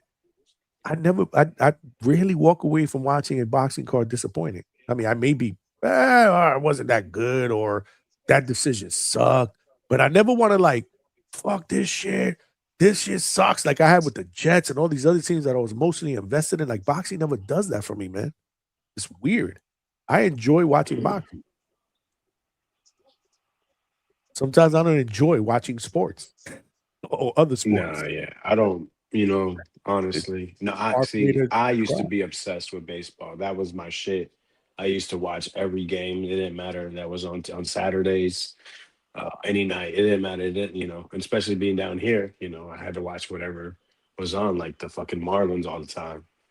And I used to buy like a stat book, like a stat almanac, and just study it.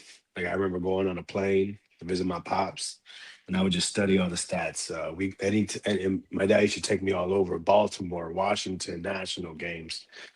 We used to go to minor league games, and I just always buy the yearbook, study that motherfucker. I used to know the ins and outs of everybody. I used to be able to tell you where Andrew Jones was in 1994 and what he hit in home runs and his total bases, all that. But yeah, no, man. Team sports is just ridiculous how we become so obsessive over shit that we can't control. I agree. And it's just like You actually helped wake me up to that. You really did, to be honest with you, man. Yeah, like no, it shouldn't. Yeah, it's all right to support whatever, but it's like I said, man. I don't want to get into that, but I do want to say that I do agree with you when it comes to like the stats of baseball. Always intrigued me. I was always looking who got the most home runs, RBIs, base hit. What's his batting average? What's his career bat? Baseball is the best sport. I've always thought baseball was the best sport when it comes to statistics, man. They analytics break for down sure. fucking everything, man. You look at the back of a fucking baseball card. For anybody that's never seen the back of a baseball card in the 90s, whatever, Topps, Fleer, Donruss, all these dudes that used to collect baseball cards back in the days, they give you every fucking stat, games, at-bats, doubles, triples. So it used to be like, oh, man, he got 29 doubles, 3 triples, 15 home runs last year. Okay. Like I was a big stat guy. And even when I was when video games started coming out, we used to play these the baseball video games. I was always big into the stats parts of the video game. So I've always been a stat guy when it comes to baseball. So it's funny you say that, but can't do it, man. Maybe one day I'll get back into it. I don't know, but I can't do it. I can't do it no more. To me, it's not the same, man. It's just not the same. Not the same. The difference between baseball and other sports, maybe you can kind of do a little bit of comparison to boxing because even though you're on a team, it is individual when it comes to hitting.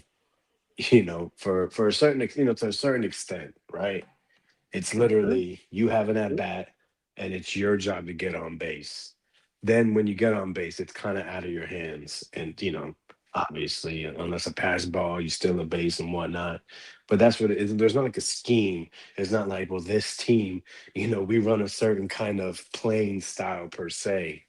Maybe they do more protection of their 2, 3, 4 hitters compared to other teams. But other than that, you have to do maybe a little more sacrifice depending on where you are in the order. But it's not like, okay, the Yankees, no matter with this coach, they're gonna be power hitters. Where in football, we run a 3-4. We got run and gun offense, West Coast. It's not like that. So, it's a little different. So stats matter in baseball. This is why I'll tell you. This is the biggest thing that I'll tell anybody when they ask me, well, what do you mean it's not the same game? Well, when I was growing up, a leadoff hitter was a hitter that had a good eye and made contact, right? Because you always want your leadoff hitter to get on base. Okay. Your second hitter was more of a guy that was going to put the ball in play and move you over. Didn't necessarily have to be a great hitter, but a good hitter, right? That made contact. Your third hitter and your fourth hitter, your cleanup hitter, was the guys that were going to drive in the runs, right? Because it was the leadoff hitter and the second hitter to either get on base or move him over so that the third, fourth, and fifth hitters could drive him in. Those were your power hitters. Today's game, your leadoff hitter has 50 home runs. It should be your best hitter. Think about it. Right. It's smarter. It really is smarter. I get why they should put do your it, right? best hitter They at want number him to one. get more at bats. Right. Your best hitter should. It's smarter. So the game's different, and that's why it's better. Like I remember, you leadoff hitter gets on base, right? Draws a walk. Let's say hypothetically, draws a walk. He's on first base. He's also a guy that can run the bases, so he has speed. Your second hitter was a guy that could put the ball in play or bunt a guy over. Right. It's someone that's going to make contact. The bunt doesn't exist. You got guys that don't even know how to fucking bunt anymore. Let alone a second place hitter like Aaron Judge bats second for the Yankees. That motherfucker cannot bunt. You can't tell me that he knows how to bunt because he's never tried to bunt. So I get why they want to put the best hitters to have more at bats, but it's not the game that I grew up loving, bro. You have to manufacture runs. They don't want to manufacture runs anymore. They just want to score runs. Yeah, so that's why I'll tell you it's a different game. It now, is a the different third game. hitter, It's much better. third hitter's going to swat because that's supposedly the third hitter. It should be your best hitter on the team, your best pure hitter. So this is the guy that you're going to rely on when this guy in scoring position that's going to get a hit and is going to drive in a run. So your third, fourth, and fifth hitters should all have either over 100 RBIs or they should be close to it. Your fifth hitter's not getting 100 RBIs. Well, what the hell is wrong with you? But Unless you're now the you got a fucking, like it's the leadoff hitter that'll 2000 hit 50 Yankees. home runs but he'll have 90 RBIs because most of his fucking home runs are solo shots. Your third, fourth hitter should be hitting 2-run shots, 3-run shots. So this is why I'm telling you, and your weakest hitters obviously will always go in the bottom of the lineup. That can't be helped. Your shortstop that can't fucking hit, but he can fucking field. He's got a great glove, but he can't hit for his life depending on his back. Your catcher who's a great catcher, great arm, but can't hit for shit. That's fine. Can't run. He bats in the lower part of the lineup. So that's to me is what was different today that I can't wrap my arms around. Like I couldn't manage a baseball team today. I'd manage like I was fucking managing in the 70s. People they'll laugh at me. But managers back then also managed with their gut. I got a strong feeling about this. You know what? We're gonna put this guy in the game. I think he's due. Lefty against lefty. Now, if the analytics don't play out and you make that decision, adverse to the analytics, you get yourself fucking fired. And I understand that too. Again, they spend all this money on this analytical team. We put all these fucking stats in front of you, blah, blah, blah. Why are you not following it? You should use it as a tool to help you make decisions. You shouldn't use it to make the decisions. That's just me. So that's my spiel about why the game is different. Hopefully that makes sense to all of y'all. No, it's just funny to hear that from a Jets fan. Like you're trying to make logic of it, but you're a Jets fan. Like what you say just doesn't matter. Well, I was born into the Jets. To be fair, I was born into the Jets. People are born in ghettos, don't mean they stay in ghettos, right? Well, have you not heard me here talk about the Jets recently? Like I'm seeing the light? Yes, you did. You talked about it again last week. Like, what is you talking about? Because they'll always be a part of me. But trust me when I tell you, Vega, I'm not bought in anymore the way I used to. Trust me when I tell you. I'm more of a supporter than a fan, like you said. And nothing wrong with being a supporter, man. People misunderstand when I make my low spill. There's nothing wrong with cheering for a team. It's just this ridiculous where you're over here fucking crying and you get in an argument with your wife because your fucking team missed a field goal. You're absolutely fucking right. Or going online. I don't even knock calling that, people faggots because they like a rival team. Like that's fucking weird. I don't even argue with you on that no more. You're absolutely right. I agree with you on that one. Years ago, decades ago, though, I didn't. I'd be the one that's arguing with you. It is what it is. You get older, you get wiser, you hear people, they're like, yeah, man, he got a good point there. Yeah, that's true.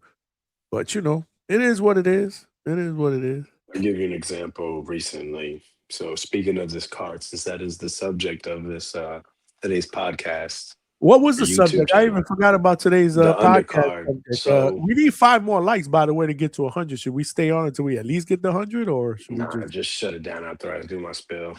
Shit. But yeah, so example of just people just not like being strange fans. Someone came online a conversation and they said Hitchens needed to be on this card. Like, why did Hitchens need to be on it? Like, because but who said that though? Who said that? Just a fan. It doesn't matter who it is, but this is what I'm talking about. This, like, first of all, stop pretending you're like this Hitchens fan. Like you're not. It's just because it's recency bias. This is my theory. It's because Hitchens was over there kicking and screaming and talking shit and got the better of Keyshawn and the shit talking. So, and the way Keyshawn's energy was, that must mean Hitchens really did get the better of him. It probably did hurt him. Very true. Because I did hear that. I did hear the fans saying that. So that must mean he'll beat him, right? That's what it means. Or maybe Keyshawn's just mentally ill and he's probably on his fucking pills, so he was relaxed. And then Keyshawn doubled down. And then Hitchens doubled down on an interview with Wyatt Sam and said, Keyshawn's a bum and I'll fuck him up. But go ahead. Yeah. And I'm not saying Hitchens shouldn't have been on the card. It would have been cool if he was on the card. I mean, he's from New York. He's a champion. Why not? But to act like this card would be extravagant if Hitchens was on there in place of Keyshawn or in addition. Like, I mean, it wouldn't have made a huge difference on the ticket sales. It wouldn't have made a big difference on the buys. It just would have added better quality on paper. And like I said, I have no problem if Hitchens is on it. But to act like Hitchens would make or break this card for someone to purchase it or not, it's just crazy to me. I think that's fair.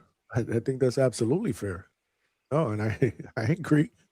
The fight that I wish again it was more Ortiz. I wish I would have saw that Hitchens Ortiz fight because that was a fight that was being talked about for a while. Even before we brought it up here, I heard rumors that from certain people that that was the fight they were looking to put together, and I was excited about it. I was excited for Jermaine because I know he wants a shot at a strap.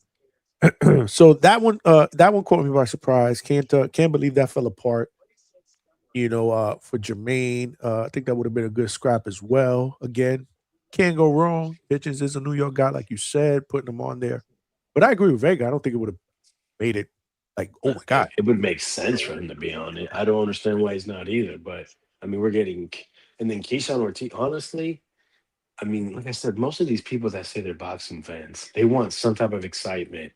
Keyshawn Ortiz was not going to be no excitement. So let's stop lying. Like Keyshawn versus Ortiz has way more chance to provide excitement than Hitchens Ortiz. Based on styles, I gotta agree. It's a Absolutely. better clash of styles instead of Yeah. people with Yeah. more similar style. Absolutely. Absolutely. Motherfuckers will be putting Z's up when it's a chess match. Can't disagree. I think this is a good scrap. I do. I like it for him. I sent him a message. Again, the only bad part is it's not for a strap. And if he loses, what happens? Because he's just right there, on the cusp of a title shot. And if he loses here, like what happens? Where does he go? Right? He's not the youngest.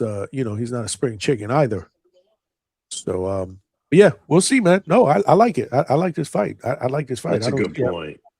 Yeah. I wonder why the Hitchens Ortiz fight didn't happen. And my theory is it never really was a real thing that was gonna happen, honestly.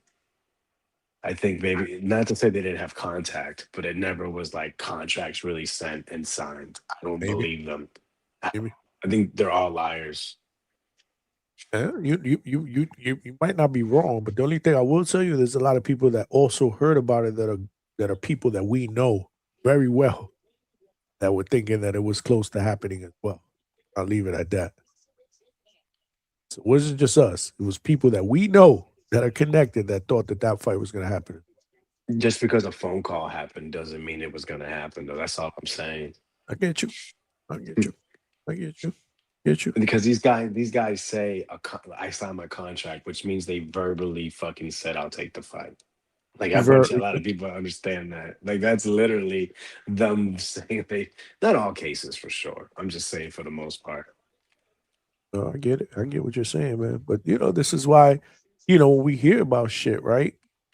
I'm not jump. I learned I've learned that lesson since I've been doing, the boxing shows. I'm not gonna jump the gun until something is either from a real credible source or it's announced or whatnot. I mean, because again, boxing has constantly dangled the carrot in front of us, especially with fights that we want to see as fans, to only kick us in the nuts or piss on our ankles. So, I don't jump anymore. It doesn't excite me. I have people that are casual fans that they know what they know that we I do boxing podcasts and shows and all that stuff, and they're like, oh, what do you think about this? And I'm like, I don't think about anything.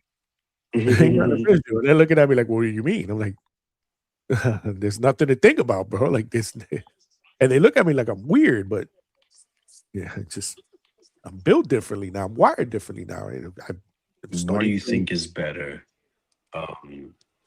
the card tomorrow or the Shakur Tio card?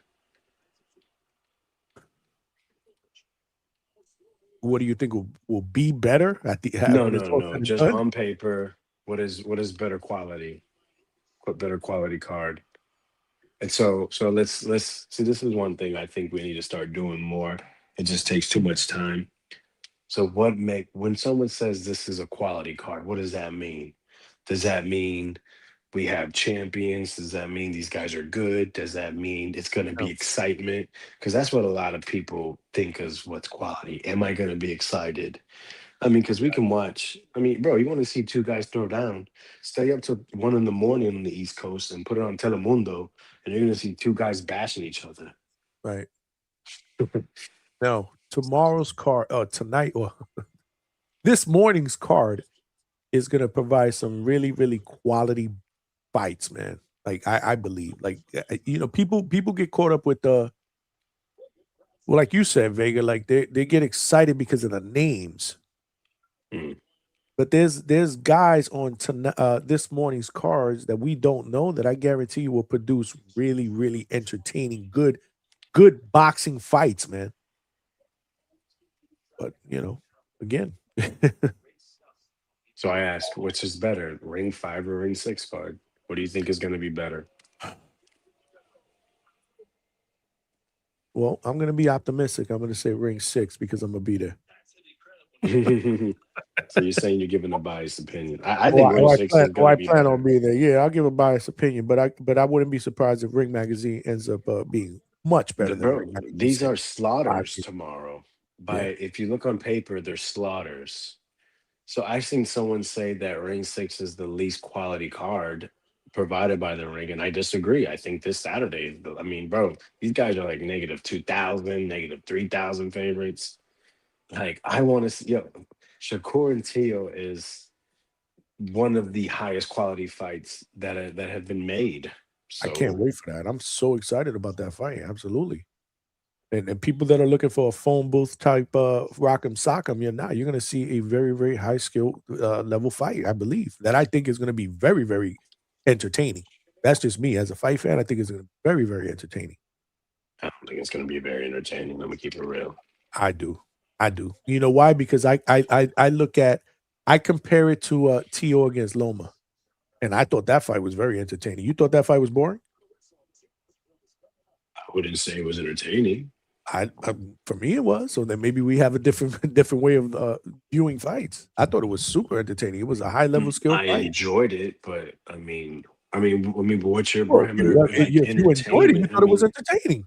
I enjoyed it. I mean, just because you enjoy something doesn't mean it's entertaining in the sense of boxing entertainment. You're speaking the same language, bro. If you thought if you enjoyed it, it was entertaining. You're not gonna enjoy anything that's not entertaining. Who the fuck enjoys something that's not entertaining? People fucking go to opera. Opera ain't fucking entertaining at all. No, I wouldn't, but I wouldn't choose to say I enjoy that. But I'm saying just because you enjoy something doesn't mean you find it in high value entertainment. I think it's the same. If you ask me, I think it's apples and apples. I don't know. That's just me. I disagree. I mean, I get it, but that's just me. I've seen that fight at least 12 times, easily. Haney Loma, very entertaining fight. No, that was way more entertaining. The thing about that Tio and Loma fight is Loma wasn't fucking throwing for 6 fucking rounds. I don't know if that was necessarily just Loma. I think he was very, very leery of what was coming back. He was very, very worried. And it wasn't like Tio was just anything. bomb. The only thing that Tio was doing was turning with him. Tio wasn't doing anything extravagant in that fight. No, bro. Listen to Andre Ward's commentary during that fight, and you tell me if he wasn't doing some good shit in there. I'm not saying he wasn't. I'm saying he wasn't doing anything extravagant. Loma was worried for sure. I'm not saying that Tio ain't got no skills. I'm not trying to downplay it. I'm saying that was not entertaining until Loma turned it up. But the fight as entirety, I wouldn't describe it as entertaining. It was just more fascinating because you didn't expect Tio to mute what Loma was doing. I think but usually does something fascinating to me is entertaining though. It just is. I was like, damn, because I wasn't expecting that. Again, Lomachenko was the best fighter in the world, pound for pound.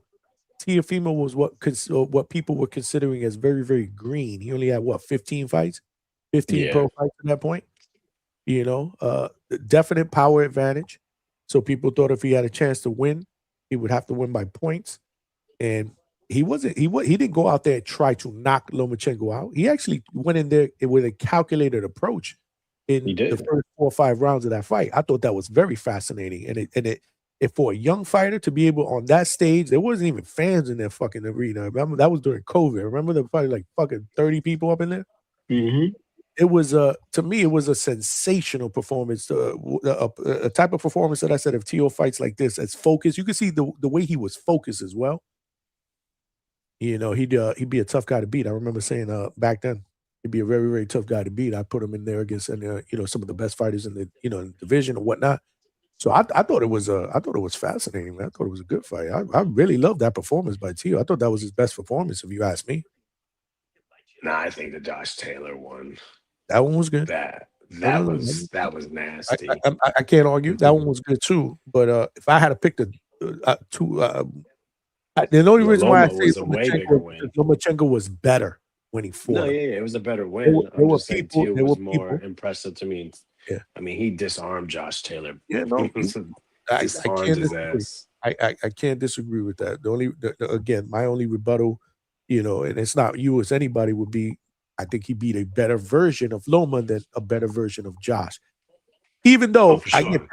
get pissed off when people diminish Josh and that, oh, he was washed up. He was not washed up. I don't believe he was washed up. That's just me. I don't think he was the same guy from 2 years prior, but I don't think it would have made a huge difference either. I just think, I just think Tio's better. You know, so or is a better fighter, and that's what you got to give him credit for at the end of the day. You know, that's why I went back and forth. I forget who it was that was crapping on Tio. I was like, listen, man, if you're picking Shakur, I get it, but you don't have to crap on Tio's resume to do that. Just pick Shakur. He's a great fighter. I get it. You think he's just better. Boxing fans are weird. It's Yeah, like but you don't have to you crap on discredit the Tio's fucking opponent, resume. and then after Well, the he was guy bigger wins, than Lomachenko. Last He I was. fucking checked, they both And he fucking too. it don't matter. But physical, yes, you're gonna have people in the same weight division that are either taller and have longer reaches. As long as they make the weight, I mean, what difference does it make? He agreed to take the fight. How many fucking fighters have Lomachenko fought that he's actually bigger than? Most of the people that he's dismantled are all bigger than him. But people right, forget niggas, that. Walters. Yes, but people forget that. But they want to shit on that and say, well, Tio was just bigger and stronger. That's Well, he bullshit. was. He Those are was the bigger and stronger, but he also was better prepared that night. but he was also the better fighter that night. And that's what Right. they choose not to say. That's what they choose not to say. Just give the guy credit, bro. If you want to root for Shakur, I get it, bro. Listen, I haven't made a prediction yet, but let me tell you something. I'm going to be perfectly honest with you. It's hard for me to pick against Shakur, against anybody, because that's how high I am of Shakur Stevenson. So we'll see what happens. We'll see what the next month and change. You know, I can be swayed, but I'm not going to sit there and diminish what Tio has done, bro. I don't do shit like that, bro. These fight fans do this shit all the time, bro. Well, like, bro, you don't have to shit on another fighter just to justify why you're picking the other guy. Just say Right. you're picking the other I'm guy because saying you think he's better. because they're gonna want credit for the win, but it's like you just discredit the whole fucking time. They're like, well, that's what you said that the guy was all Because that everybody's great. always But caught up then with, why I even told bring you. up that the I win's told good? you he was going to beat him. I told you. That's what everybody's caught up with. You know, trying to be the smartest guy in the room. I don't give a fuck about that. I got no horse in the race, bro. I think I like both fighters. I'm a Shakur fan and I'm a Tio fan. That's what I'm talking about, man. This fucking infatuation with fucking athletes is fucking ridiculous. And they're like, okay, I'm gonna like this, so let me pick my fighter. You don't have to. You can just enjoy all of the fighters, FYI. And people are like, well, then it'll be boring. No, it won't, because you can enjoy all of them. Oh, you know what? You're right. You're right, and I'm learning that on the fly. But there are gonna be, when you're in my position, there are gonna be some fighters that you have no choice, man. You just get emotionally attached, whether it's behind the scenes relationships. Trust me when I tell you, Vega. It's just you try not to, but you end up falling into that You know, because of I the way you're understand. treated. You know, it's just No, for different sure. sitting in my chair than in your chair. And I'll No, just tell you that. I get that. I'm just saying these motherfuckers have. Oh my god, he's born in the same state as me. I love him. He's my man. Oh well, no, Like that's the shit is different. fucking strange. Yeah, That's what no, I'm talking. I'm not talking about like when you actually meet someone, encounter eat them, them. have They let you in their conversations. camp. You know, they Yeah, I treat you get like that. Like, it's come on, yeah, different, you're man. building a connection. You're human, right? We're human. Yeah. It's a connection. It's a it's different. So you're always gonna favor that, and there's nothing wrong with that. People be like, well, it's not being biased; it's being human. As long as you're not overbearing with it. Overbearing with it. Like I wasn't overbearing with it. I was giving Haney props. I said, "This is gonna be a good fight." What I should have been doing, but I'm rooting for the guy that I'm rooting for. But then after that, people still want to shit on you because you got it wrong. But that's the way it is. But it's okay. That's what boxing is all about. You're gonna get something right. You're gonna get something wrong. It's all good. At the end of the day, we are, even though we analyze boxing or whatever, and but we're all fans too. Some of us aren't, fans of specific fighters, but we're fans of boxing fighters. Like, there's a lot of fighters that I love. What's up? Let me give you an example. Yo, what up, man? How we Go doing? ahead. Can I get a Keep going, man. microphone Keep check? going. Because, keep going. Go ahead. No, I was just gonna say we had a great NBA Finals last year between the Thunder and the Pacers. I'm talking about two teams that just played basketball at a great high level, but because they lacked the fan bases, people didn't watch it. Like I said, these people, they're not actual basketball fans. They just like the Lakers. They just like the LeBrons. You know what I mean? They just like the Knicks. They just like the fucking Kevin Durant's. It's not real true love for a sport. It's a popular word that was going around a couple of months ago. It's this parasocial bullshit. And it is weird, but it's become so normalized that it's like if you don't have that relationship, then that means you don't have. How can you enjoy it? And I'm telling you, of course you can enjoy it. You don't have to be set to guys just from Mexico or guys just from Texas. You can enjoy all these fighters. That's all I've been trying to tell people. It's just ridiculous.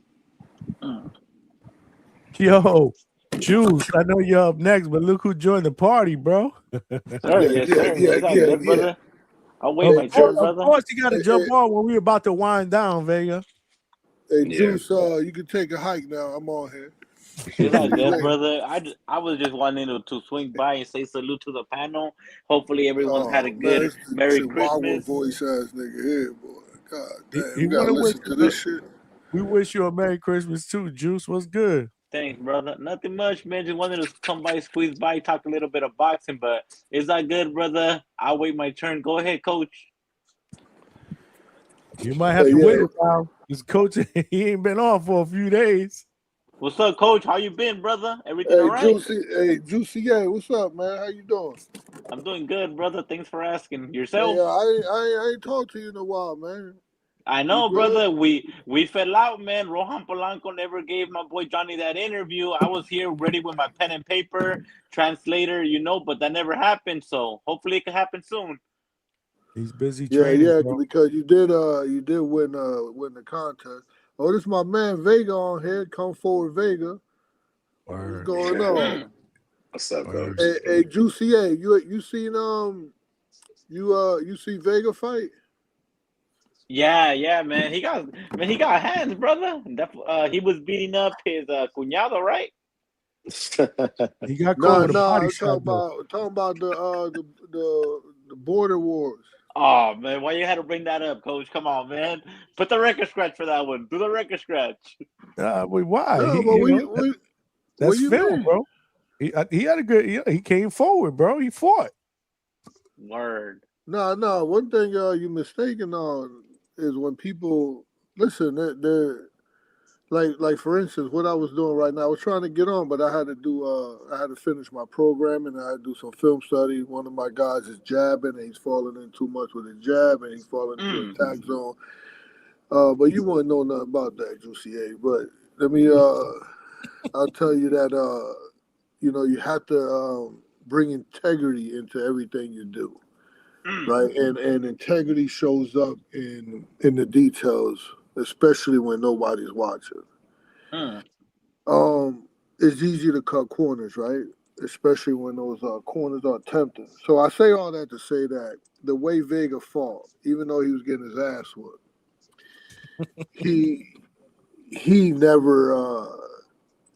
This is inspiration. Is that it's like this is why we watch Rocky movies, right? He gets beat up. He gets beat up. Wait till we get back to that. Ooh, I'm putting a timestamp on that. Go ahead, coach. The timestamps on the Rocky movie. Yeah, it was a discussion earlier. We were Go talking ahead, go about ahead. movies, boxing movies. Go ahead. Oh yeah, somebody just sent a super. You know, you gotta read these chats, man. These super chats, $5. They just sent it. This is gonna do but this is gonna send us on another road, and I want to hear what you got to say. Attorney Bailey with the $5. What is your top boxing movie? But you can't sit here. You gotta go back down that. What y'all was talking about before I got here? That somebody spent $5. We were talking about baseball. how I was Yeah, getting you my didn't want to ass hear about whooped. what we were talking about. Listen, my top boxing movie are real boxing fights. Like I don't. No. Shit's a Answer the movie. question. Shit's a movie, he said. Play with us. Answer the question. Yeah, I really don't have one. I honestly watch fights. I watch real fights. Like there was I was You just training. said Rocky. You don't think Rocky No. was a great boxing movie?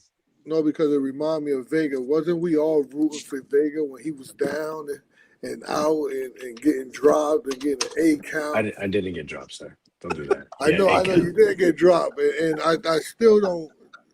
I don't understand. I said this before, but I don't think people grasp what I said about how you got stopped. You don't. That's not how amateur boxing works. And I know for a fact that fucking ref took influence from Ness screaming out crazy, going nuts over one of his favorite panelists or call-in, whatever Vega be doing on the TBS or CBS, whatever the show is.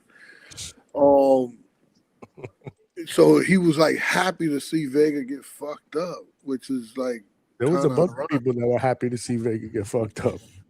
I was in that corner, in that vicinity.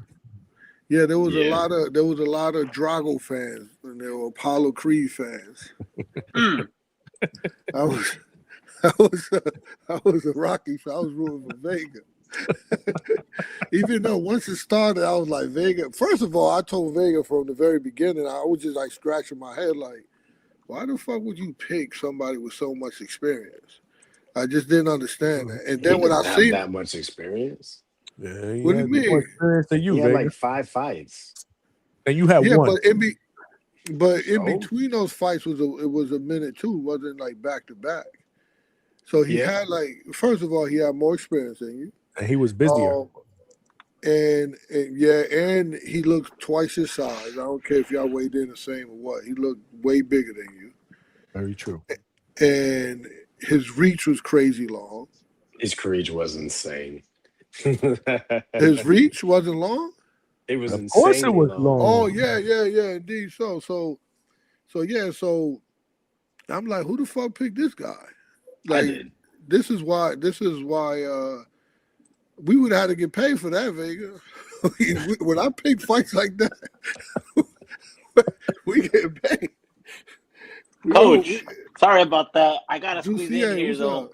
I gotta squeeze in here. And speaking about picking fights, is there a reason why Rohan Palano rated top 6 in box spread, top 10 and 12 division in section bodies, and top 5 in the 147-pound division is fighting number 338 fighter Christian Gomez that has a record of 23 wins and 6 losses and is coming off out of 2 back-to-back losses? Is there a reason for that?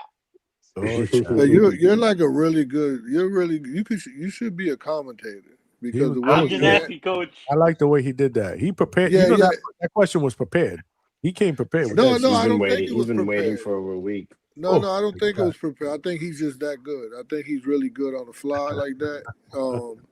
Okay. And I think he should be like a commentator or something because he fills in a lot of death spots. We only Rohan Palano could only fight who signs a contract, Juicy A. So there's a lot of people that didn't want to sign that. They was waiting for the other card, and they're looking to get paid to fight someone like, which I don't blame them. I know the sport. It's just like Vega. Like, why would Vega fight that dude if we ain't getting paid? So why would anybody want to fight Polanco? I If mean, they're not, respectfully, Polanco is 17-0 with 10 knockouts. He's not a big knockout artist, right? His biggest name on the resume that I could see here is maybe a Quinton Randall. Maidana has an okay name because he got a draw with Mario Barrios. So why are you guys portraying Rohan Polanco like this big boogeyman that yeah, that hasn't really had no signature win? yeah, I know. So sometimes, so there's such a thing that's called the eye test, right? When you pass the when you pass the eye test, people tend to be like, we don't want to take a chance until he either lose or to someone exposes him, and then maybe we'll take a crack at him. But remember, he only could fight people that signed the contract, and within the boxing realm, like promoters and managers and trainers and fighters, there's a community there that people know who the fuck to stay away from.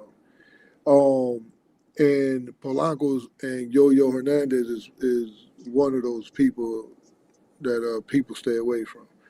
Because it's what are you going to gain by getting beat by Rohan Polanco at this point? Like you said, he never really fought nobody. So it's, high risk, low reward.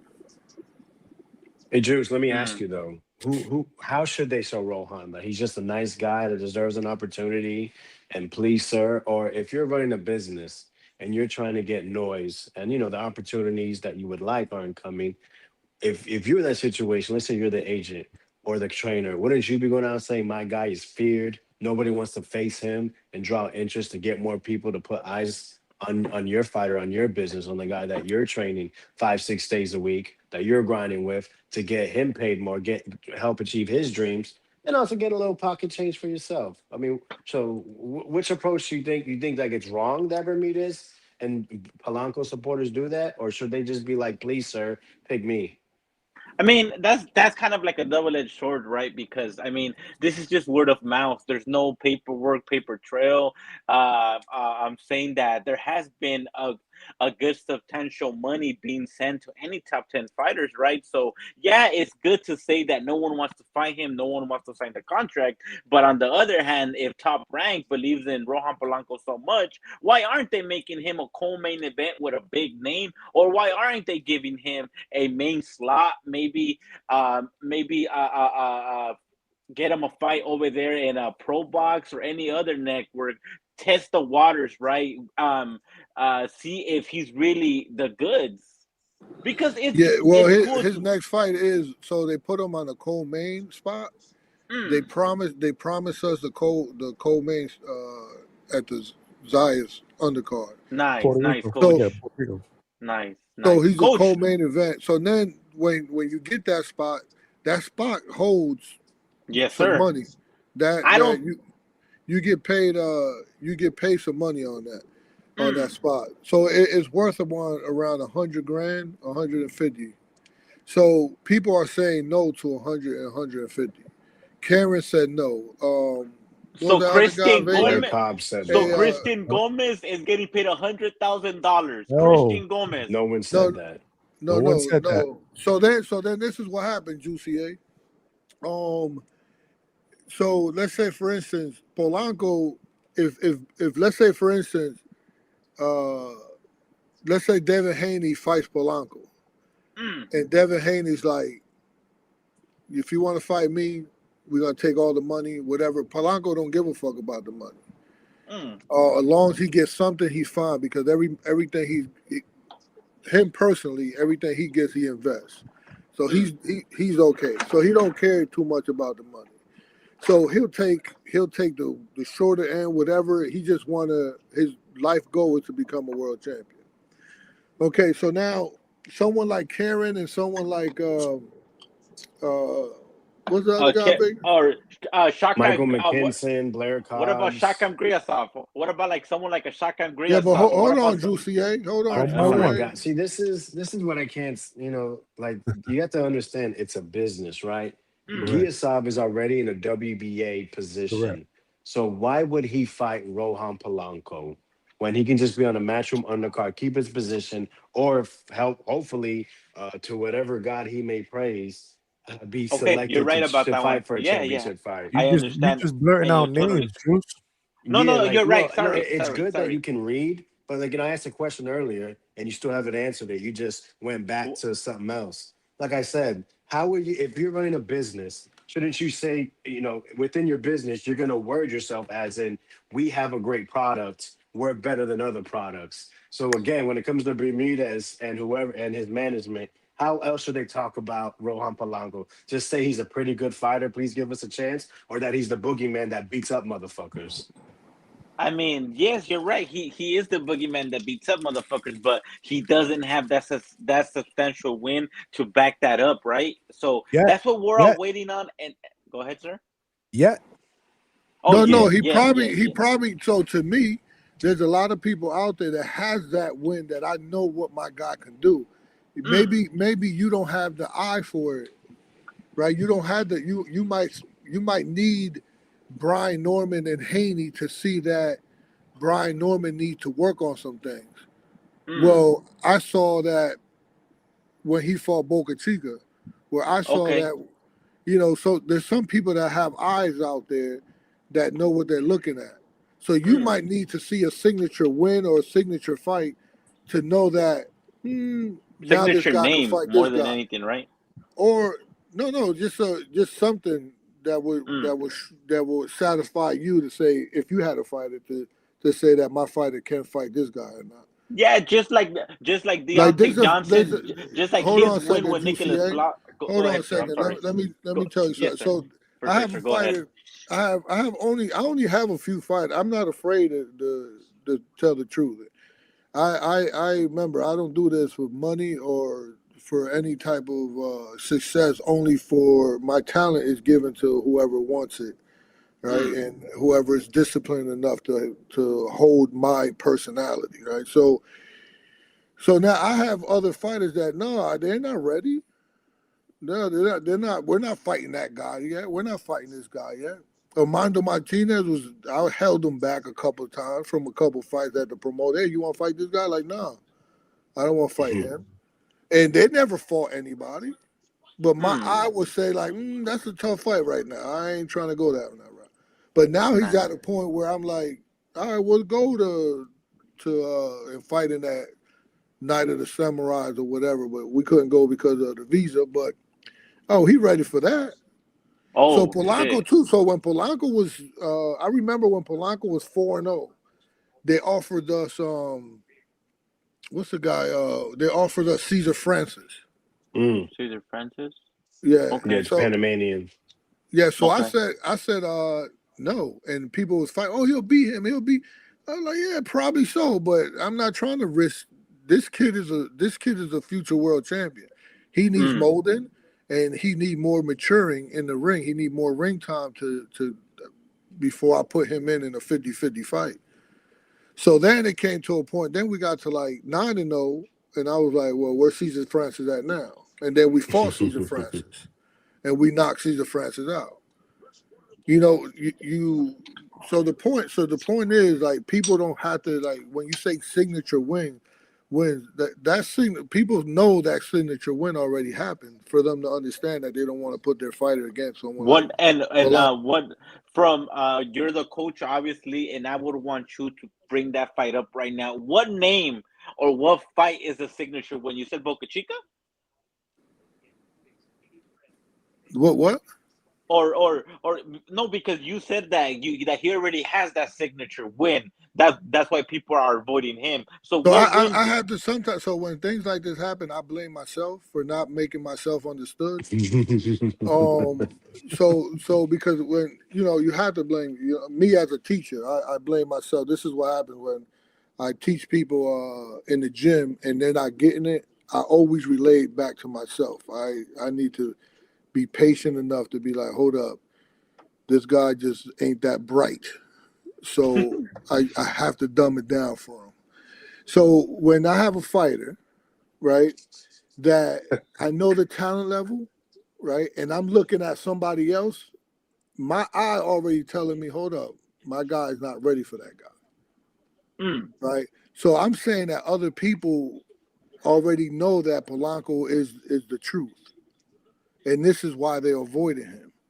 And no, for you, Jussier, he might not have a signature win, But for the other people that have a 147, like the people that got Tiger Johnson, they are smart.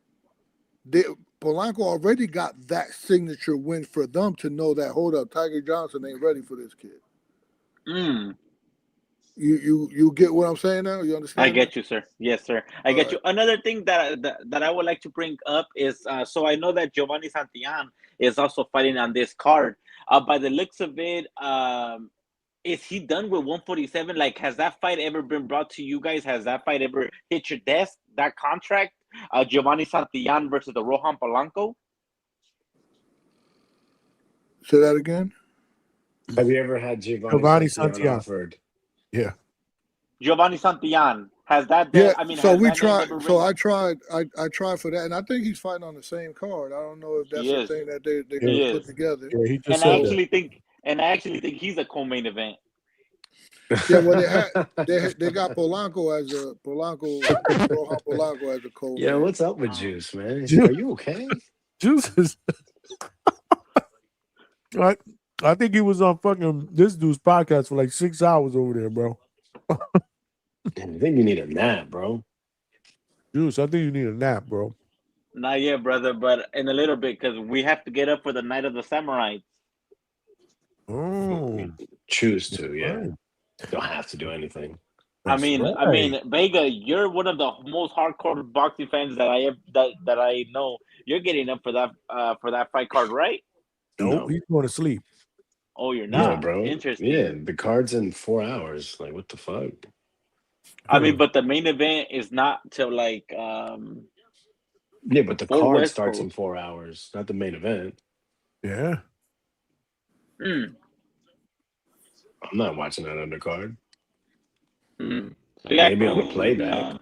You see though, because look, like it's not that I'm trying to put Rohan Palano down, but I just don't understand is how he's gifted a top 5 rating in the He just ring told top you, though. 147, but he doesn't have no win. So like I just don't understand how Mario Barrios, how Rolando Rolly Romero being champions are not in front of him, and how now that Deontay Johnson has his signature win in the the main fuck is event in Deontay Pro Box, Johnson? how he is not in Delonte, that's front of Tiger him. Johnson. That's Tiger Johnson. Oh, Delonte. Not, okay, he said Yeah. Deontay. I'm Well, like, who Tiger the fuck is Johnson, that yeah. guy? A lot of football player?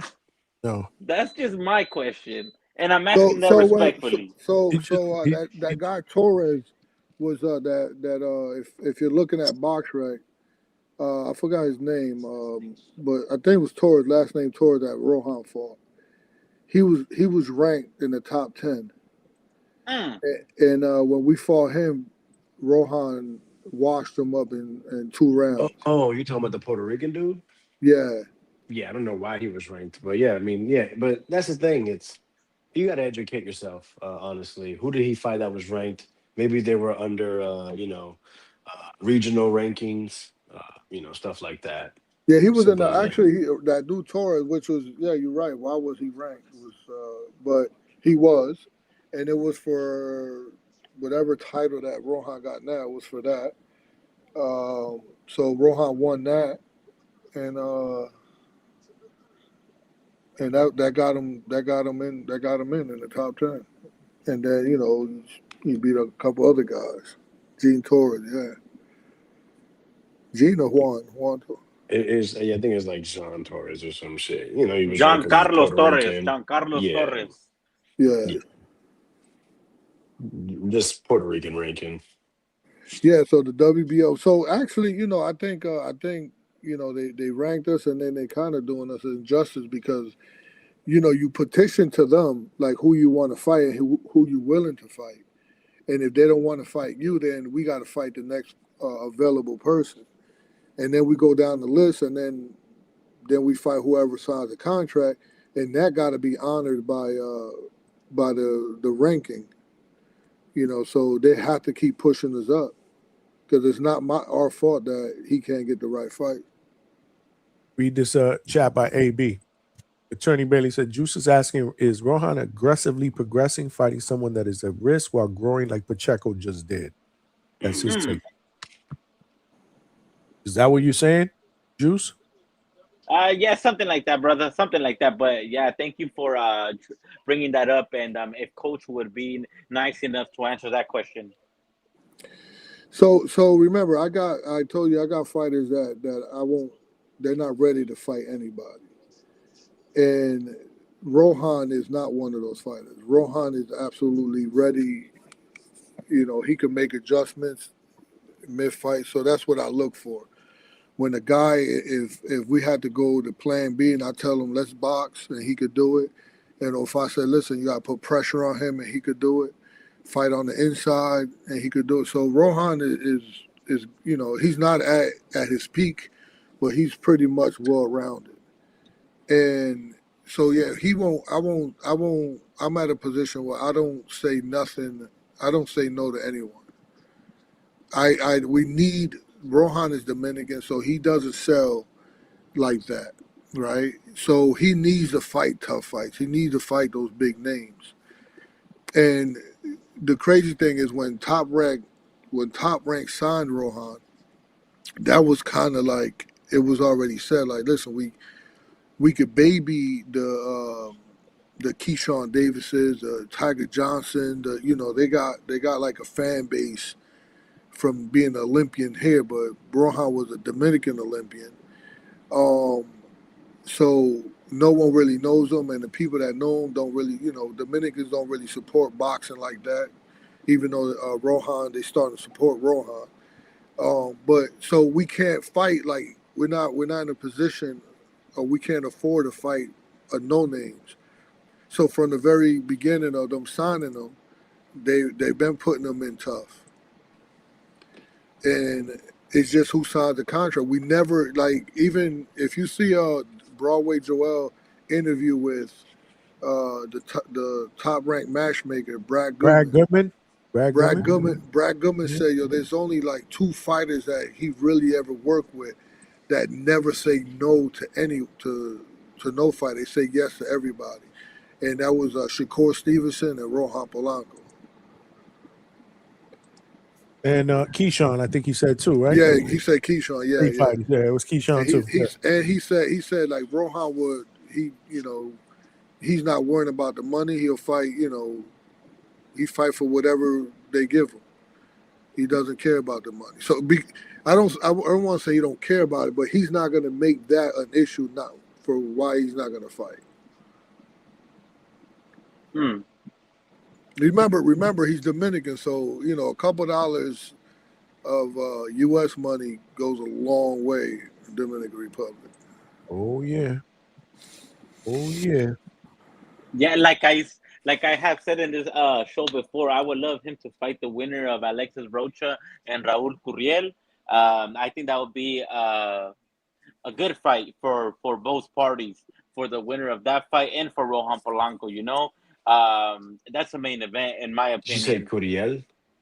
Yeah, brother. Raul Curiel. You know he has a fight, right? Huh? Yeah. He said you said the winner? I said the winner of Raul Curiel versus Alexis Rocha, brother. He said the winner. No, sorry.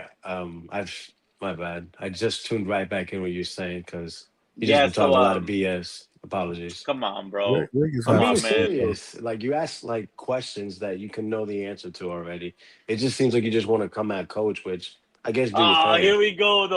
The witness, bro. The coach doesn't think like that, brother. He's not upset, or I'm not saying he's upset. I'm just saying it's like, I mean, do you want to be taken seriously, or to come on a podcast and be upset and be crazy? Yeah. And I appreciate, Juicy, I appreciate you though. Thank you, brother. I appreciate you trying to have tough questions. I appreciate the chat having your back, which is awesome. I think they upset at me because I call you Juicy A. So Juicy A, you got some fans on here, man. We miss you on here. Thanks, man. I miss you, brother. I do my best to learn the sport of boxing. I ask questions that I want to know the answer to from the horse's mouth. That's all I'm doing here, brother. Yeah, so Curiel, you think Curiel and who are you fighting again, Vega? Alexis Rocha in a rematch. So you Can I think read the chat real quick? Because I'm getting I need to get better at this. Malcolm with the $2 said Rohan learning English will help promote him, in my opinion. Well, from what I seen, he spent $2 on that. That's his No opinion. shit, Sherlock. well, from what I seen is that Damn, Malcolm. he's said already trying no. to learn, right? He's already in Duolingo. He's doing the English classes. Of course it will help. Who don't know that? Like, Coach, why you got to dog the people that send me super chats though? I'm saying, come on, Malcolm is an elite panelist. He got said that. Oh, well, I mean, listen, he's not on here to tell you that, so you know. Salute, Malcolm. Hey, Malcolm, you could have wrote that. Coach could have shitted on your super chat, Malcolm. Hey, Malcolm, you could have wrote that in small print. Yeah, he wanted to make sure it got read, bro. The chat's cooking right now, man. We got hella people up in here watching, man. Attorney Bailey, I don't know what my man Attorney Bailey talking about. What's my guy talking? Hey, Attorney Bailey, I got a speeding ticket. I need you to argue.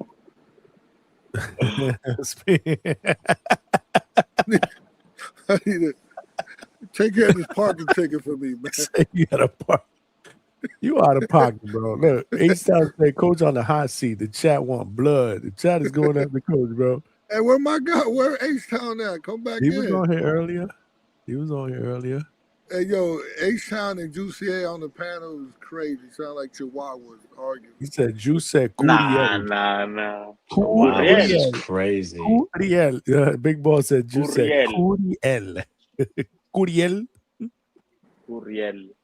But yeah, man, back to that. You know, they got the rematch going, and they're in the top 10 of I think it's WBC. So The WBA. maybe WBA, And, okay. I know Alexis was ranked high in WBO, but yeah, Codiel just won like a WBA eliminator, along with three other welterweights. Shout out WBA, man.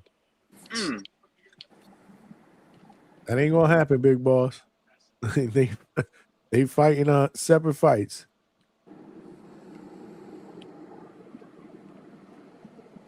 Yeah, man, but that's that. Coach, who you got it for in the Night of the Samurais? Have you broke that fight down? Because I'm trying to put my my bet in. Can I get some advice on that, Coach? I think I'm gonna go with the over on Nakatani and the over on Inoue. Anyway, yeah, I think it's like 5.5. That's what I think. So you think But anyway, it's going what does that over. mean? It's a- What does that mean in English? that it'll go past the 6th round, Do you guys think that there's a possibility or depending on your book, of halfway through the 6th. Naoya Inoue getting dropped in this fight?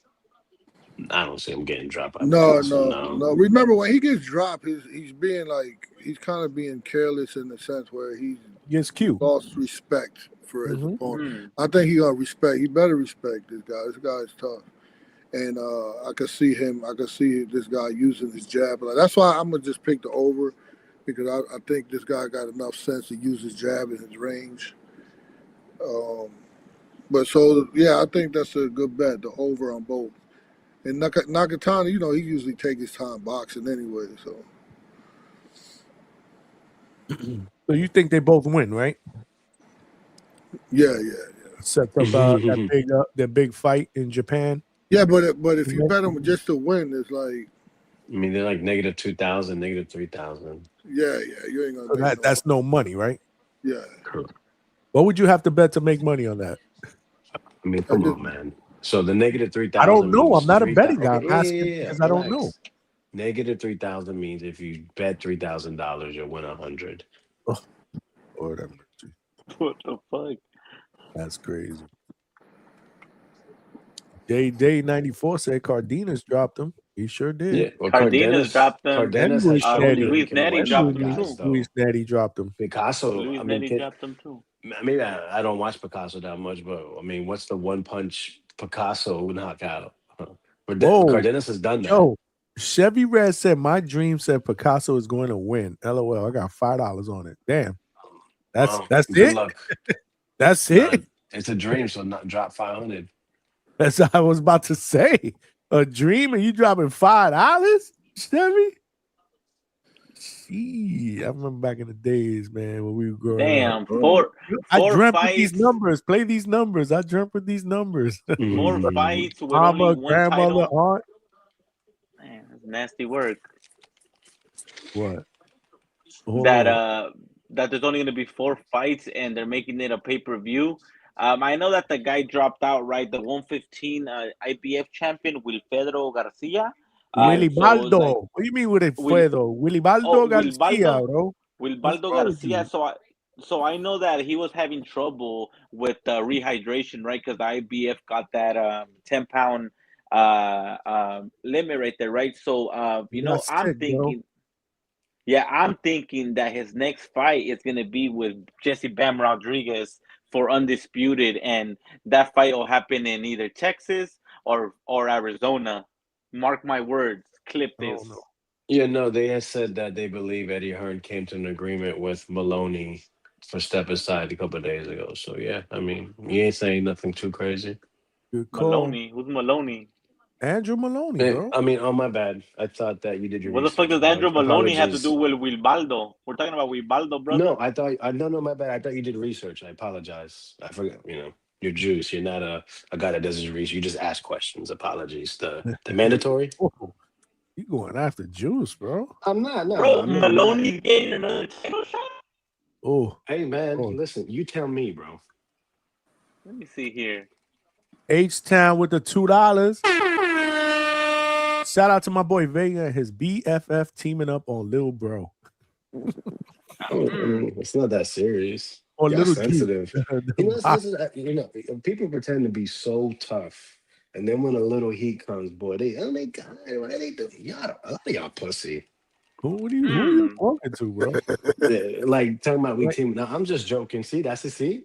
You soft, Johnny. I'm talking Who? about I'm you. just asking who you talking to I'm because I talking know it about ain't you. Look me. at you. Nah, man, I'm talking about you now. You say, man, hit dog holler. I'm not so. Dog holler. Vegas on he's just shooting ammo at everybody, bro. I'm just playing a game, bro. I'm chilling. We good, bro. You sound better though than earlier, bro. You sound like crap when you first jumped on though. Yeah, I think my sinuses are opening up. Yeah, you sound much better, bro. You sound like shit earlier. I'm gonna tell my girl all I need to do is play some PlayStation. I feel better, girl. Oh, tell her you She feel hates tell her, it. tell her you're dying. You feel like crap. See what she tells you. Yeah. Now my son just brought the PlayStation because I picked him up, and she says I'm really mean when I play it because he don't listen to me. Okay, Attorney Bailey's got something to say. He said, "Coach, I see what everyone else see in Rohan, a pure killer. You know he's a killer. Where you Must see be that? correct. Whoa. Hey man. Oh, I see it. Go ahead. Juice said, "Who is he killed though?" No. Let Coach read that. Well, according to you guys, he's killed Let Coach someone. read it. Oh, Damn it. I never said he killed anybody. Don't say you guys. All right, if you're not gonna read, I'll read it. I see what you and everybody else see in Rohan, a pure killer, but must be moved correctly. Honestly, I think with more experience, Rohan's footwork improves. Rohan tough to beat. What do you say, Coach? Yeah, so it is is a detriment to everyone else if they giving Rohan more time to what like Attorney Bailey's saying, more time to get experience, more time to work on his craft. What Bailey said, footwork, right? Yeah, so he's just the longer people wait, I think the worse because he remember he lives in the gym, he trains every day, all day, and he's just getting better. So I yeah, mean, he's right. it's kind of like a double-edged sword too, right? Because he's wasting his best years, like quote unquote, being ducked by everyone, while everyone is quote unquote letting him get better in this gym of yours, which is good, But like he's also wasting his best career, his best years, I guess, right? So you're saying he should sign with someone else? He should take a No, gun I'm and put it saying to that Top he should Rank's head? definitely that What are you look, money saying? speaks. And if he has the backing of Top Rank, they could give him a big fight, brother. And They who's could backing give him a Top big Rank? fight. Where are they going to give him the money from? What's their network? Who's providing the money? Do you know? Do I you have don't some know breaking that. news? Okay, so they're putting an event in Puerto Rico, right? They had to Okay, move a yes. lot of different things to make this event occur. They had to find a specific day. They had to make sure that they can get it sanctioned and all that. They're probably losing money in Puerto Rico, to keep it real with you. It's not really a money making thing, but possibly we'll see. But so the money's going to Xander in a unification bout, which Abbas had other options. So they probably had to, shout out to Frank Martin. They probably had to put a little to make the unification happen. And so you're saying is they need to put even more money into Rohan as the co-main that's getting told no, no, no, no, no. And there's 4 weeks to go, right? 5 weeks to go when they made the announcement because coach says he's a killer. And basically you're saying is, well, show me. And because this fight is not going to happen, that it can't happen in the next fight. Well, hopefully it could happen in the next fight, man. Hopefully it could happen in the next fight. And back to the Top Rank. Top Rank's been around for, man, who knows how many years, right? They're one of the oldest promoter companies here. So I definitely do think that they're not going broke. I mean, they should have money in the bank from all these champions that they promoted. So, yes, they're asked out of a network deal, but they got some money tucked under the So rug. put the reserve money on a co-main, you're saying. Yeah. Stack the And card, brother. Damn. Right, Stack but the I mean, card listen, up. hey man, but they already so like I said, Abbas is not signed to Top Rank, right? Nope. So they had to pay his promoter. Like I said, there was probably consensus. So now they got to pull out even more money on the same Bring that card. card to Las Vegas, put a stacked undercard, and sell it out and make money. Bring out the violin for this dude, bro. If they're going down, well, then why give him the main event in Puerto Rico? Because they're doing it for Xander, because they're putting money into Xander. So they got to put money into Rohan at the same fucking time to appease you. Well, to please the boxing fans, brother, right? Because I'm sure I'm not the only Who's one. complaining? I don't think people even give a shit about Rohan, who he's fighting in the co-main, besides 7 people. I guess so, brother. I guess so. Hey, man, listen. It is what it is, man. I mean, listen. He'll be fine. 2026, I think it'll be a good year, man. Well, they said that's 3 one more thing. times. That's one thing I could tell you that Top Rank said they're going to be pushing Rohan in 2026. Yeah, it's cool to say. We won't have to see it. Yeah, I mean, I wanted to say that they said that for 2025. I'm not sure. I think they did though. I think it was mentioned. But I mean, we only could, the reason why I always say this. I don't mean to be the dead horse here, but the only reason we're at 147 was to fight Brian Norman. That's the only reason why we're at we could have been at 140 still, but they promised us Brian Norman, and we didn't get it. Well, coach, go to the office, take the strap, point it at fucking everybody, Belt and to say, ass. yo, BTA, it's coach. time to collect. And coach, this was before the Brian Norman and the Santillan fight, or this was after? Oh, that was after when Brian Norman was a champion. They want to shot at the title. Yeah, they wanted Brian Norman out of there. They were trying to get rid of him with that Santillan fight. Yeah, he was. And this is what I'm saying. So sometimes in boxing, when you look vulnerable is when you get a shot. Yep. Because Brian Norman Jr. looked vulnerable in a couple fights. This is why they were trying to get him out of there, give him a fight with Santillan. But he showed up that day, put the mittens on Santillan, and then he was moved up to world champion, right, when Crawford left. And then he was gonna fight. Then he was gonna fight the Puerto Rican guy. What's his name? Vega. Derek Cuevas. Disgusting fight. And then he hurt his hand. And then they was like, "Hey, Polanco, do you want to move up to fight Cuevas and the winner fights Norman?" And we was like, "Absolutely." We moved up, and we was waiting, and the contract never came. And then Juan Gene or whatever Torres popped up. And then we're like, "What the fuck is this?" Then it was for I don't know what belt. I don't even know. WBN, WBO Intercontinental or something. Yeah, it was for something like that. And then, okay, so we get it next. Boom, no. And then we get it next. No, that he's going to Japan. No, that he fights the Puerto Rican guy, knocks him out. Then okay, we get it next. No, he goes to Japan. Okay, we get it next. No, he fights Haney. You know, so now Haney's not going to fight us. That don't make no sense to him. Absolutely disgusting. Derek Cuevas was ranked in the top 15. I think he was like inactive for over a year or two. Shout out to the new president, man. I think he was So ranked, great. Vega. No, he was ranked. That's what I'm saying. It was absolutely nasty that he was ranked after being. Oh, I thought you said he wasn't ranked. Okay. Yeah, that was Yeah, so coffee, my was the bad. guy that Polanco fought too. Right. I mean, it's just Puerto Rican bias. Shout out to this praised president the WBO has. Are you talking about Gustavo Yeah, that fucking Olivetti? guy. Yeah. But Gustavo, they got their own ranking committee that. Why you hate him for? Because I mean, no. You know what? It's not that I hate him. I just hate people praising him because he speaks well. Like he puts his words. I mean, he's a fucking attorney, right? That's great. Of course, he's a great speaker. Yeah, But you can't really like fucking it's corner true. him, right? Every time he slithers his way out of everything. He's It's true. Suleiman Jr. He's a great It's true speaker. because you speak well and everybody fucking hates you. So I get it.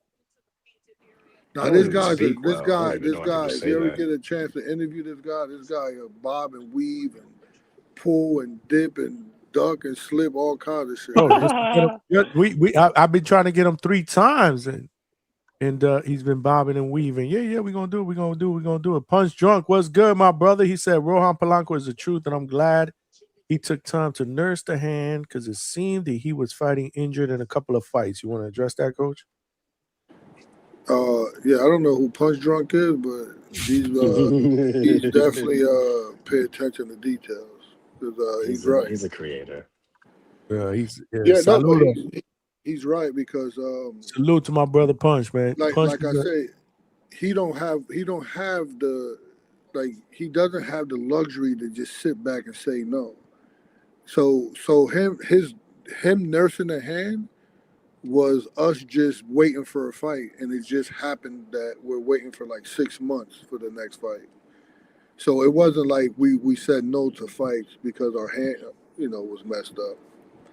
We just rolled with it. His hand was hurt going into the last fight.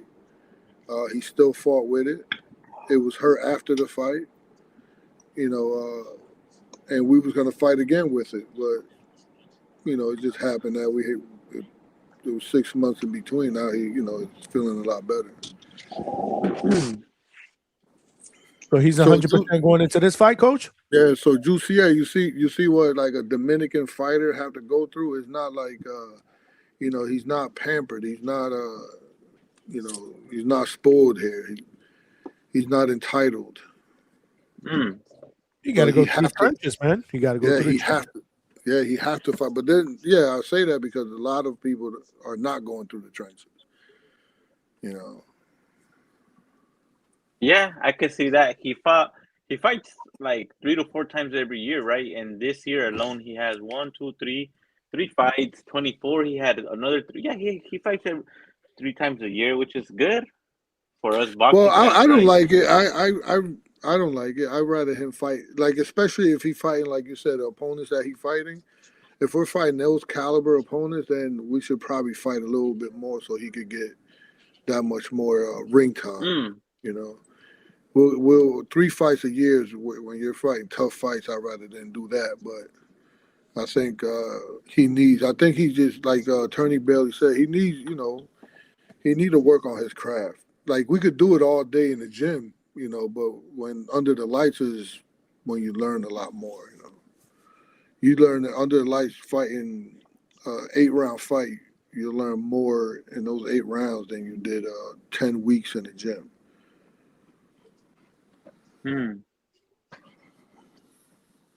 What's up with my boy Kirk Scooby, man? How he's doing? He's doing good. He just got surgery. Painful surgery.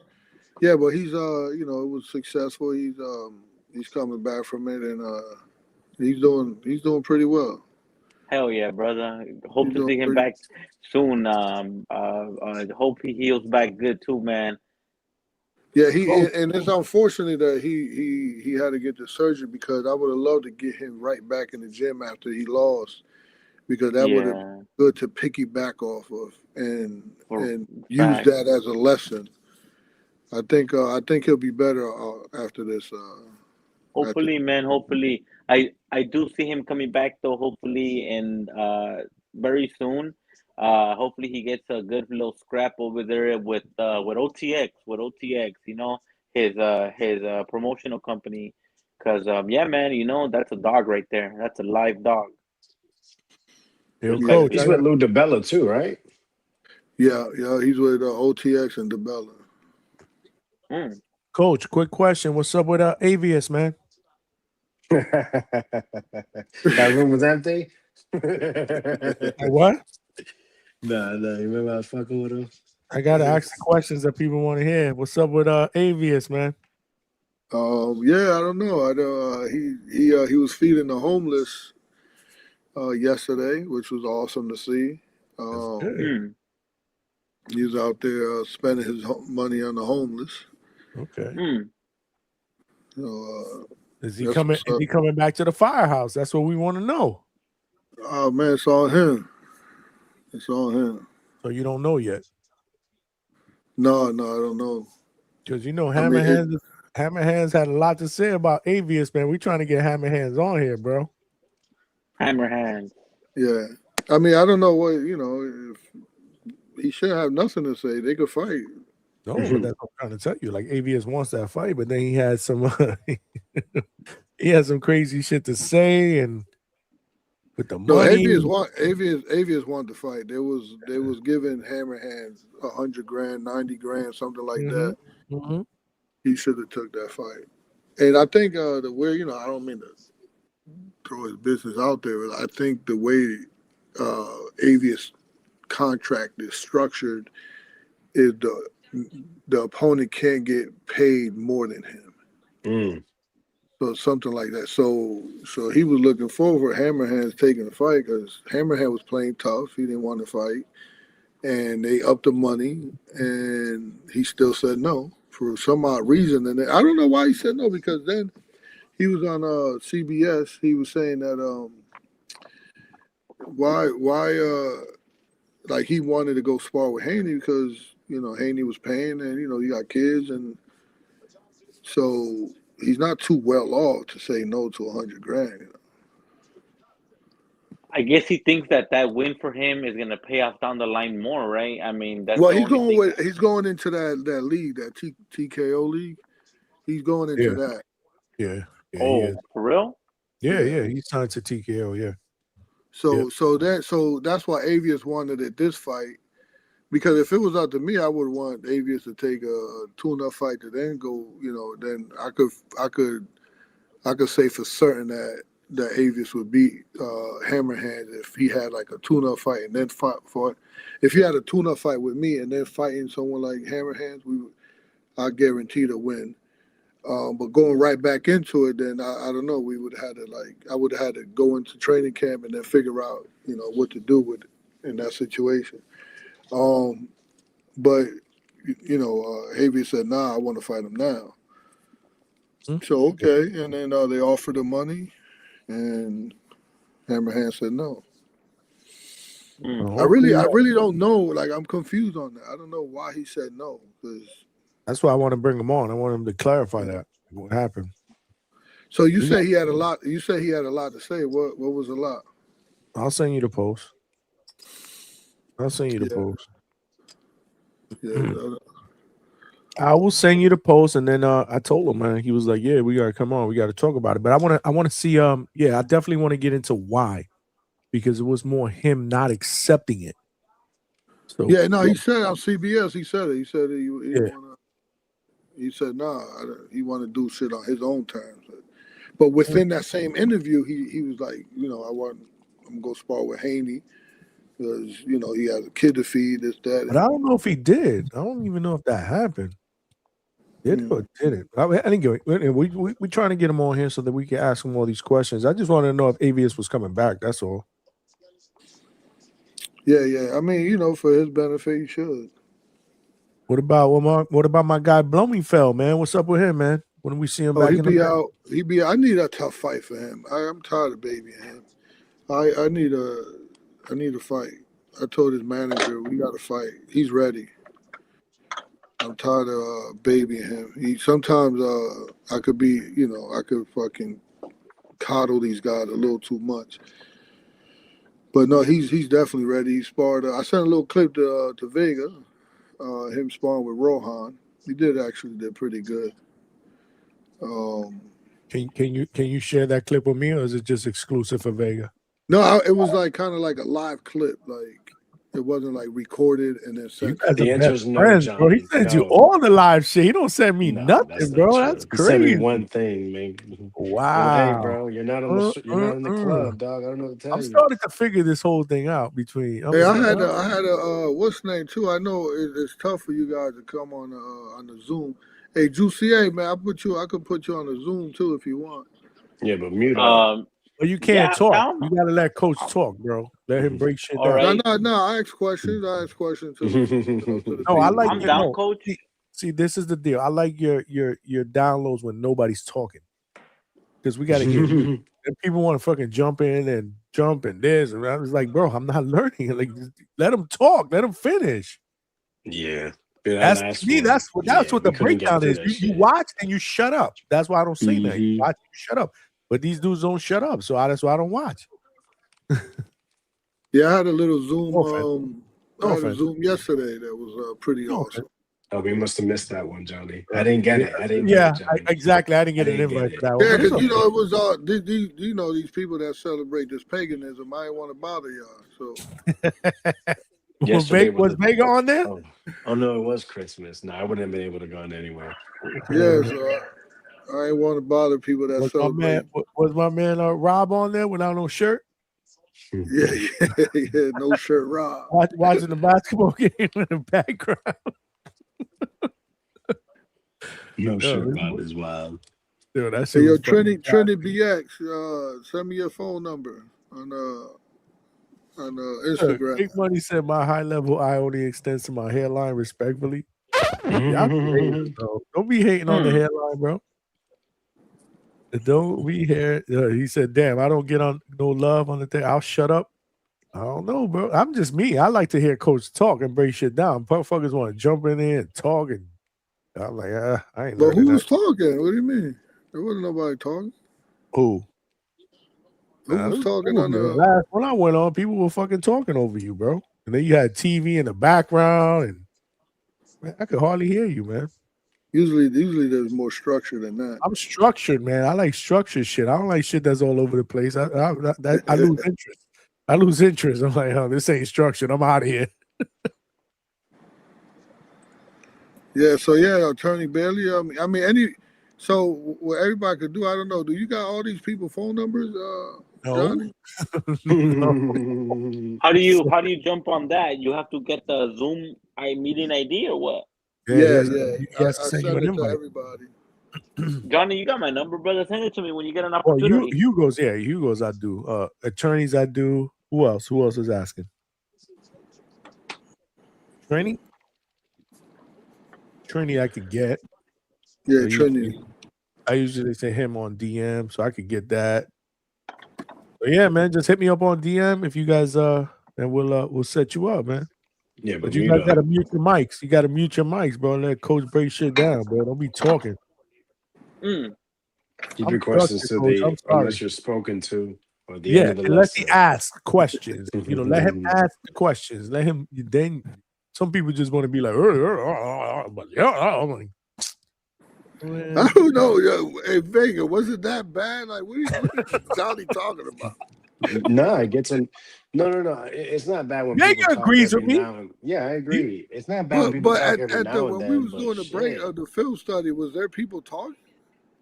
In the middle, yeah, bro. Like I couldn't even pay attention because motherfuckers just kept asking and coming with their own suggestions on what they believe they were seeing. And I mean, that's cool, but I thought it was a film breakdown, not a Right. question fucking air. We got to hear you break shit down. That's the whole goal of it. I'm trying to learn. It was There was Tip. no. There was Tip down there, right? Yeah, Tip. He's a talkative one. Yeah, he Mr. I know everything. Shout out Tip, though. That's my dog. Yeah, that's all. I mean, I don't really remember people interfering like that. You don't be remembering shit. You don't be remembering. You don't remember to send the link. You don't be remembering shit. That's the problem. Johnny's mad because he didn't say hi to him again. I'm not mad at that no more. I'm used to it. I'm used to that. That don't bother me no more. It is what it is. I know he loved me deep down inside. My God, man, my God. You know it. So yeah, just get everybody's number. Big money. That's a Harlem cat, right? Yeah. Yeah. When you doing that? When is the next one? Tomorrow? Yeah. What time? You see, that's what I'm saying. I got date night tomorrow, man, or tonight. Unless you're doing Sunday. You talking about Sunday? No, I usually do it later around 10 o'clock. Saturday night. 10 o'clock. Yeah. See, I got date night. Date That's why we live tonight. Or we're live tonight. Damn, what we on? Almost 5 hours. Yeah, usually we do What's date up? night. What's your date night? What's your date night looking like? What you mean? Are you What, going out usually? to dinner? Oh, nah, we got so yeah, we'll go out to eat, and then we got so there's a place right here by the house called Port 27 where it's outdoor. They got live band that performs, so it's Latin night.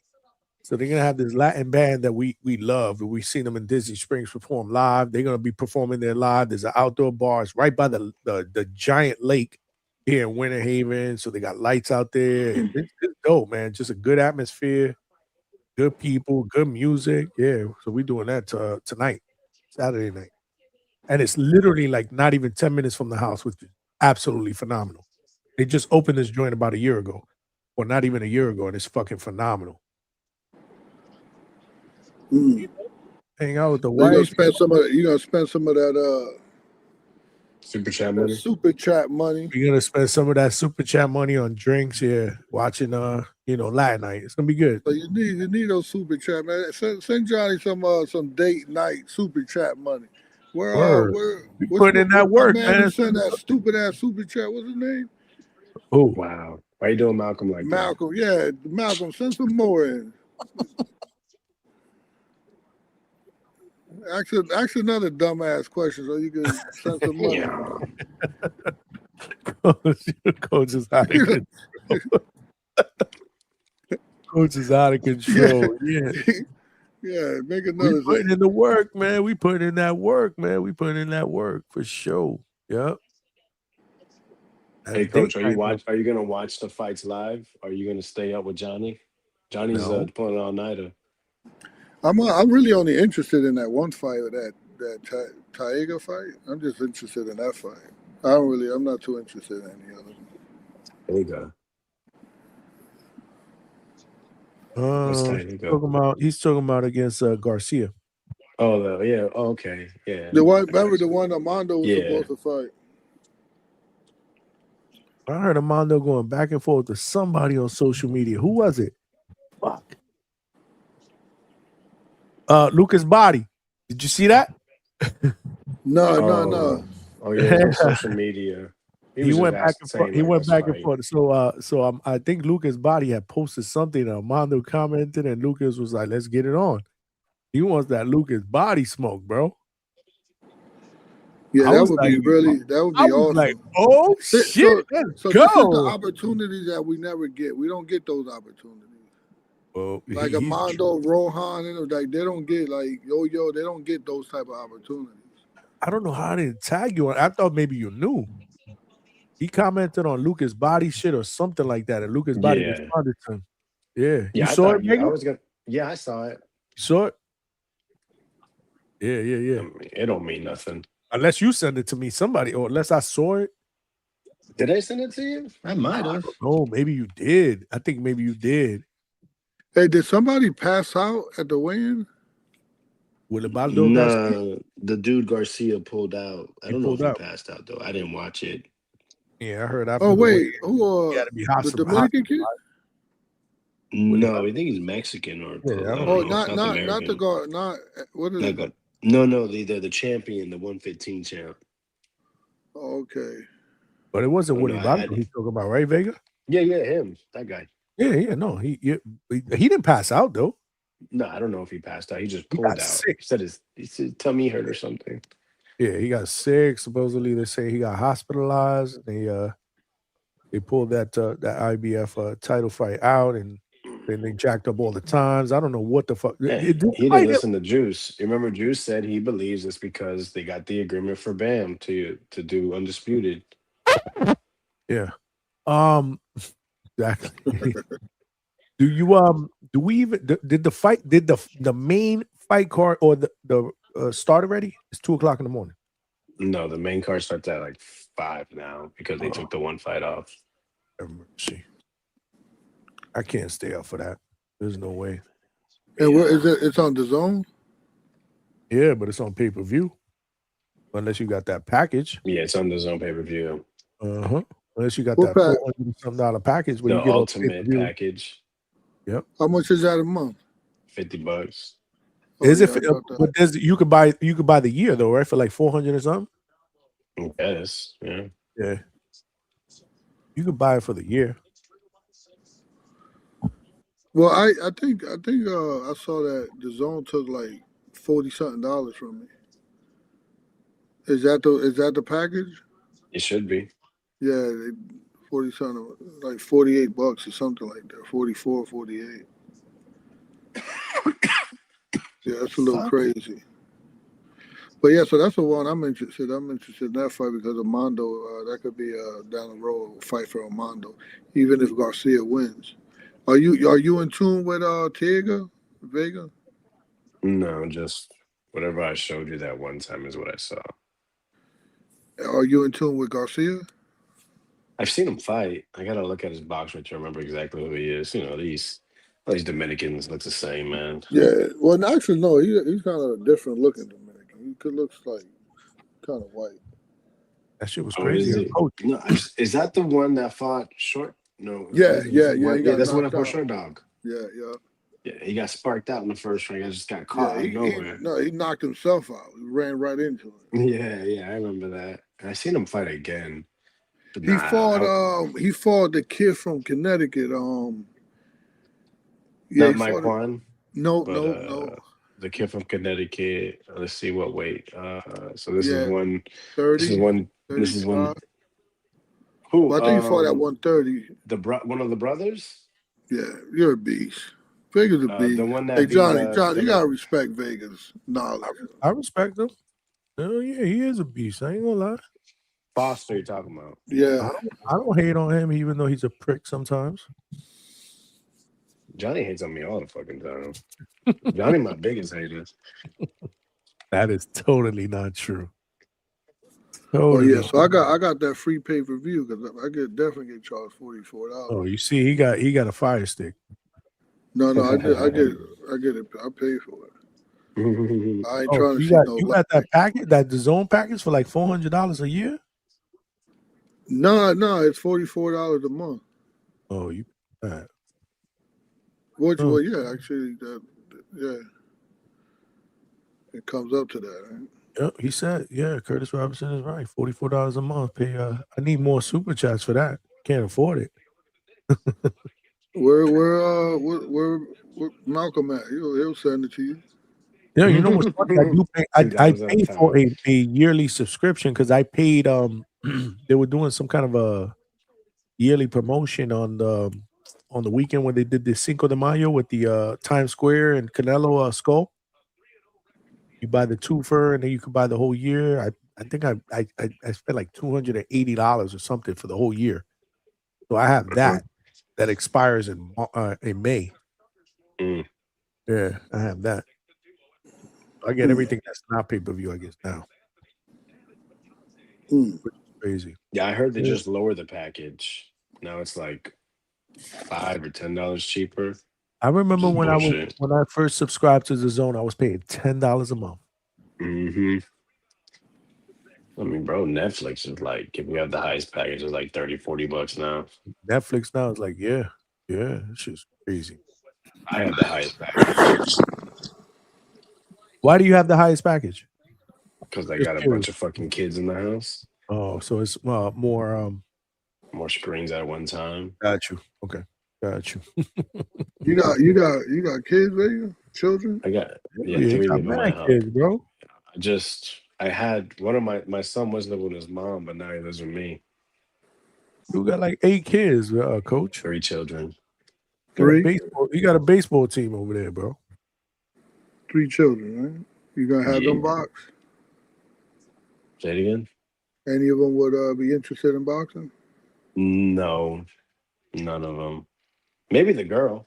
Honestly, she's the roughest one. The other 2, my son, the oldest one don't like violence, and then the other boy's a pussy. That's gonna be the one that you said the pussy. He's gonna be. He gonna fuck you up when he goes. He ain't never gonna fuck me up. He gonna fuck I your just ass. say something, he gonna fucking cry fall up in a fucking shit. I mean, it ain't my blood son, so I mean, But I ain't really all hurt the him. Oh, that's why you did that. Okay. but all the great rulers of the past always like Fucking crybabies. Yeah. I need That's to right. read this in Napoleon Bonaparte's Yeah. fucking Especially Napoleon. biography. Napoleon was a mama's boy. No, he's extremely intelligent though, very high. He actually has I think he has elite fucking coordination with his upper body. Just the way he moves, the way he eats, how he grabs everything with 2 hands, and the way he controls it. The So Vega bunch. The Vega bunch. yeah, no man, I think he has excellent coordination. And I think he has a great processor, but he's just soft as shit. And his legs, he doesn't have great coordination on his legs as compared to his upper body. He's a little miscoordinated there, but no. His mom did a very good job in his hand-eye coordination training and all that. Hmm. The girl too, but the girl, she needs to be on. I'm pretty sure she has like ADHD. It's just nowadays they're so very reluctant to do it. So Johnny DHS. What What up, Vega? you ain't doing none of those what people be doing closing out the year with like the top 10 or whatever Yeah. you doing that? Yeah, we doing awards like fight of the year, round of the year, trainer of the year, fighter of the year. We doing all that. What are you doing that? Year's almost up. Right after the new year. Well, right after when it gets to 2026, we'll do it the second week of 2026. Yeah. Coach in a rush. So I'm gonna tell you right now. Hold on, I'm gonna pull up the categories right now because I already put them down. Hold on. Let me find them because I'm preparing. Smash that like button, man. We got over 130 people up in here, man. Let's get it. Ooh, you sound tired. Who, me? Yeah, you got Yeah, nah, I'm 130 people here. No, I'm good. I'm That good. sound too upbeat, right? Hell no, I'm good. I'm good. So we're gonna do a 2026 year-end awards. Should I share my screen? I'll just tell y'all, and then on the next show I'll put it up. I want to do fighter of the year, male and female, fight of the year, knockout of the year, round of the year, trainer of the year, prospect of the year, and I'm looking at another one that I didn't write down here. Hold on. 1, 2, 3, 4, 5, 6, and 7. What was the other one? Damn it. You can do prospect of the year. Oh, I have prospect of the year, trainer of the year, round of the year, KO of the year, fight of the year, and fighter of the year, male and female. 2 separate ones. Yes. Okay. Yes, because we do ladies' night, so we got to show the ladies love, even though y'all hate it. Both of On y'all. the boxing voice. Haters. On the Y'all boxing hate voice. Yo, Abdullah Mason has won prospect of the year 3 years in a row. for like the past fucking 4 years. Yo, it's insane. He's finally a champion. I wonder if he'll win it this year, Vega. He's finally a champion. Will he win it this No, year? he is. He's already up by like 20-30%. Are you serious? Bro, I'm telling you, man. People are such name whores. You can't. And it's just an accepted part of society to be a name whore. There's one more that I didn't list that I hold on. What am I missing? What am I missing, guys? Fighter of the year, man of female, fight of the year, KO of the year, round of the year, trainer of the year, prospect of the year. I'm missing one more. Oh my god, what is it? Did you do upset? No, it wasn't upset of the year, but I can put that. That's actually a good one. That might be a good one. That might be a good one. So I'm getting everybody's feedback that usually jumps on the panel, and then we're gonna put votes out there, and then we're gonna do a show where people call in and give their upset of the year. It's not about what's actually the biggest upset. It's about what name got upset. I have that up there. No, I'm just saying it's not actually about the biggest upset, the most surprising upset. It's just Ryan Garcia is the biggest name and he lost. Biggest upset of the year. Well, I mean, but then you can also say it did ruin the rematch. Rookie of the year is prospect of the year. That's what I consider rookie of the year. Big money. Comeback fighter. Okay, I didn't do that. Maybe comeback fighter. Upset of the year. Trini said upset, which is what you said we were talking about. All right, I got to figure it out. But I definitely, yeah, absolutely. We're going to do year-end awards, but we're going to do it in the beginning of 2026 when it's all over, because we could see the upset of the year or whatever this morning. What if Inoue gets knocked out? If Inoue gets knocked out, is that upset of the year? Absolutely. Absolutely. I would love that. Without doubt. I would love to see Inoue knocked out. It would be so hilarious to me. That would be kind of funny, to be honest with you. That would be kind of funny. Who else? Breakout? Nah, I don't want to do breakout fighter. That's more of I'd rather do comeback fighter of the year. That's a good one. What the fuck? Who the comeback? Like motherfuckers getting ACL torn? Somebody that maybe comeback would be Haney. Haney. Yeah. I mean, look at where he came from in the year before, bro. And now all of a sudden he's back on top of the world. He's back on top of the world. But people are calling him the best welterweight in the world, bro. Absolutely. I think he's probably comeback fighter of the year. I'm saying, but who else? Who else would be candidates? Good question. That's another thing. I actually wanted to be like 3 or 4 people that we can Manny Pacquiao. But he didn't win. We're reaching a little bit, but yeah. Yeah, he didn't win. You said comeback. If he would have won, absolutely. If he would have won, I think hands down he wins it. Hey, he came back. Trini say duck of the year. Yeah, do that. People that ducked Blair Cobbs. Duck of the year. There's a lot of people that you could put on that one. I'm putting Blair Cobbs on that list. Duck of the year. Oh my God! I don't know. We got to figure this out. Attorney Bailey said Haney would be comeback fighter of the year. He said.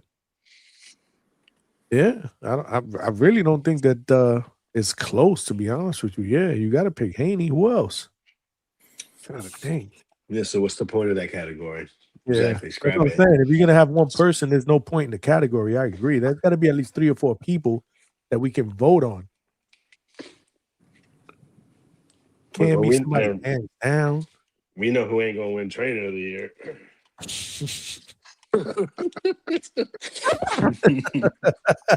I don't know what that means. I'm not even in the running. You see, who would be trainer of the year? Supposed to be your best friend. You see what I'm saying? Hey, that's why my man keep it all the way real. We gotta support that. No, I think it's so funny how people give him shit about having losses when his guys were like plus 800s, plus 600s on the road, going to enemy territory. Yeah, I think people don't understand the business of boxing. Absolutely, that I do agree with. Yeah, like Juicy A. No, he has zero understanding. Which, hey, I mean, you can ask questions, but is he asking the right questions, or is he just trying to, come off a certain way? That's all I was trying to point out. So Attorney Bailey said, Coach, you mentioned rhythmic training in boxing. What do you mean? I didn't even see that. Where you see that at? Hey, we missing stuff. There's a question mark on it. That's what I Oh, can't. well, you gotta put a super chat up if you don't want me to miss it. Yeah, Attorney Bell, you got all that money represent all those criminals. Nah, it's ABB hooking the brother up. I'm not saying that towards him. I'm just saying, Coach. You mentioned rhythmic. Okay, there he goes. This is up there. You want me to In answer that? actuality, we're Yes, all it's criminals. to you. Of course, we want you to answer No, it. because we was on another subject. Rhythmic training in boxing is the practice of shaping your movement, your timing, and your decision making, kind of around a flow state, shaping that in the flow rather than force. And at its deepest level, it's not learning. It's not about learning a beat. It's about becoming time aware inside of chaos. For if you want to quote, I don't know. Did that make sense to y'all? No, was that was that over your head? That shit was way over my head. It wasn't listening. I ain't even going to cap. That shit was way over my head. No, I was reading something. Hey, Attorney Betty, do you get that? You wanted me to be honest, right? I mean, that's what rhythmic training is, right? The practice of shaping your movement, timing, and decision making in the flow state rather than a force state, right? You get that? Yes, that I get. Oh shit! I mean, I could keep going on, but we could just change. I don't know what we doing here. Because rhythm is how you inhibit time. A fight ain't won by just speed alone.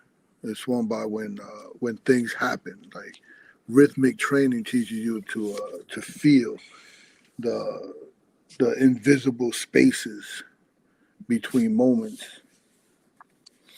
When a punch is committed, when balance is lost, when the breath is taken, things like that. You stop reacting late, and you start arriving early. That was kind of deep. Sometimes I surprise myself. I actually stumbled onto that last part there.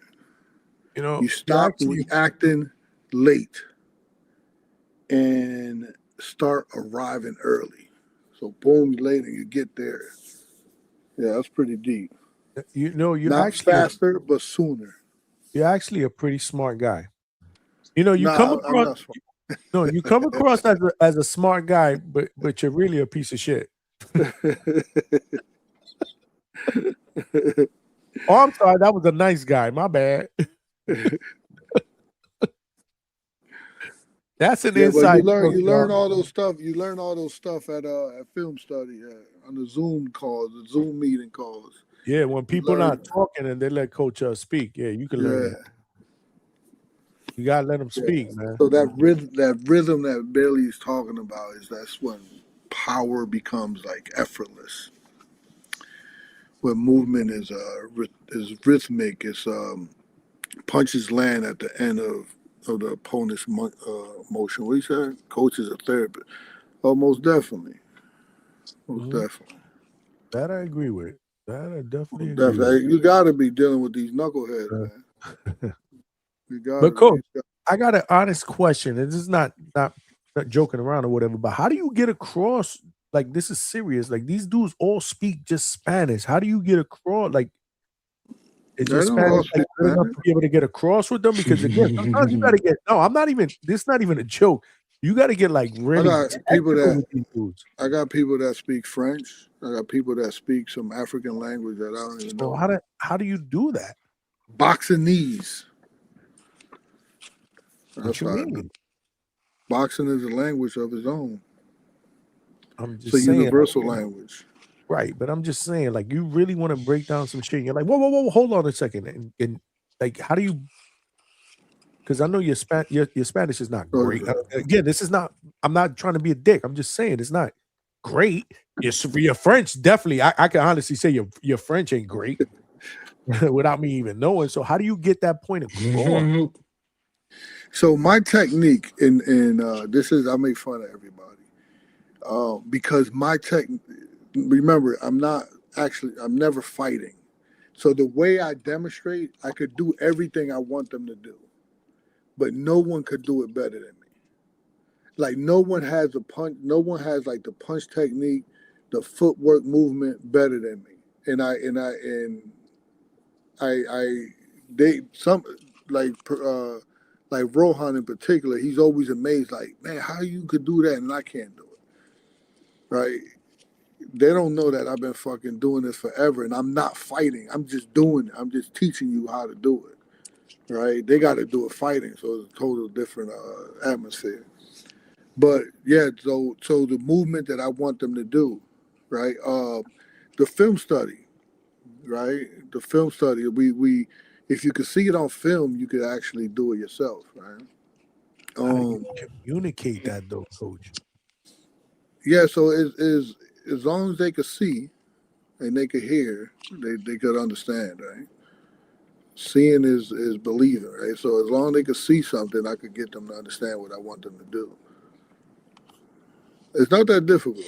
I mean, then again, I'm a master at it, so I don't. That's what I'm saying. But I think the language barrier makes it difficult because you're very so this. Yeah, is but what difficult isn't impossible. So you're very technical. Like you're very articulate and technical. How do God you damn, relay Johnny, that? what you want me to say, Johnny? I want you to give me the This shit honest is- answer. Like, how the fuck do you get through these dudes? Listen, I'm a fish out of water in everything I do in my life. I'm a motherfucking genius when it comes to this boxing shit. Yeah, but I don't You think take you're me outside of this gym, You're not and getting my question. You're not getting my question. it comes across. You don't stop until you, like I said to Juicy A, listen, it's my fault. I always blame myself. Oh, you didn't understand? Okay, I blame myself because it's my job to make you understand.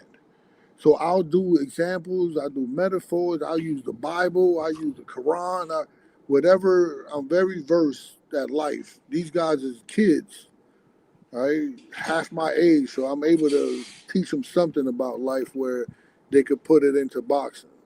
So yeah, is you just can't. You have to be patient, and you have to, make sure they get it, and question them. Make sure, because sometimes motherfuckers be like, okay, I got it, because they shy to say no, I don't got it. But you question them, make sure they really understand it.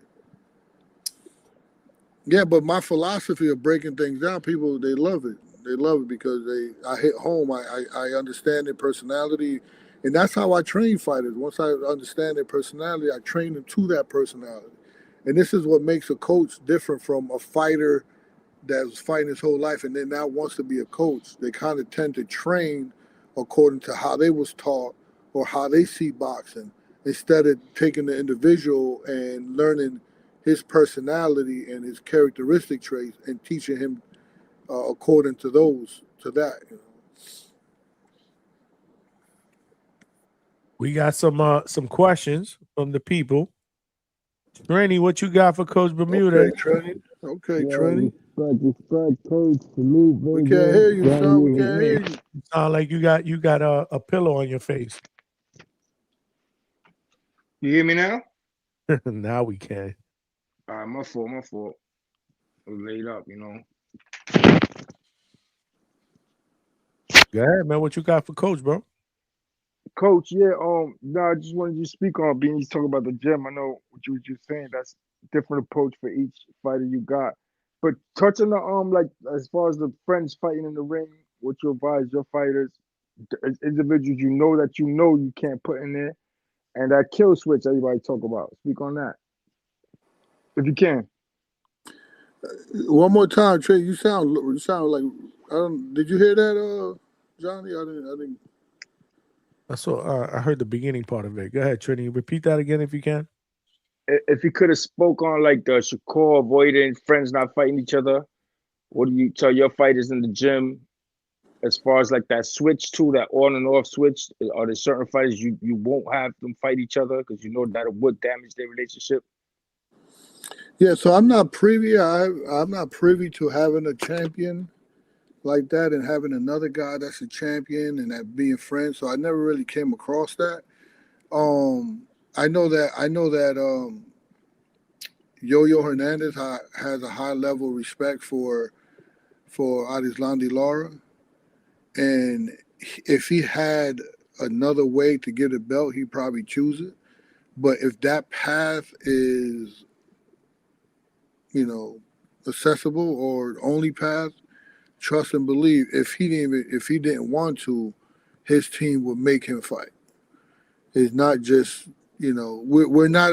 I don't have a fighter that's at the level of Shakur that would make millions, and then it would really be up to him.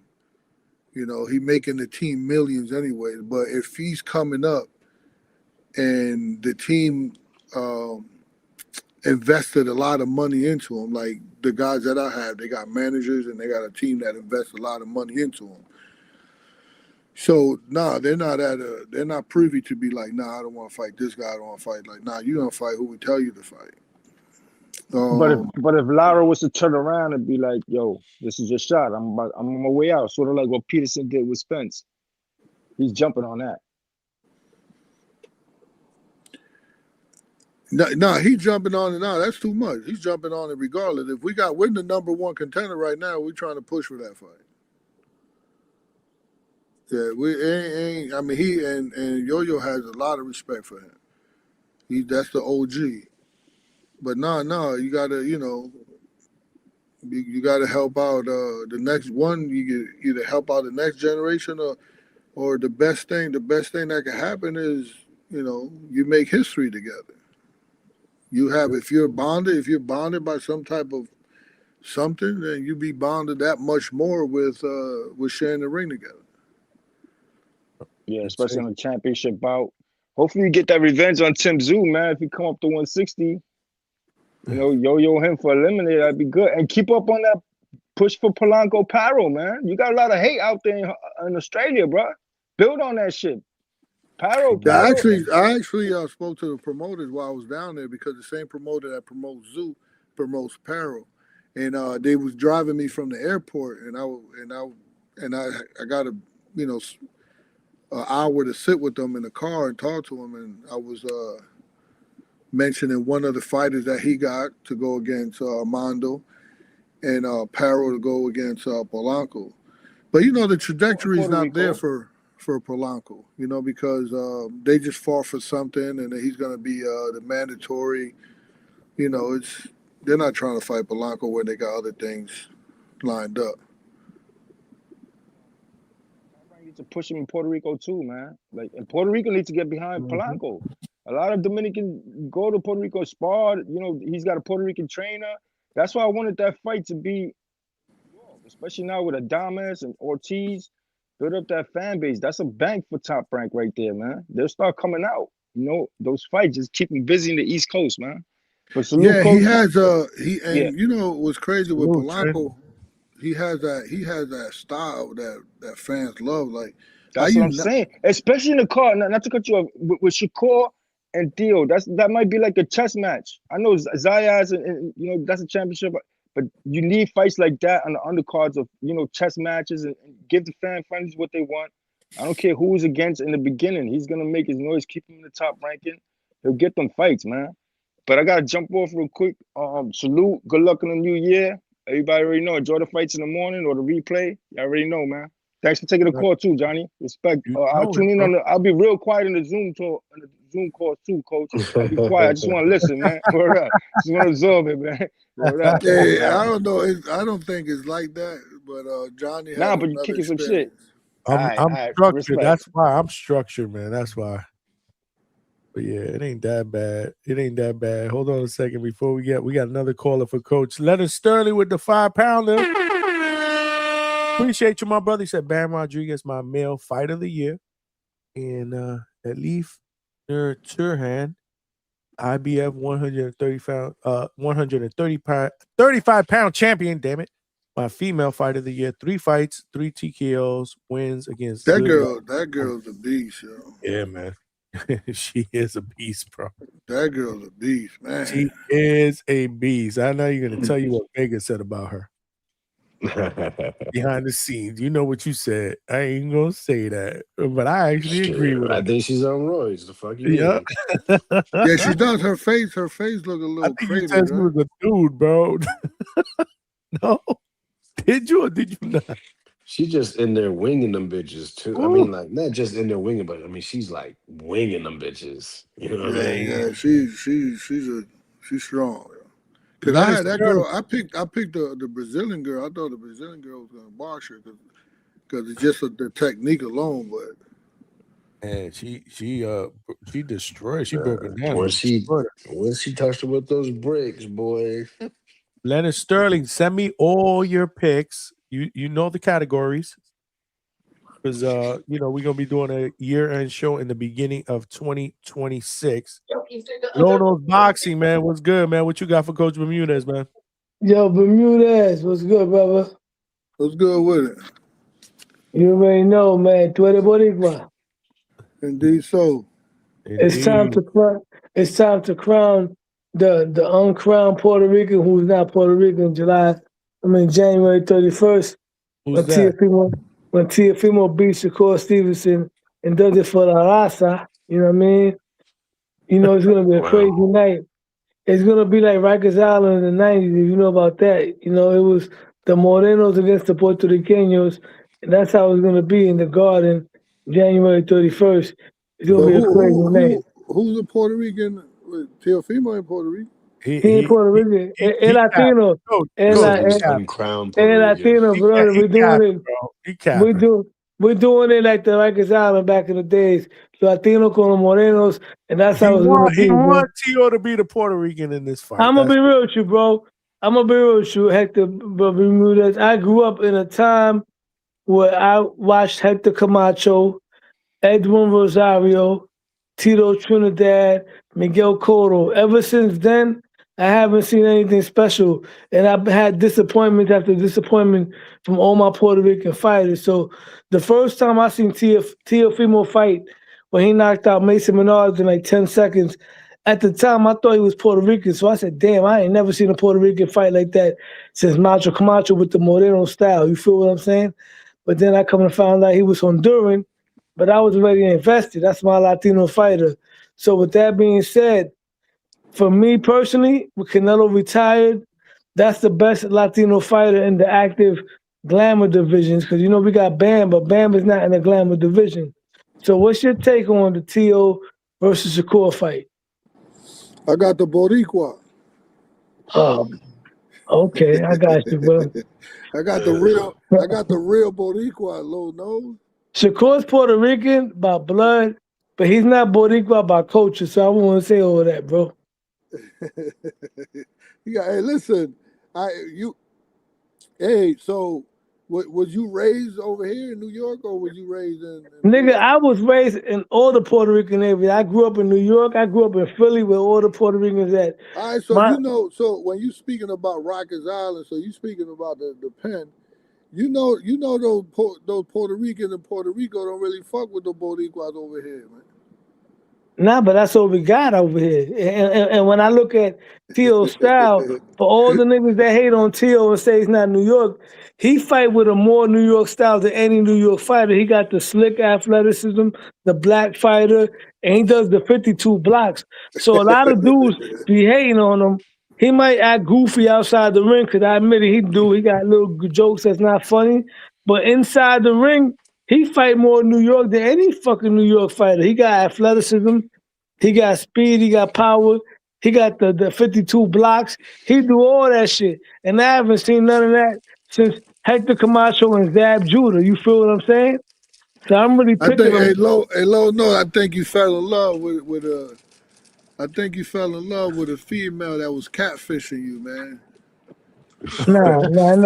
You gotta come on, break it down, Hector. Break it down, bro. Talk to me, man. Yeah, because sometimes I did that in my life, man. I thought female was a certain way, and then I found out, oh shit, And I think you did that with Teofimo, man. He just wasn't who you thought he was, you know. How you say? Oh, And we gotta chop but it it's up, man. okay. It's okay to to let her go, man. Sometimes when it Nah, breaks our bro. heart, you gotta let her go, and then you Nah, gotta bro. go with somebody else, man.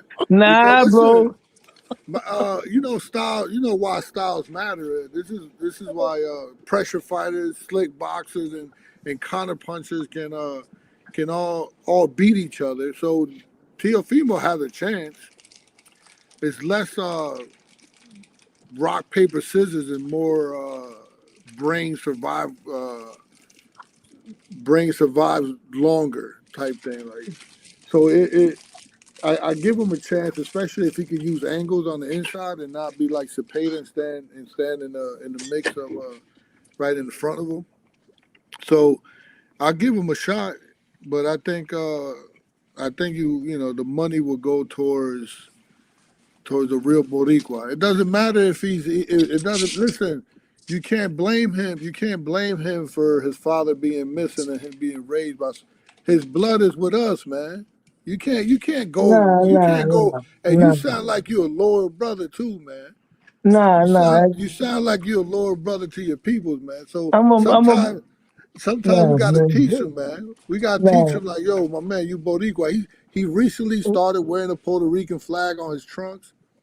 Give the man some love, low nose. Give him some nah, nah, nah, love, nah, man. nah, nah. Heck, I roll with Shakur against anybody else. But let me ask you a question on some real boxing talk. When's the last time we've seen? Remember, we live in a generation where we don't see fighters do everything, right?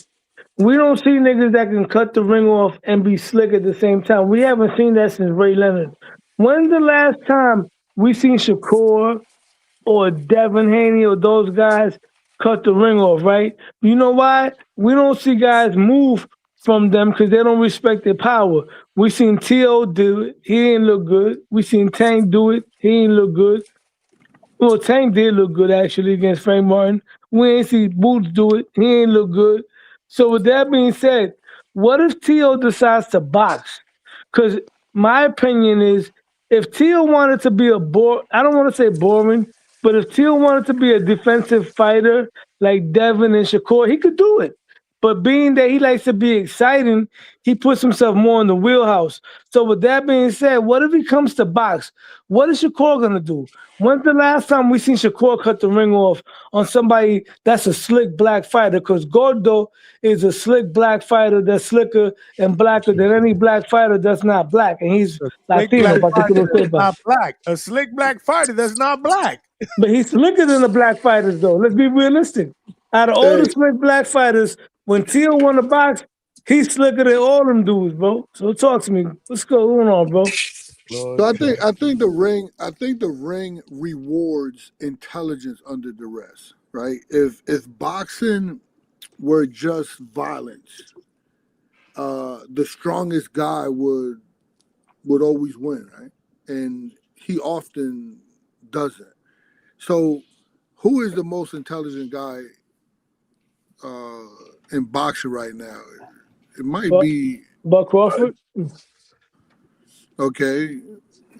Would you be able to give me like a top five? Just whatever. Absolutely. Based No, on the based on the chat level of said, bro, competition, that Noah's on the red cup right now.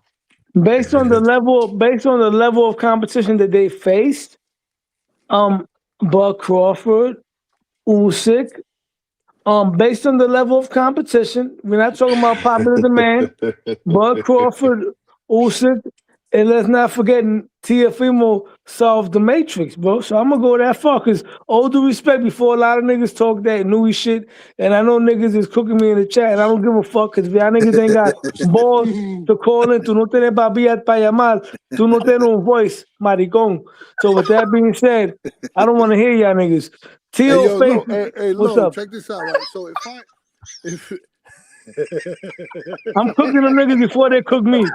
I'm cooking them niggas before they cook me. Hey, If they ain't Los. calling.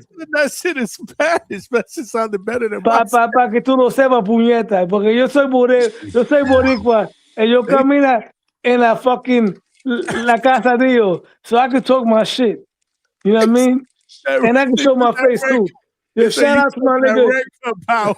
my nigga Bermudez. I can show my face. I'm not the control niggas that don't show their face, bro.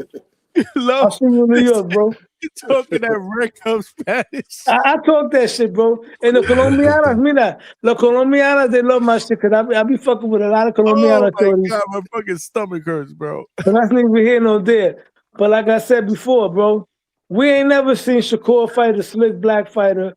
We ain't never seen none of them niggas fight a slick black fighter.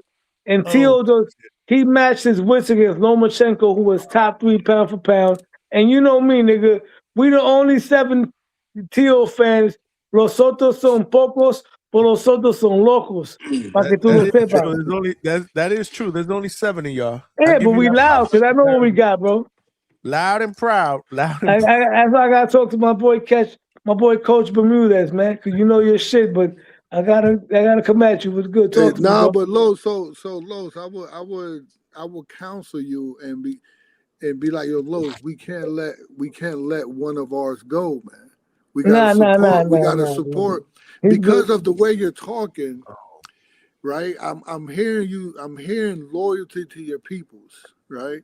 So we can't lose track of that. We can't leave a soldier behind. So you have to. You have to go with your Boricua brother, man. You can't go against the grain. Bro, it doesn't sound like your character, man. Your I've been in a place before where, unfortunately, I had to defend my other peoples. I've been in places in life when I was younger where it was Boricuas against me. And because they was against me, because I was sticking up for my Morenos, because I didn't want to become no Latin king. I don't do that shit.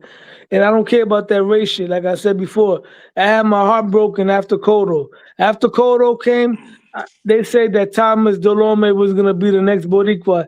Disappointed me. And then they said Felix Verdejo, he disappointed me.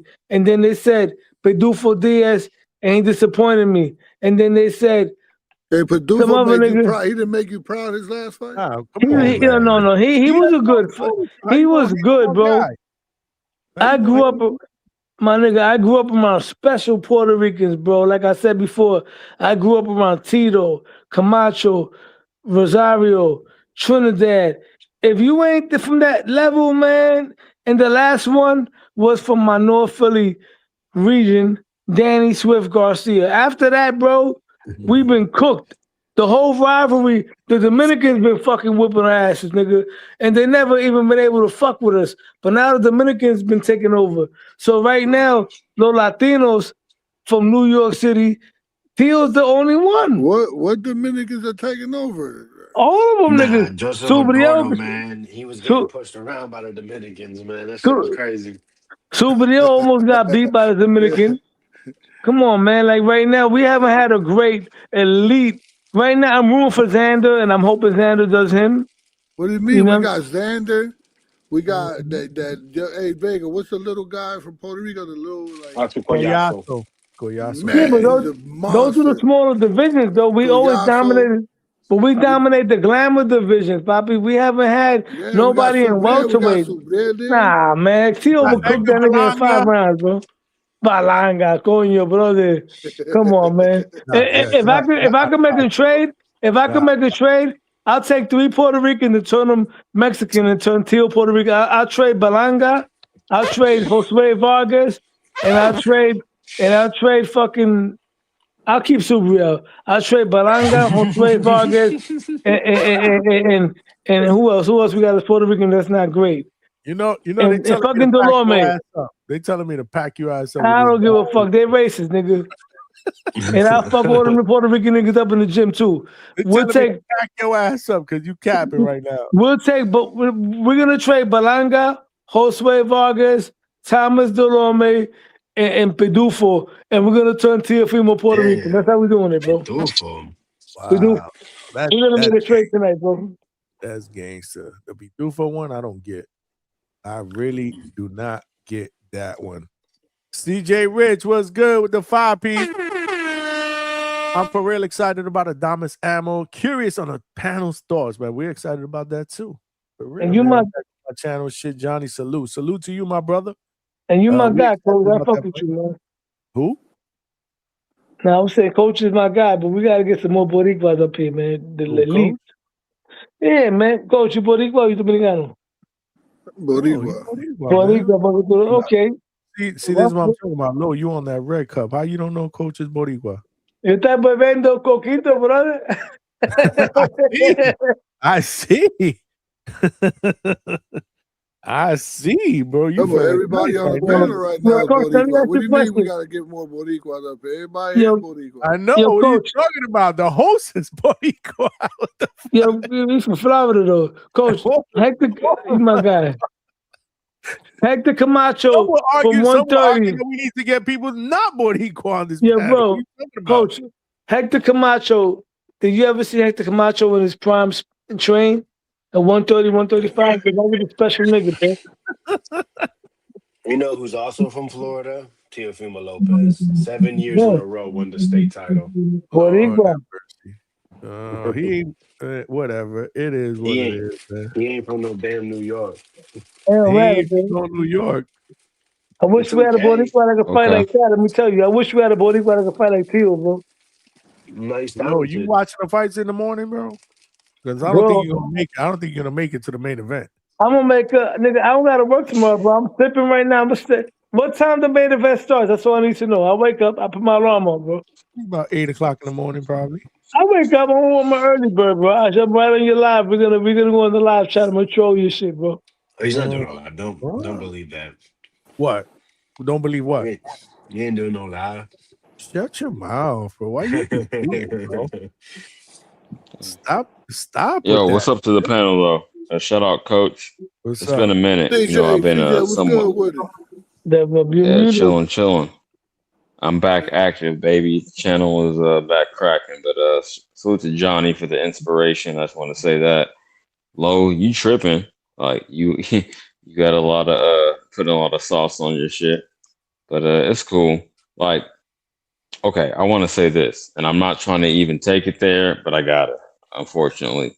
Like, you're looking at the phenotype and not the genotype. So I say that to say this. Since Tio looks more Latin, you fucking with him. And since Shakur looks more black, even though he got Puerto Rican blood, you're not fucking with him. Is that correct? Yes and no. Yes and no. Oh. I mean, but that I gotta stand on code. Because boxing is a tribal sport. It's always been that way, right? However, I'm not I go by denying what it. I see. I just want to be clear. No, I ain't know even what mad I at you. see.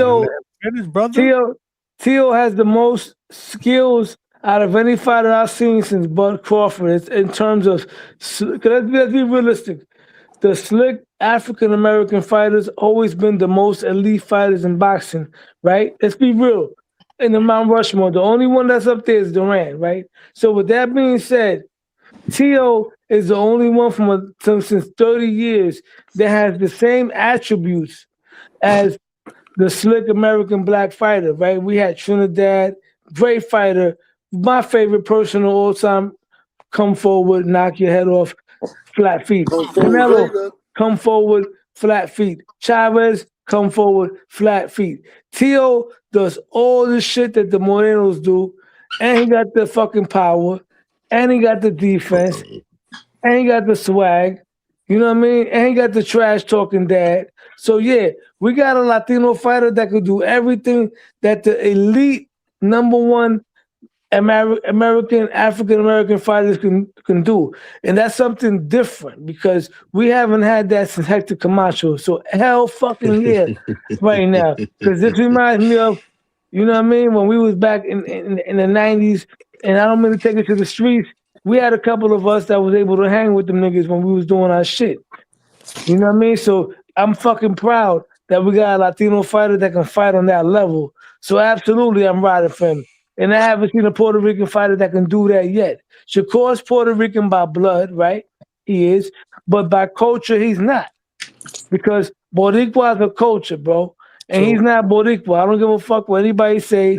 And I root for Shakur against anybody else. Let CJ respond. You gotta let CJ respond now. Go ahead, CJ. Finna talk you shit, bro. Before And then CJ we go, got I ain't big even money. gonna. We I got big want to. money after that. Go ahead, CJ. Before CJ go, my heart is broken. I just want to say that. It's all Go good. ahead. CJ, go ahead, man. Nah, Before you champ. let big money cook. I ain't even gonna crash out. I was just trying to get it right. Like I just wanted to see where it was coming from, and he clarified the shit. So okay, Yeah. you identify I don't more think with it's coming that. from a bad He's a But hold on. hybrid fighter, bro. He's a It's hybrid not coming fighter. from a bad place, CJ. Nah, bro.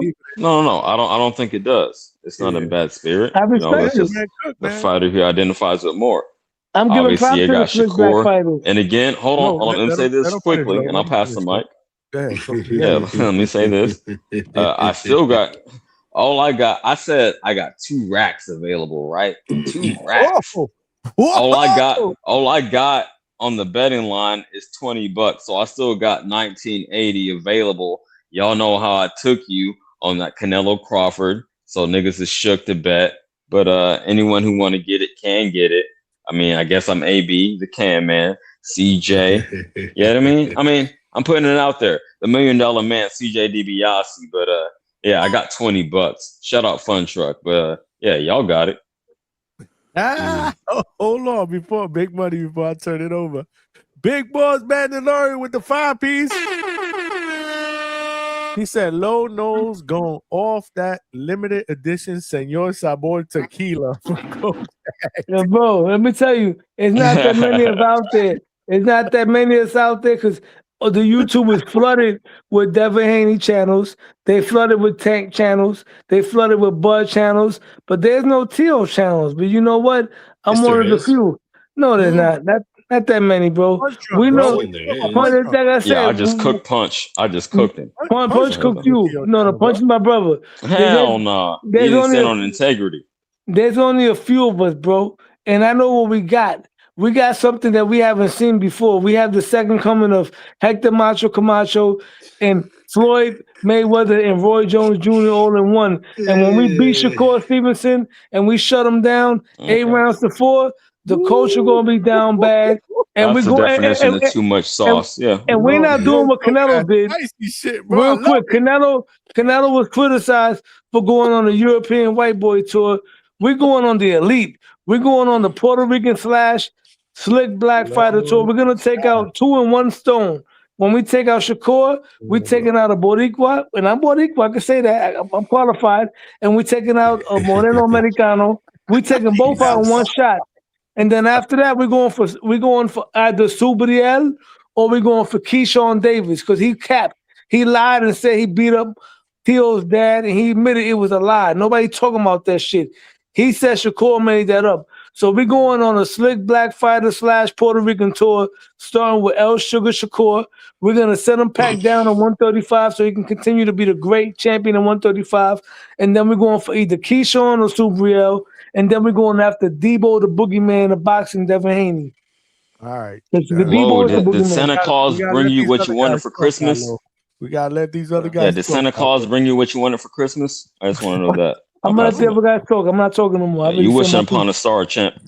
I'm not talking no more. Go ahead. We gotta let these other dudes talk, Lo. I dropped the mic. I dropped the mic. Go. I'm listening. Go ahead. Mike, that's it. Look. I dropped the mic. Talk. Yo, what up? Good, what my up? guy? What's good? Yo, what up, coach?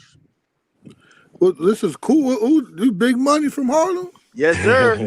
Look, he's out in the streets in Harlem. Big money. You see, I never We gotta saw put him him. on the big screen. Look. Yeah. Okay. Yeah, you see, These I'm New doing my Yorkers stock can't stay takers inside. impression. Yeah. Yo, why you not upstairs? Why you? Oh shit, it's snowing out there like that? Yeah, man. It's Ew. crazy. Oh, Look at this. hell no. Hell Nasty. no. Hell no. Yo, I'm out here doing my can't stock relate. takers impression. Okay. Yo. You know what I'm Yeah, saying? he got stock chaser time. Talk that stock chaser. That stock chaser. Yo, shit. at the end of the day, Devin Haney. Devin Haney. Y'all not ready. Yo, I'm in and out like a robbery, yo. Hold on. Debo, talk your shit, Oh, my you got nigga. that Talk from your me. shit. That's funny though. Talk your That's shit, my Debo. motherfucking. Yeah, yo, that's my motherfucking man, stock chasers though. Yeah, that's my Shout nigga out to too, him. bro. Yeah, He money. hibernating. What's up, money? Hibernating? That's funny. Nah, shit. You know, I ain't. Come on, Johnny. It's fucking 3 o'clock in the morning. Who the fuck want to talk about boxing? Like, What? We didn't talk What the boxing. hell you want to talk about? We talked about baseball 2 hours ago. We We talked damn about sure did. baseball. I lost like 20 viewers. Well, now I'm just talking. I'm just here to talk shit. You know what I'm saying? Say what's up to coach. Bullshit with you motherfuckers for a couple minutes. It's snowing. It is what it is. Yeah, that's cool. But yeah, I want to see Again, I that. can't relate. I'm a California dude, so Yeah. I can't fuck with that. Well, I just let you. You just got to live vicariously through me to see some of this fucking snow. There you go. Word. I've been But there, yeah, nah. done that, bro. I'm good with that shit. I'm good. Nah, I'm saying I'm waiting for this card to come on. I'm trying not to fall back asleep. Y'all motherfuckers put me to sleep earlier, man. I I ain't gonna know. hold you. With the baseball talk? Nah, before that. Way before that. What was I don't know before where the that? fuck I What fell was out. before that? What was before that? There's some shit y'all was talking about. I don't know. I was passed the fuck out. That's why he fell We've been asleep. on here Why for the fuck almost would he 6 hours. remember I don't if know he what the fell hell we were asleep, talking bro? about 3 hours ago. Yeah. Well, whatever the fuck. Somebody said they see stock chasers in the background. he lurking around here. Killing a fucking Nah. hubcap in the background, coach. Stock further uptown. Hold up. This truck coming through. Oh, but Damn, no, bro. for real. What part of NY you in? Obviously, He you in in New York, Harlem. right? He in Harlem. Okay, Harlem. Harlem, Okay. man. Harlem. Yeah, I'm in Harlem, but this truck coming through. Damn. Oh, hell no. Hell no.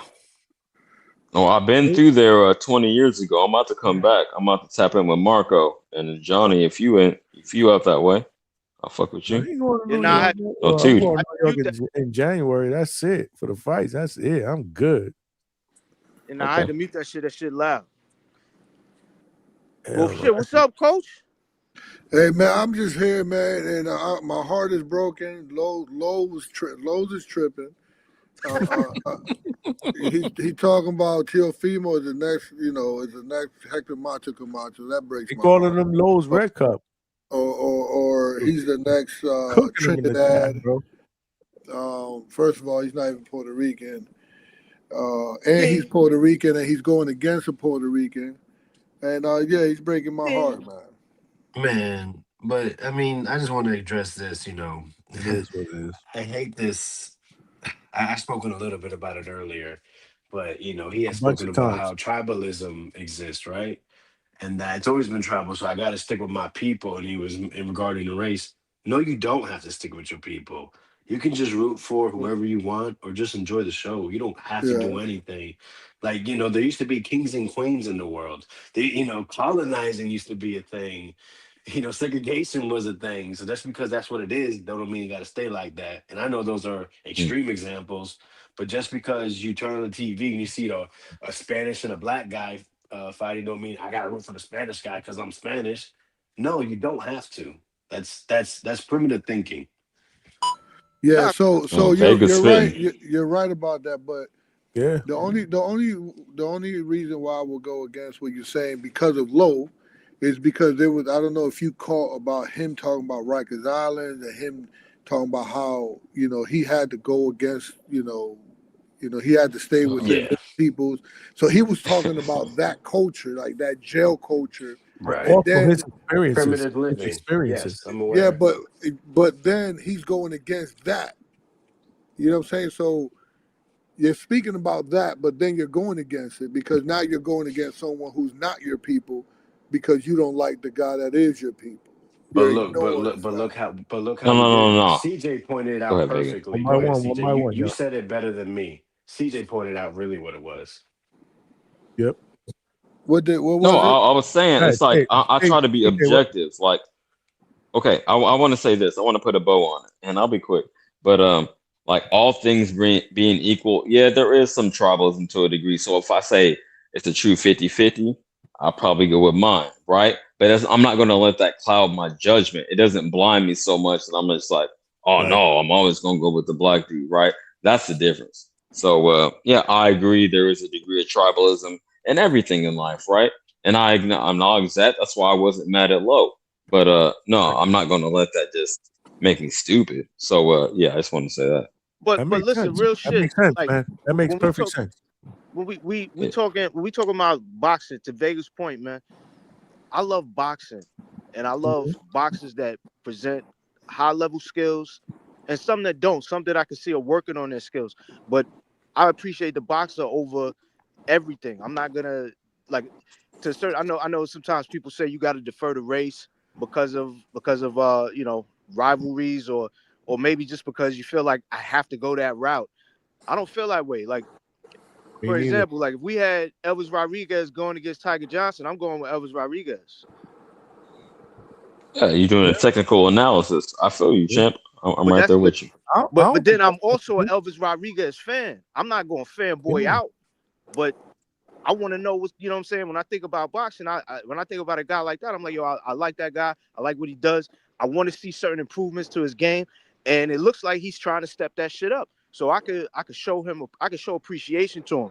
It don't mean that I dislike Tiger because I watched Tiger improve as well in his last fight. You know, he actually did the things that I wanted to see him do. I wanted to see him get more aggressive. I wanted to see him be more comfortable with being aggressive. And what did he do? He walked in there and he walked all over Nicholas Floss, who is not easy. Hey, my guy, he ain't walk off. He went on the back foot, and Nicholas Floss ran into all those punches because he had no defense.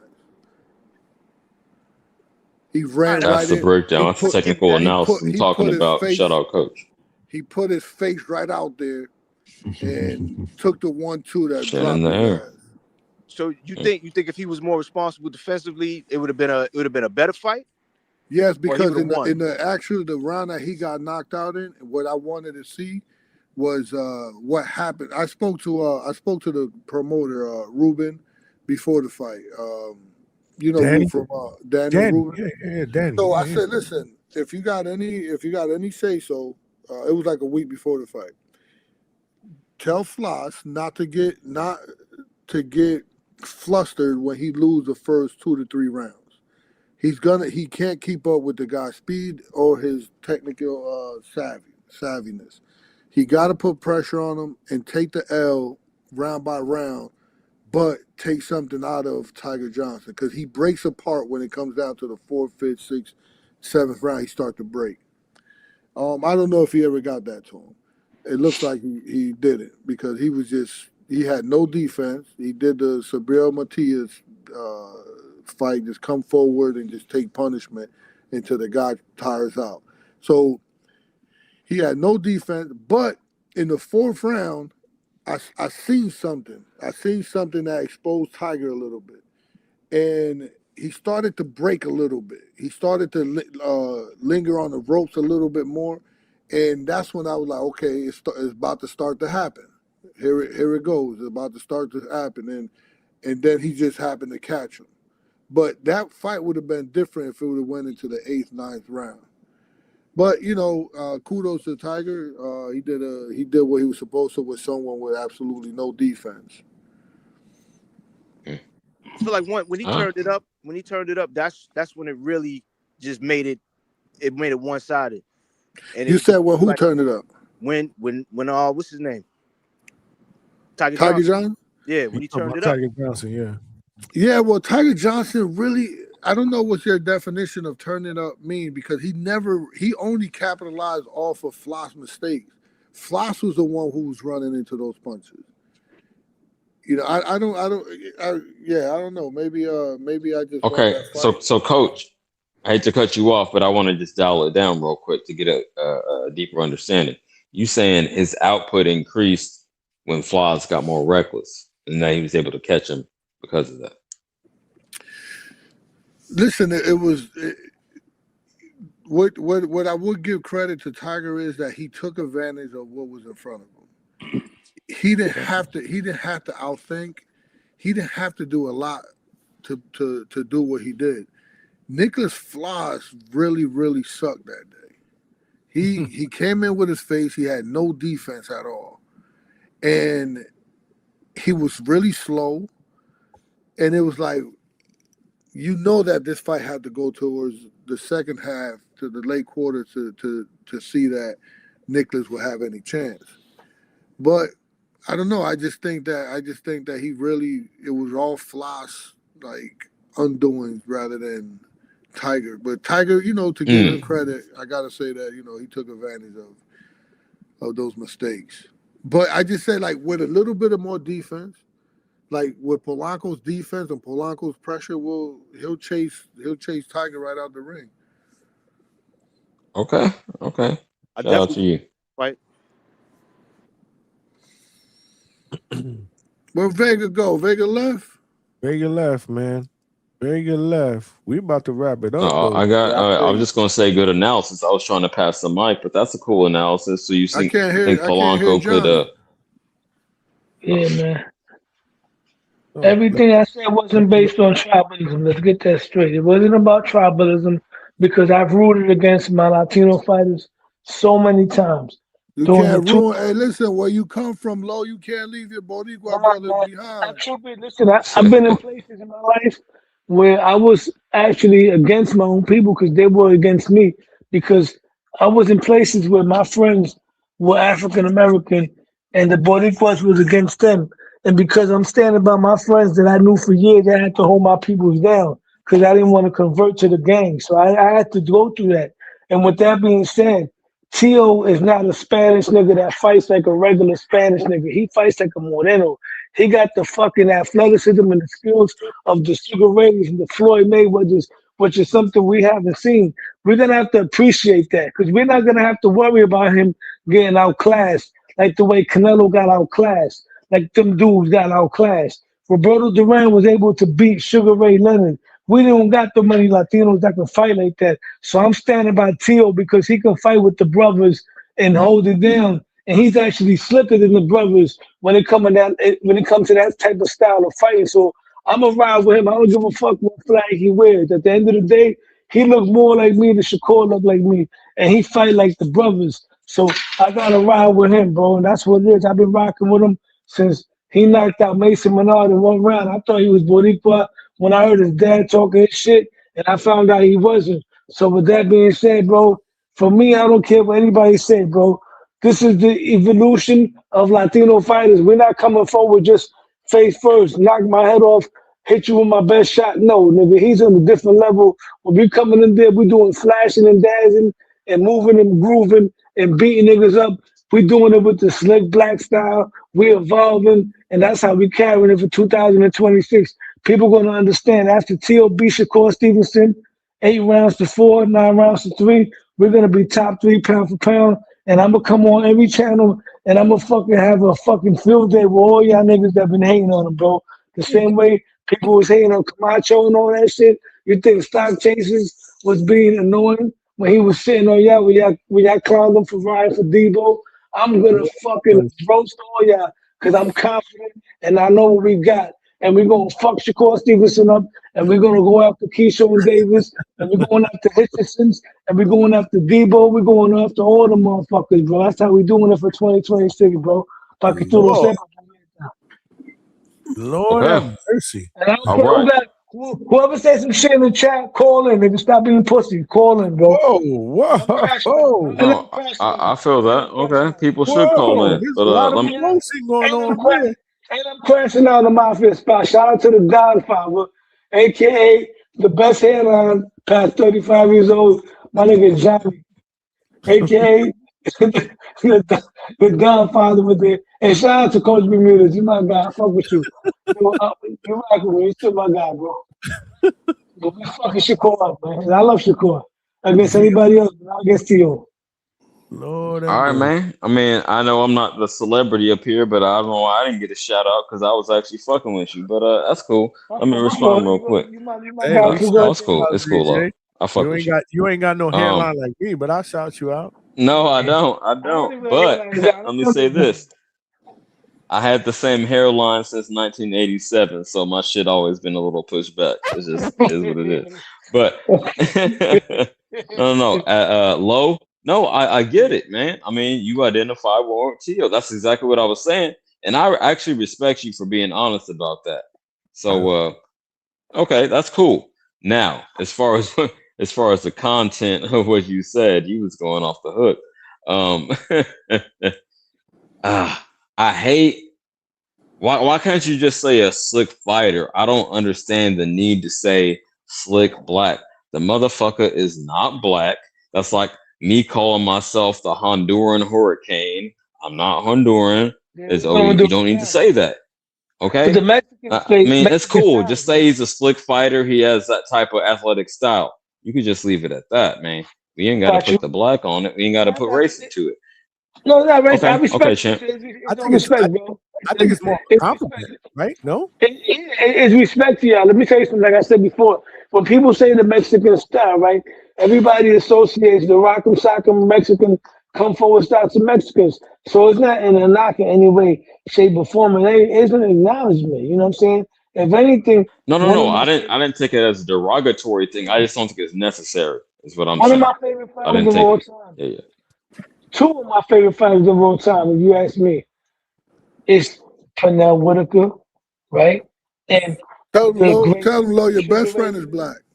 I think Sugar it, Ray I No, Leonard. no, think I you think it's missing the more I point. think it's more of a I don't think compliment. you racist at I think it's all. You more of a missing the I point. compliment. don't know, I don't bro. think I you can be racist at racist. all. Just I'm a New I'm York just Philly saying, nigga, just and I say can be slick. racist. Leave the black out of it Yeah. because he Yeah, ain't but black. That's hold all. on a second. That's all. When you say black, you are saying it's racist because Hey, so CJ Bridge, that's you what I'm wouldn't trying take to that tell as a you. compliment if he said Yeah, black? yeah. You should consider Oh, that I a didn't. Okay, compliment. I mean, what? That's whatever. Okay. Look at Oh, the I basketball. You got Larry Bird, right? You man. got Larry Bird. I, You got I I Larry ain't I Bird. I tripping. consider it as Obviously, a see, I ain't compliment, getting Look tripping. man. at Like We you're can't hear saying you, Johnny.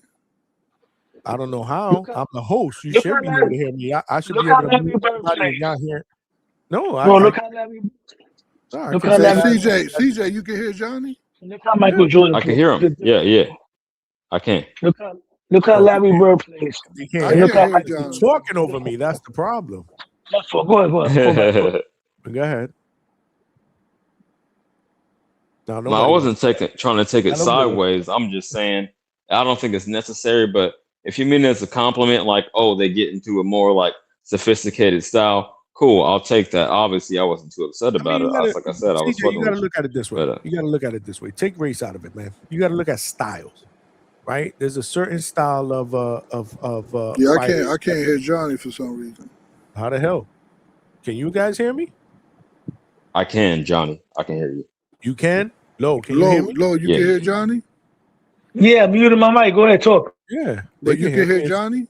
Yeah, it's you. It's not Yes, me. I can. I can hear Johnny. Yes, I can.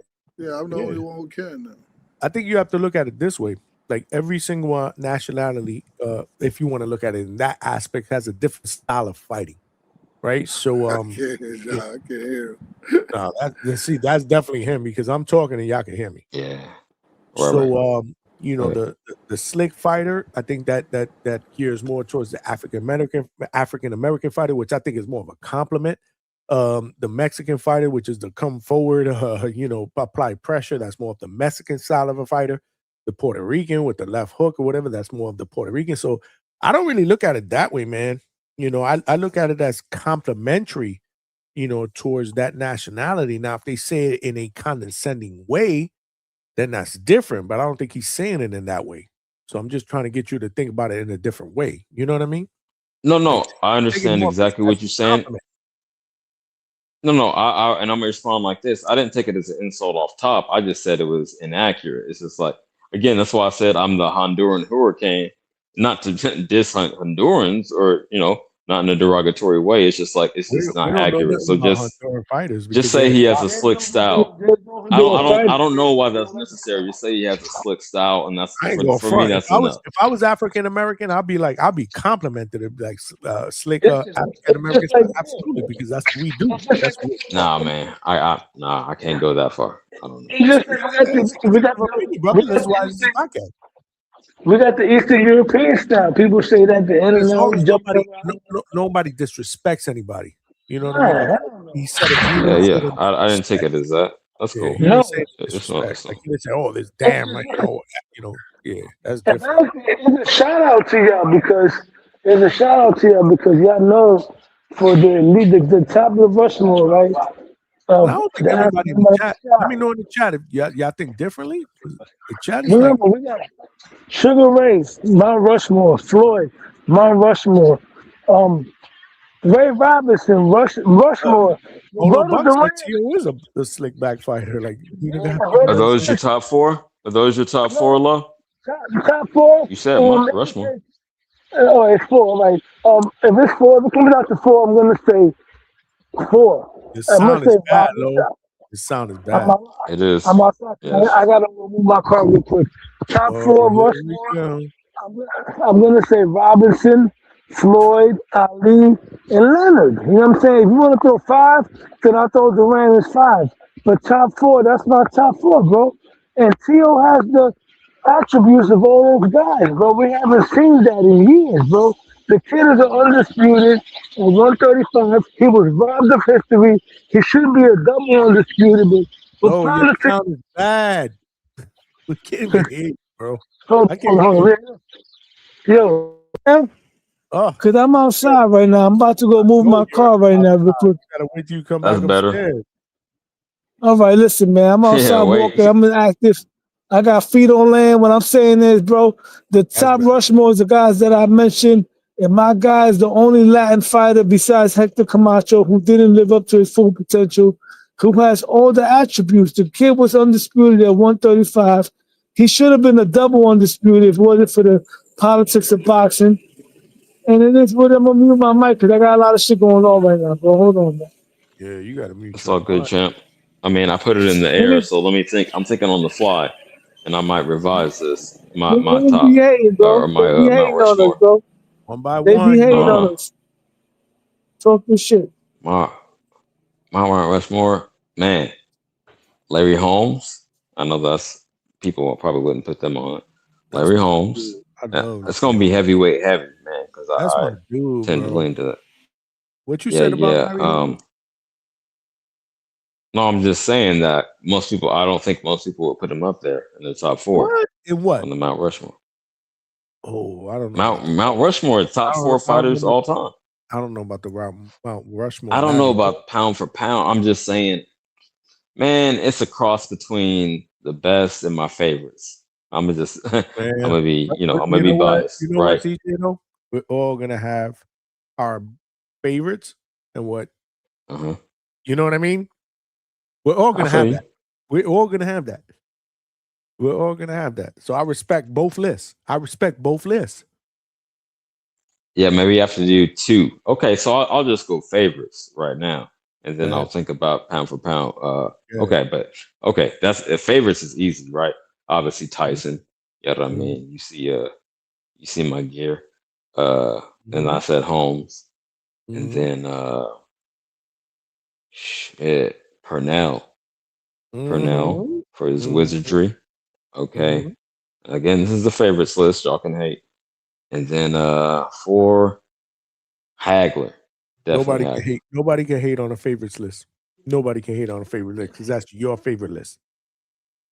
Nobody can hate on it. Now, if we're saying, I think this is the all-time greatest because this is what I study. Yeah, I got to think about that a little deeper. That's different. But your all-time favorite, nobody can hate on that because that's your all-time favorite. This is why I keep telling people, like you call in and you be like, "Well, this is my." Nobody can hate on that. That's your shit. Right. Now, if we do a debate show where we be like, "Well, what is the top 5 or whatever," and this is why I think of it, then people be like, "I don't believe." Yeah, the criteria. I'm the eye test guy, which is highly subjective. So yeah, and it gets messy. Let me get your favorites, though. Let me get your favorites. Mount Rushmore favorites. I got like 2 people that want to call in. I can't do my favorites. Okay. Hold on. Dwayne Styles was good. Yo, what's up, Johnny? How are you? I'm good, brother. What's good? We were about to wrap it up, but I can't leave you out in you out in Mexico, right? Sí, señor. Estamos, hold on. Look at this dude, man. Look at this dude, man. He gonna put the camera on. Let me see. Where you at? Look. This is Tampico, Tamaulipas. Yeah, turn up. 2:24 in the morning. DHS, Mexico. Damn. Where you at in the roof? Man, that inspired me to crack another drink. We got to turn up. Eres cabrón. This is how we fucking do it up at DHS, baby. Johnny, I got my hoodie, baby. I got my hoodie on. And well, I don't have it on. I got a Bucky shirt, but my hoodie's downstairs. Let's get it. But yeah, man, I'm just checking in. This has been a phenomenal show. I mean, me and the other guys, we want you to stay up for the for the in-away card, but Johnny got to sleep. It's 3:25. It's 3:25 Eastern. What time does this car start? It starts at 5 in the morning, 4 in the morning. Oh man, I can't. I don't know. And I can't. the main event won't start till like what 9 or 7:45. Oh, there's no No, way. champ. I heard it starts in 3 hours, about 3 or 2.5 hours. I mean, that's a stretch, but yeah, I'm I gonna gotta get be. closer. I'll catch it on the That's run brutal. back. Yeah, Yeah, that's I'm brutal. sorry. Yeah, I'm that's old. brutal even for me. I'm trying, man, but we're at 3:30, almost 3:30 in the morning Eastern. We've been doing this show for 6 hours and 17 minutes. This is brutal. Johnny, but like I said, I trained 3 times today, once in the morning, and then I did 2 back-to-back sessions in the evening, and I feel fantastic, man. Oh man, I did 2 a days. I thought I was doing something. Shout out to you. I did 2 a day. Okay, let's go. Yes, sir. And then, like, hold on, right there, you can't see it. Hold on, let me get closer. Right there is like you can see it's called Domo Madero. That's like the El Centro de Convenciones. That's where they have all the concerts and events and like lucha libre. It's really nice. All right, that's what's But up. I'm just checking in for my granddad's roof. I know you're tired, Johnny. I see you getting them heavy eyelids. I see you doing the, the fix them up, switch them up, where you're drying your eyes at the same time. You have to shake your head to tell yourself, no, stay up, Johnny. But I appreciate you staying on, man. And just salute from Mexico, CJ Richie, my guy. I still pray for you. I also pray for Johnny and everyone in the panel and chat. Y'all are family. DHS, we are family. So I'm just checking in. You know what I'm saying? I got training tomorrow at 9:30, so I should probably go to sleep too. So I gotta be like Johnny and hit the hay. But man, saludos from Mexico, guys. I miss all y'all, and I might be back for the Tio versus Kerr fight, and then maybe I'll see y'all at that one and or the Pro Box event. So now my What you saludos. doing? Like, yo, talk to me when you getting back. You doing the Pro Box thing or what? Let me know if you want to cover that shit for DHS. Let me know. Yeah, por supuesto. Oh, whoa, the Mexican came out in me. Yeah, por supuesto, Johnny. You know what I'm saying? And hey, when is DHS? Coming to Mexico? Oh man, I would love to for a fight card, but I don't know. We gotta play that by queue. I have no idea what's in store for 2026, man. Yeah, but we'll keep in touch on that, Johnny. We'll keep in touch on that. I want to actually tell you Merry Christmas on IG, but I just got caught up in everything. I'm drinking less here. You'd be surprised. I'm drinking less here. But yeah, I'm losing weight here. I walk. You walk a lot here in Mexico. The food here is healthier, so I'm losing weight. And what the hell is a kilo? You know what I'm saying? Word. Yeah, when you getting back? When you getting back to the States? Pues no sé, no, la neta no sé, pero lo quiero hacer una meta para regresar antes de Pro Box y antes de que Tio pelee con Shakur. Espero que me entiendas. Keep me posted. Yeah, of course I understand. I understand everything you're saying. Keep me Okay. posted. Salud. Keep me posted, man. Hopefully we can hook up. Well, if you're going to New York, we can hook up. If not, let me know about the Pro Box card. Yes, sir. Like, ideally, and this is my last point before I hop off. Ideally, I would like to be back at the end of January, and then Friday hit up Maryland, and Saturday take the bus and head to New York. So I could do a crazy 48-hour kind of deal. You know what I'm saying? Pro Box in Maryland, because I'm in Virginia. So Maryland one day, and then New York the next day. Yeah, so I could work for you one day and then meet you the next day. But just get it, man. Yes, sir. I've been getting good work. Yes, sir. Pero saludos. I've been getting good work here. I'll leave you be, Johnny. Thank you so much for having me on. We'll keep in touch. God bless the chat. Thank you, man. Thank you for always showing love, my brother. You know the deal. You family, man. It's all love. Buenas noches. You know it. Dwayne Styles in the building, man. Salute to him, man. Salute to everybody, man. This has been a great show, man. Damn, but what time is it? It is 3:30 in the morning. This fight card still hasn't started, man. There's no way. There's no way I can stay up.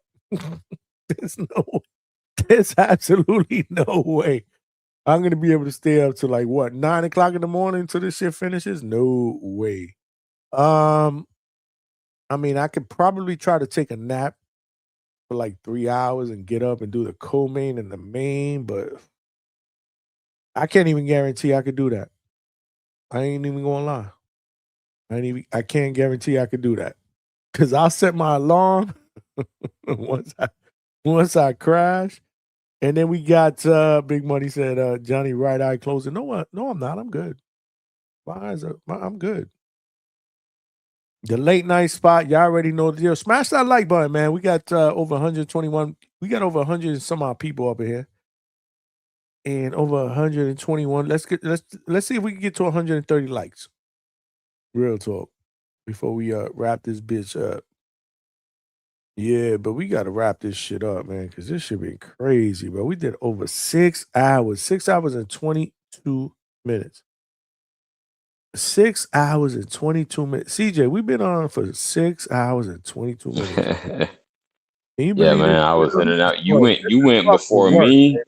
This is work, baby. What you No, got? no. I'm just gonna say I respect your grind. You went before me, and I went for like an hour, and then I tapped out. I ate, and I tapped back in with you. They So yeah, tapped you've been out for grinding, 8. champ. That shit makes me depressed. That shit makes me depressed. Come on, champ. Tapped out Oh, 8, came back. Damn, we still and here. came back. Dudes Yeah. want me to go on. I can't do it. There's no way. And we got Oh, over you 100 grinding, spots. man. I can't do it. I can't do it. I'll be half asleep. We'll be doing the co-main like this. Word, You know, word. there's no way. I gotta. Man, I'll I see would have what to time take I a get nap. up. I doubt it, but I no, would have I to take admire a your nap. consistency, man. You really you doing this shit, man. It's And listen, it's we gonna be work. a full-time gig for you. I really believe that because you got the dedication My and the brother. consistency, and I'm trying to get there. I'm My going brother. through a new phase, so Brick, maybe I can get the same type of dedication. I just want to say that, but brick by before I brick, tapped out, baby. but Brick yeah, by man. brick, Salute baby. to you. I really respect it. I really Grind, respect baby. your It's work a ethic. grind, man. It's a grind. We gotta put that work in, baby. We gotta put that work in, but it doesn't even feel like work. But Absolutely. still, there's no way. I will have to take a nap before I get up and do this live fight chat. I don't even know if I'm gonna be able to do that. So I can't promise y'all anything. I'll Yeah, I try. If might I take a get up, quick I'll nap do it. at best. At best. But I'm not going to stay up. I'll tell you all Word, that. word, All word. right. All right. I just want to say that. Appreciate you, champ. Tap in, tap out, man. All right. You already For sure. know. Salute. My man CJ with the check-in. Appreciate all of y'all for rocking now. Great show, 125 likes. Damn, we killed it. Almost 1,500 views on a Friday night, man. We're not used to doing Friday night shows because usually I'm on a date night with Mrs. DHS, but we actually doing date night tonight. So Saturday night tonight, I'm actually going out with the wife. We're going to a festival right by the house. It's Latin night. There's gonna be a Latin band. We're gonna do it up, man. It's gonna be dope. It's gonna be dope. But we'll be back at it Sunday night. Sunday night, we'll be back at it like we never left, and we are on vacation until I believe January 5th. So next week we're gonna kill it. Polo Buck said, check the Discord. What's on the Discord?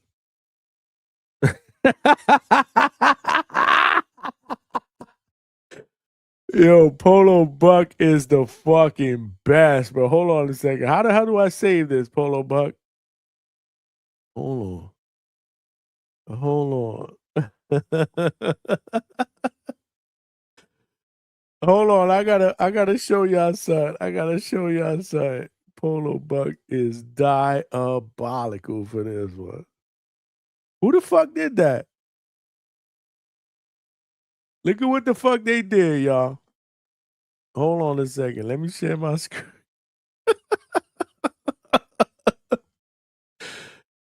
Damn, bro. We got over 120 fucking people on here. I gotta show y'all something real quick. Let me share my screen.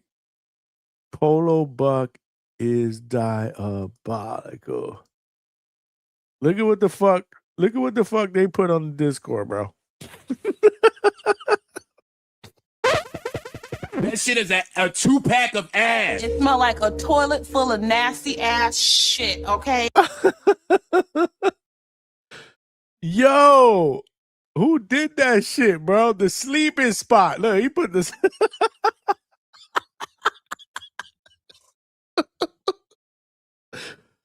Oh shit, bro. Y'all retarded, bro. Who did that shit? That's fucking diabolical, bro. Big boss, you gotta jump in the Discord, bro. Jump in the fucking Discord, bro. These dudes be cooking in the Discord. Hold on, let me put that up in here. Hold on. Let me put that shit up in here. Hold on. We gotta get the Mandalorian here. That's my brother. We worked a fight together. Well, actually, a couple of fights together, bro. We killed it in Orlando, bro. Shout out to my brother, the Mandalorian, man. That is the link to the Discord, man. Jump into the Discord. Yo, hold on. I gotta show y'all something. Hold on, before we tap out, I gotta show y'all something. Hold on. That fucking picture is legendary. Hold on. Y'all mofos put a picture with me with boxing gloves with the Santa Claus outfit, but yo, Tone just killed it with this one. Y'all ain't see this shit? I'm trying to slap him, yeah. Yeah. Come in. Gorgeous. I love it. I'm trying to slap him, yeah. Yeah. Come in. Gorgeous. I love it.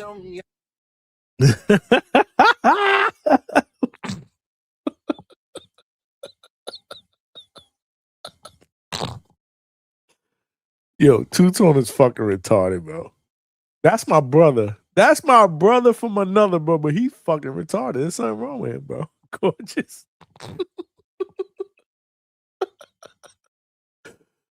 Oh, shit. Big Money said they'll send you super chats if you conk out on here, too. Look. If we were to stay up until 6 o'clock in the morning, I'll be like this. I'll be doing a live fight chat like this. I would have to take a nap and then get up. I ain't gonna lie, man. I'm kind of intrigued, man, to get up at 6:30, take a quick 3-hour nap. I'll get up like we never left. Yo, it's fucking Two-Tones retarded, bro. He's fucking retarded.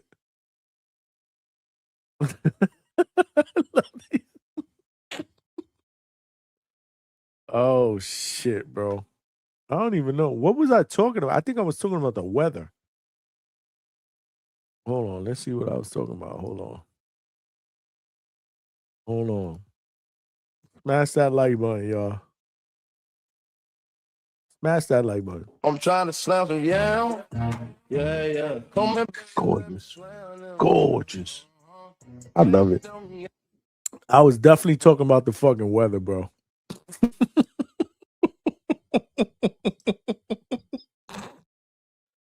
Lord have mercy, bro. Smash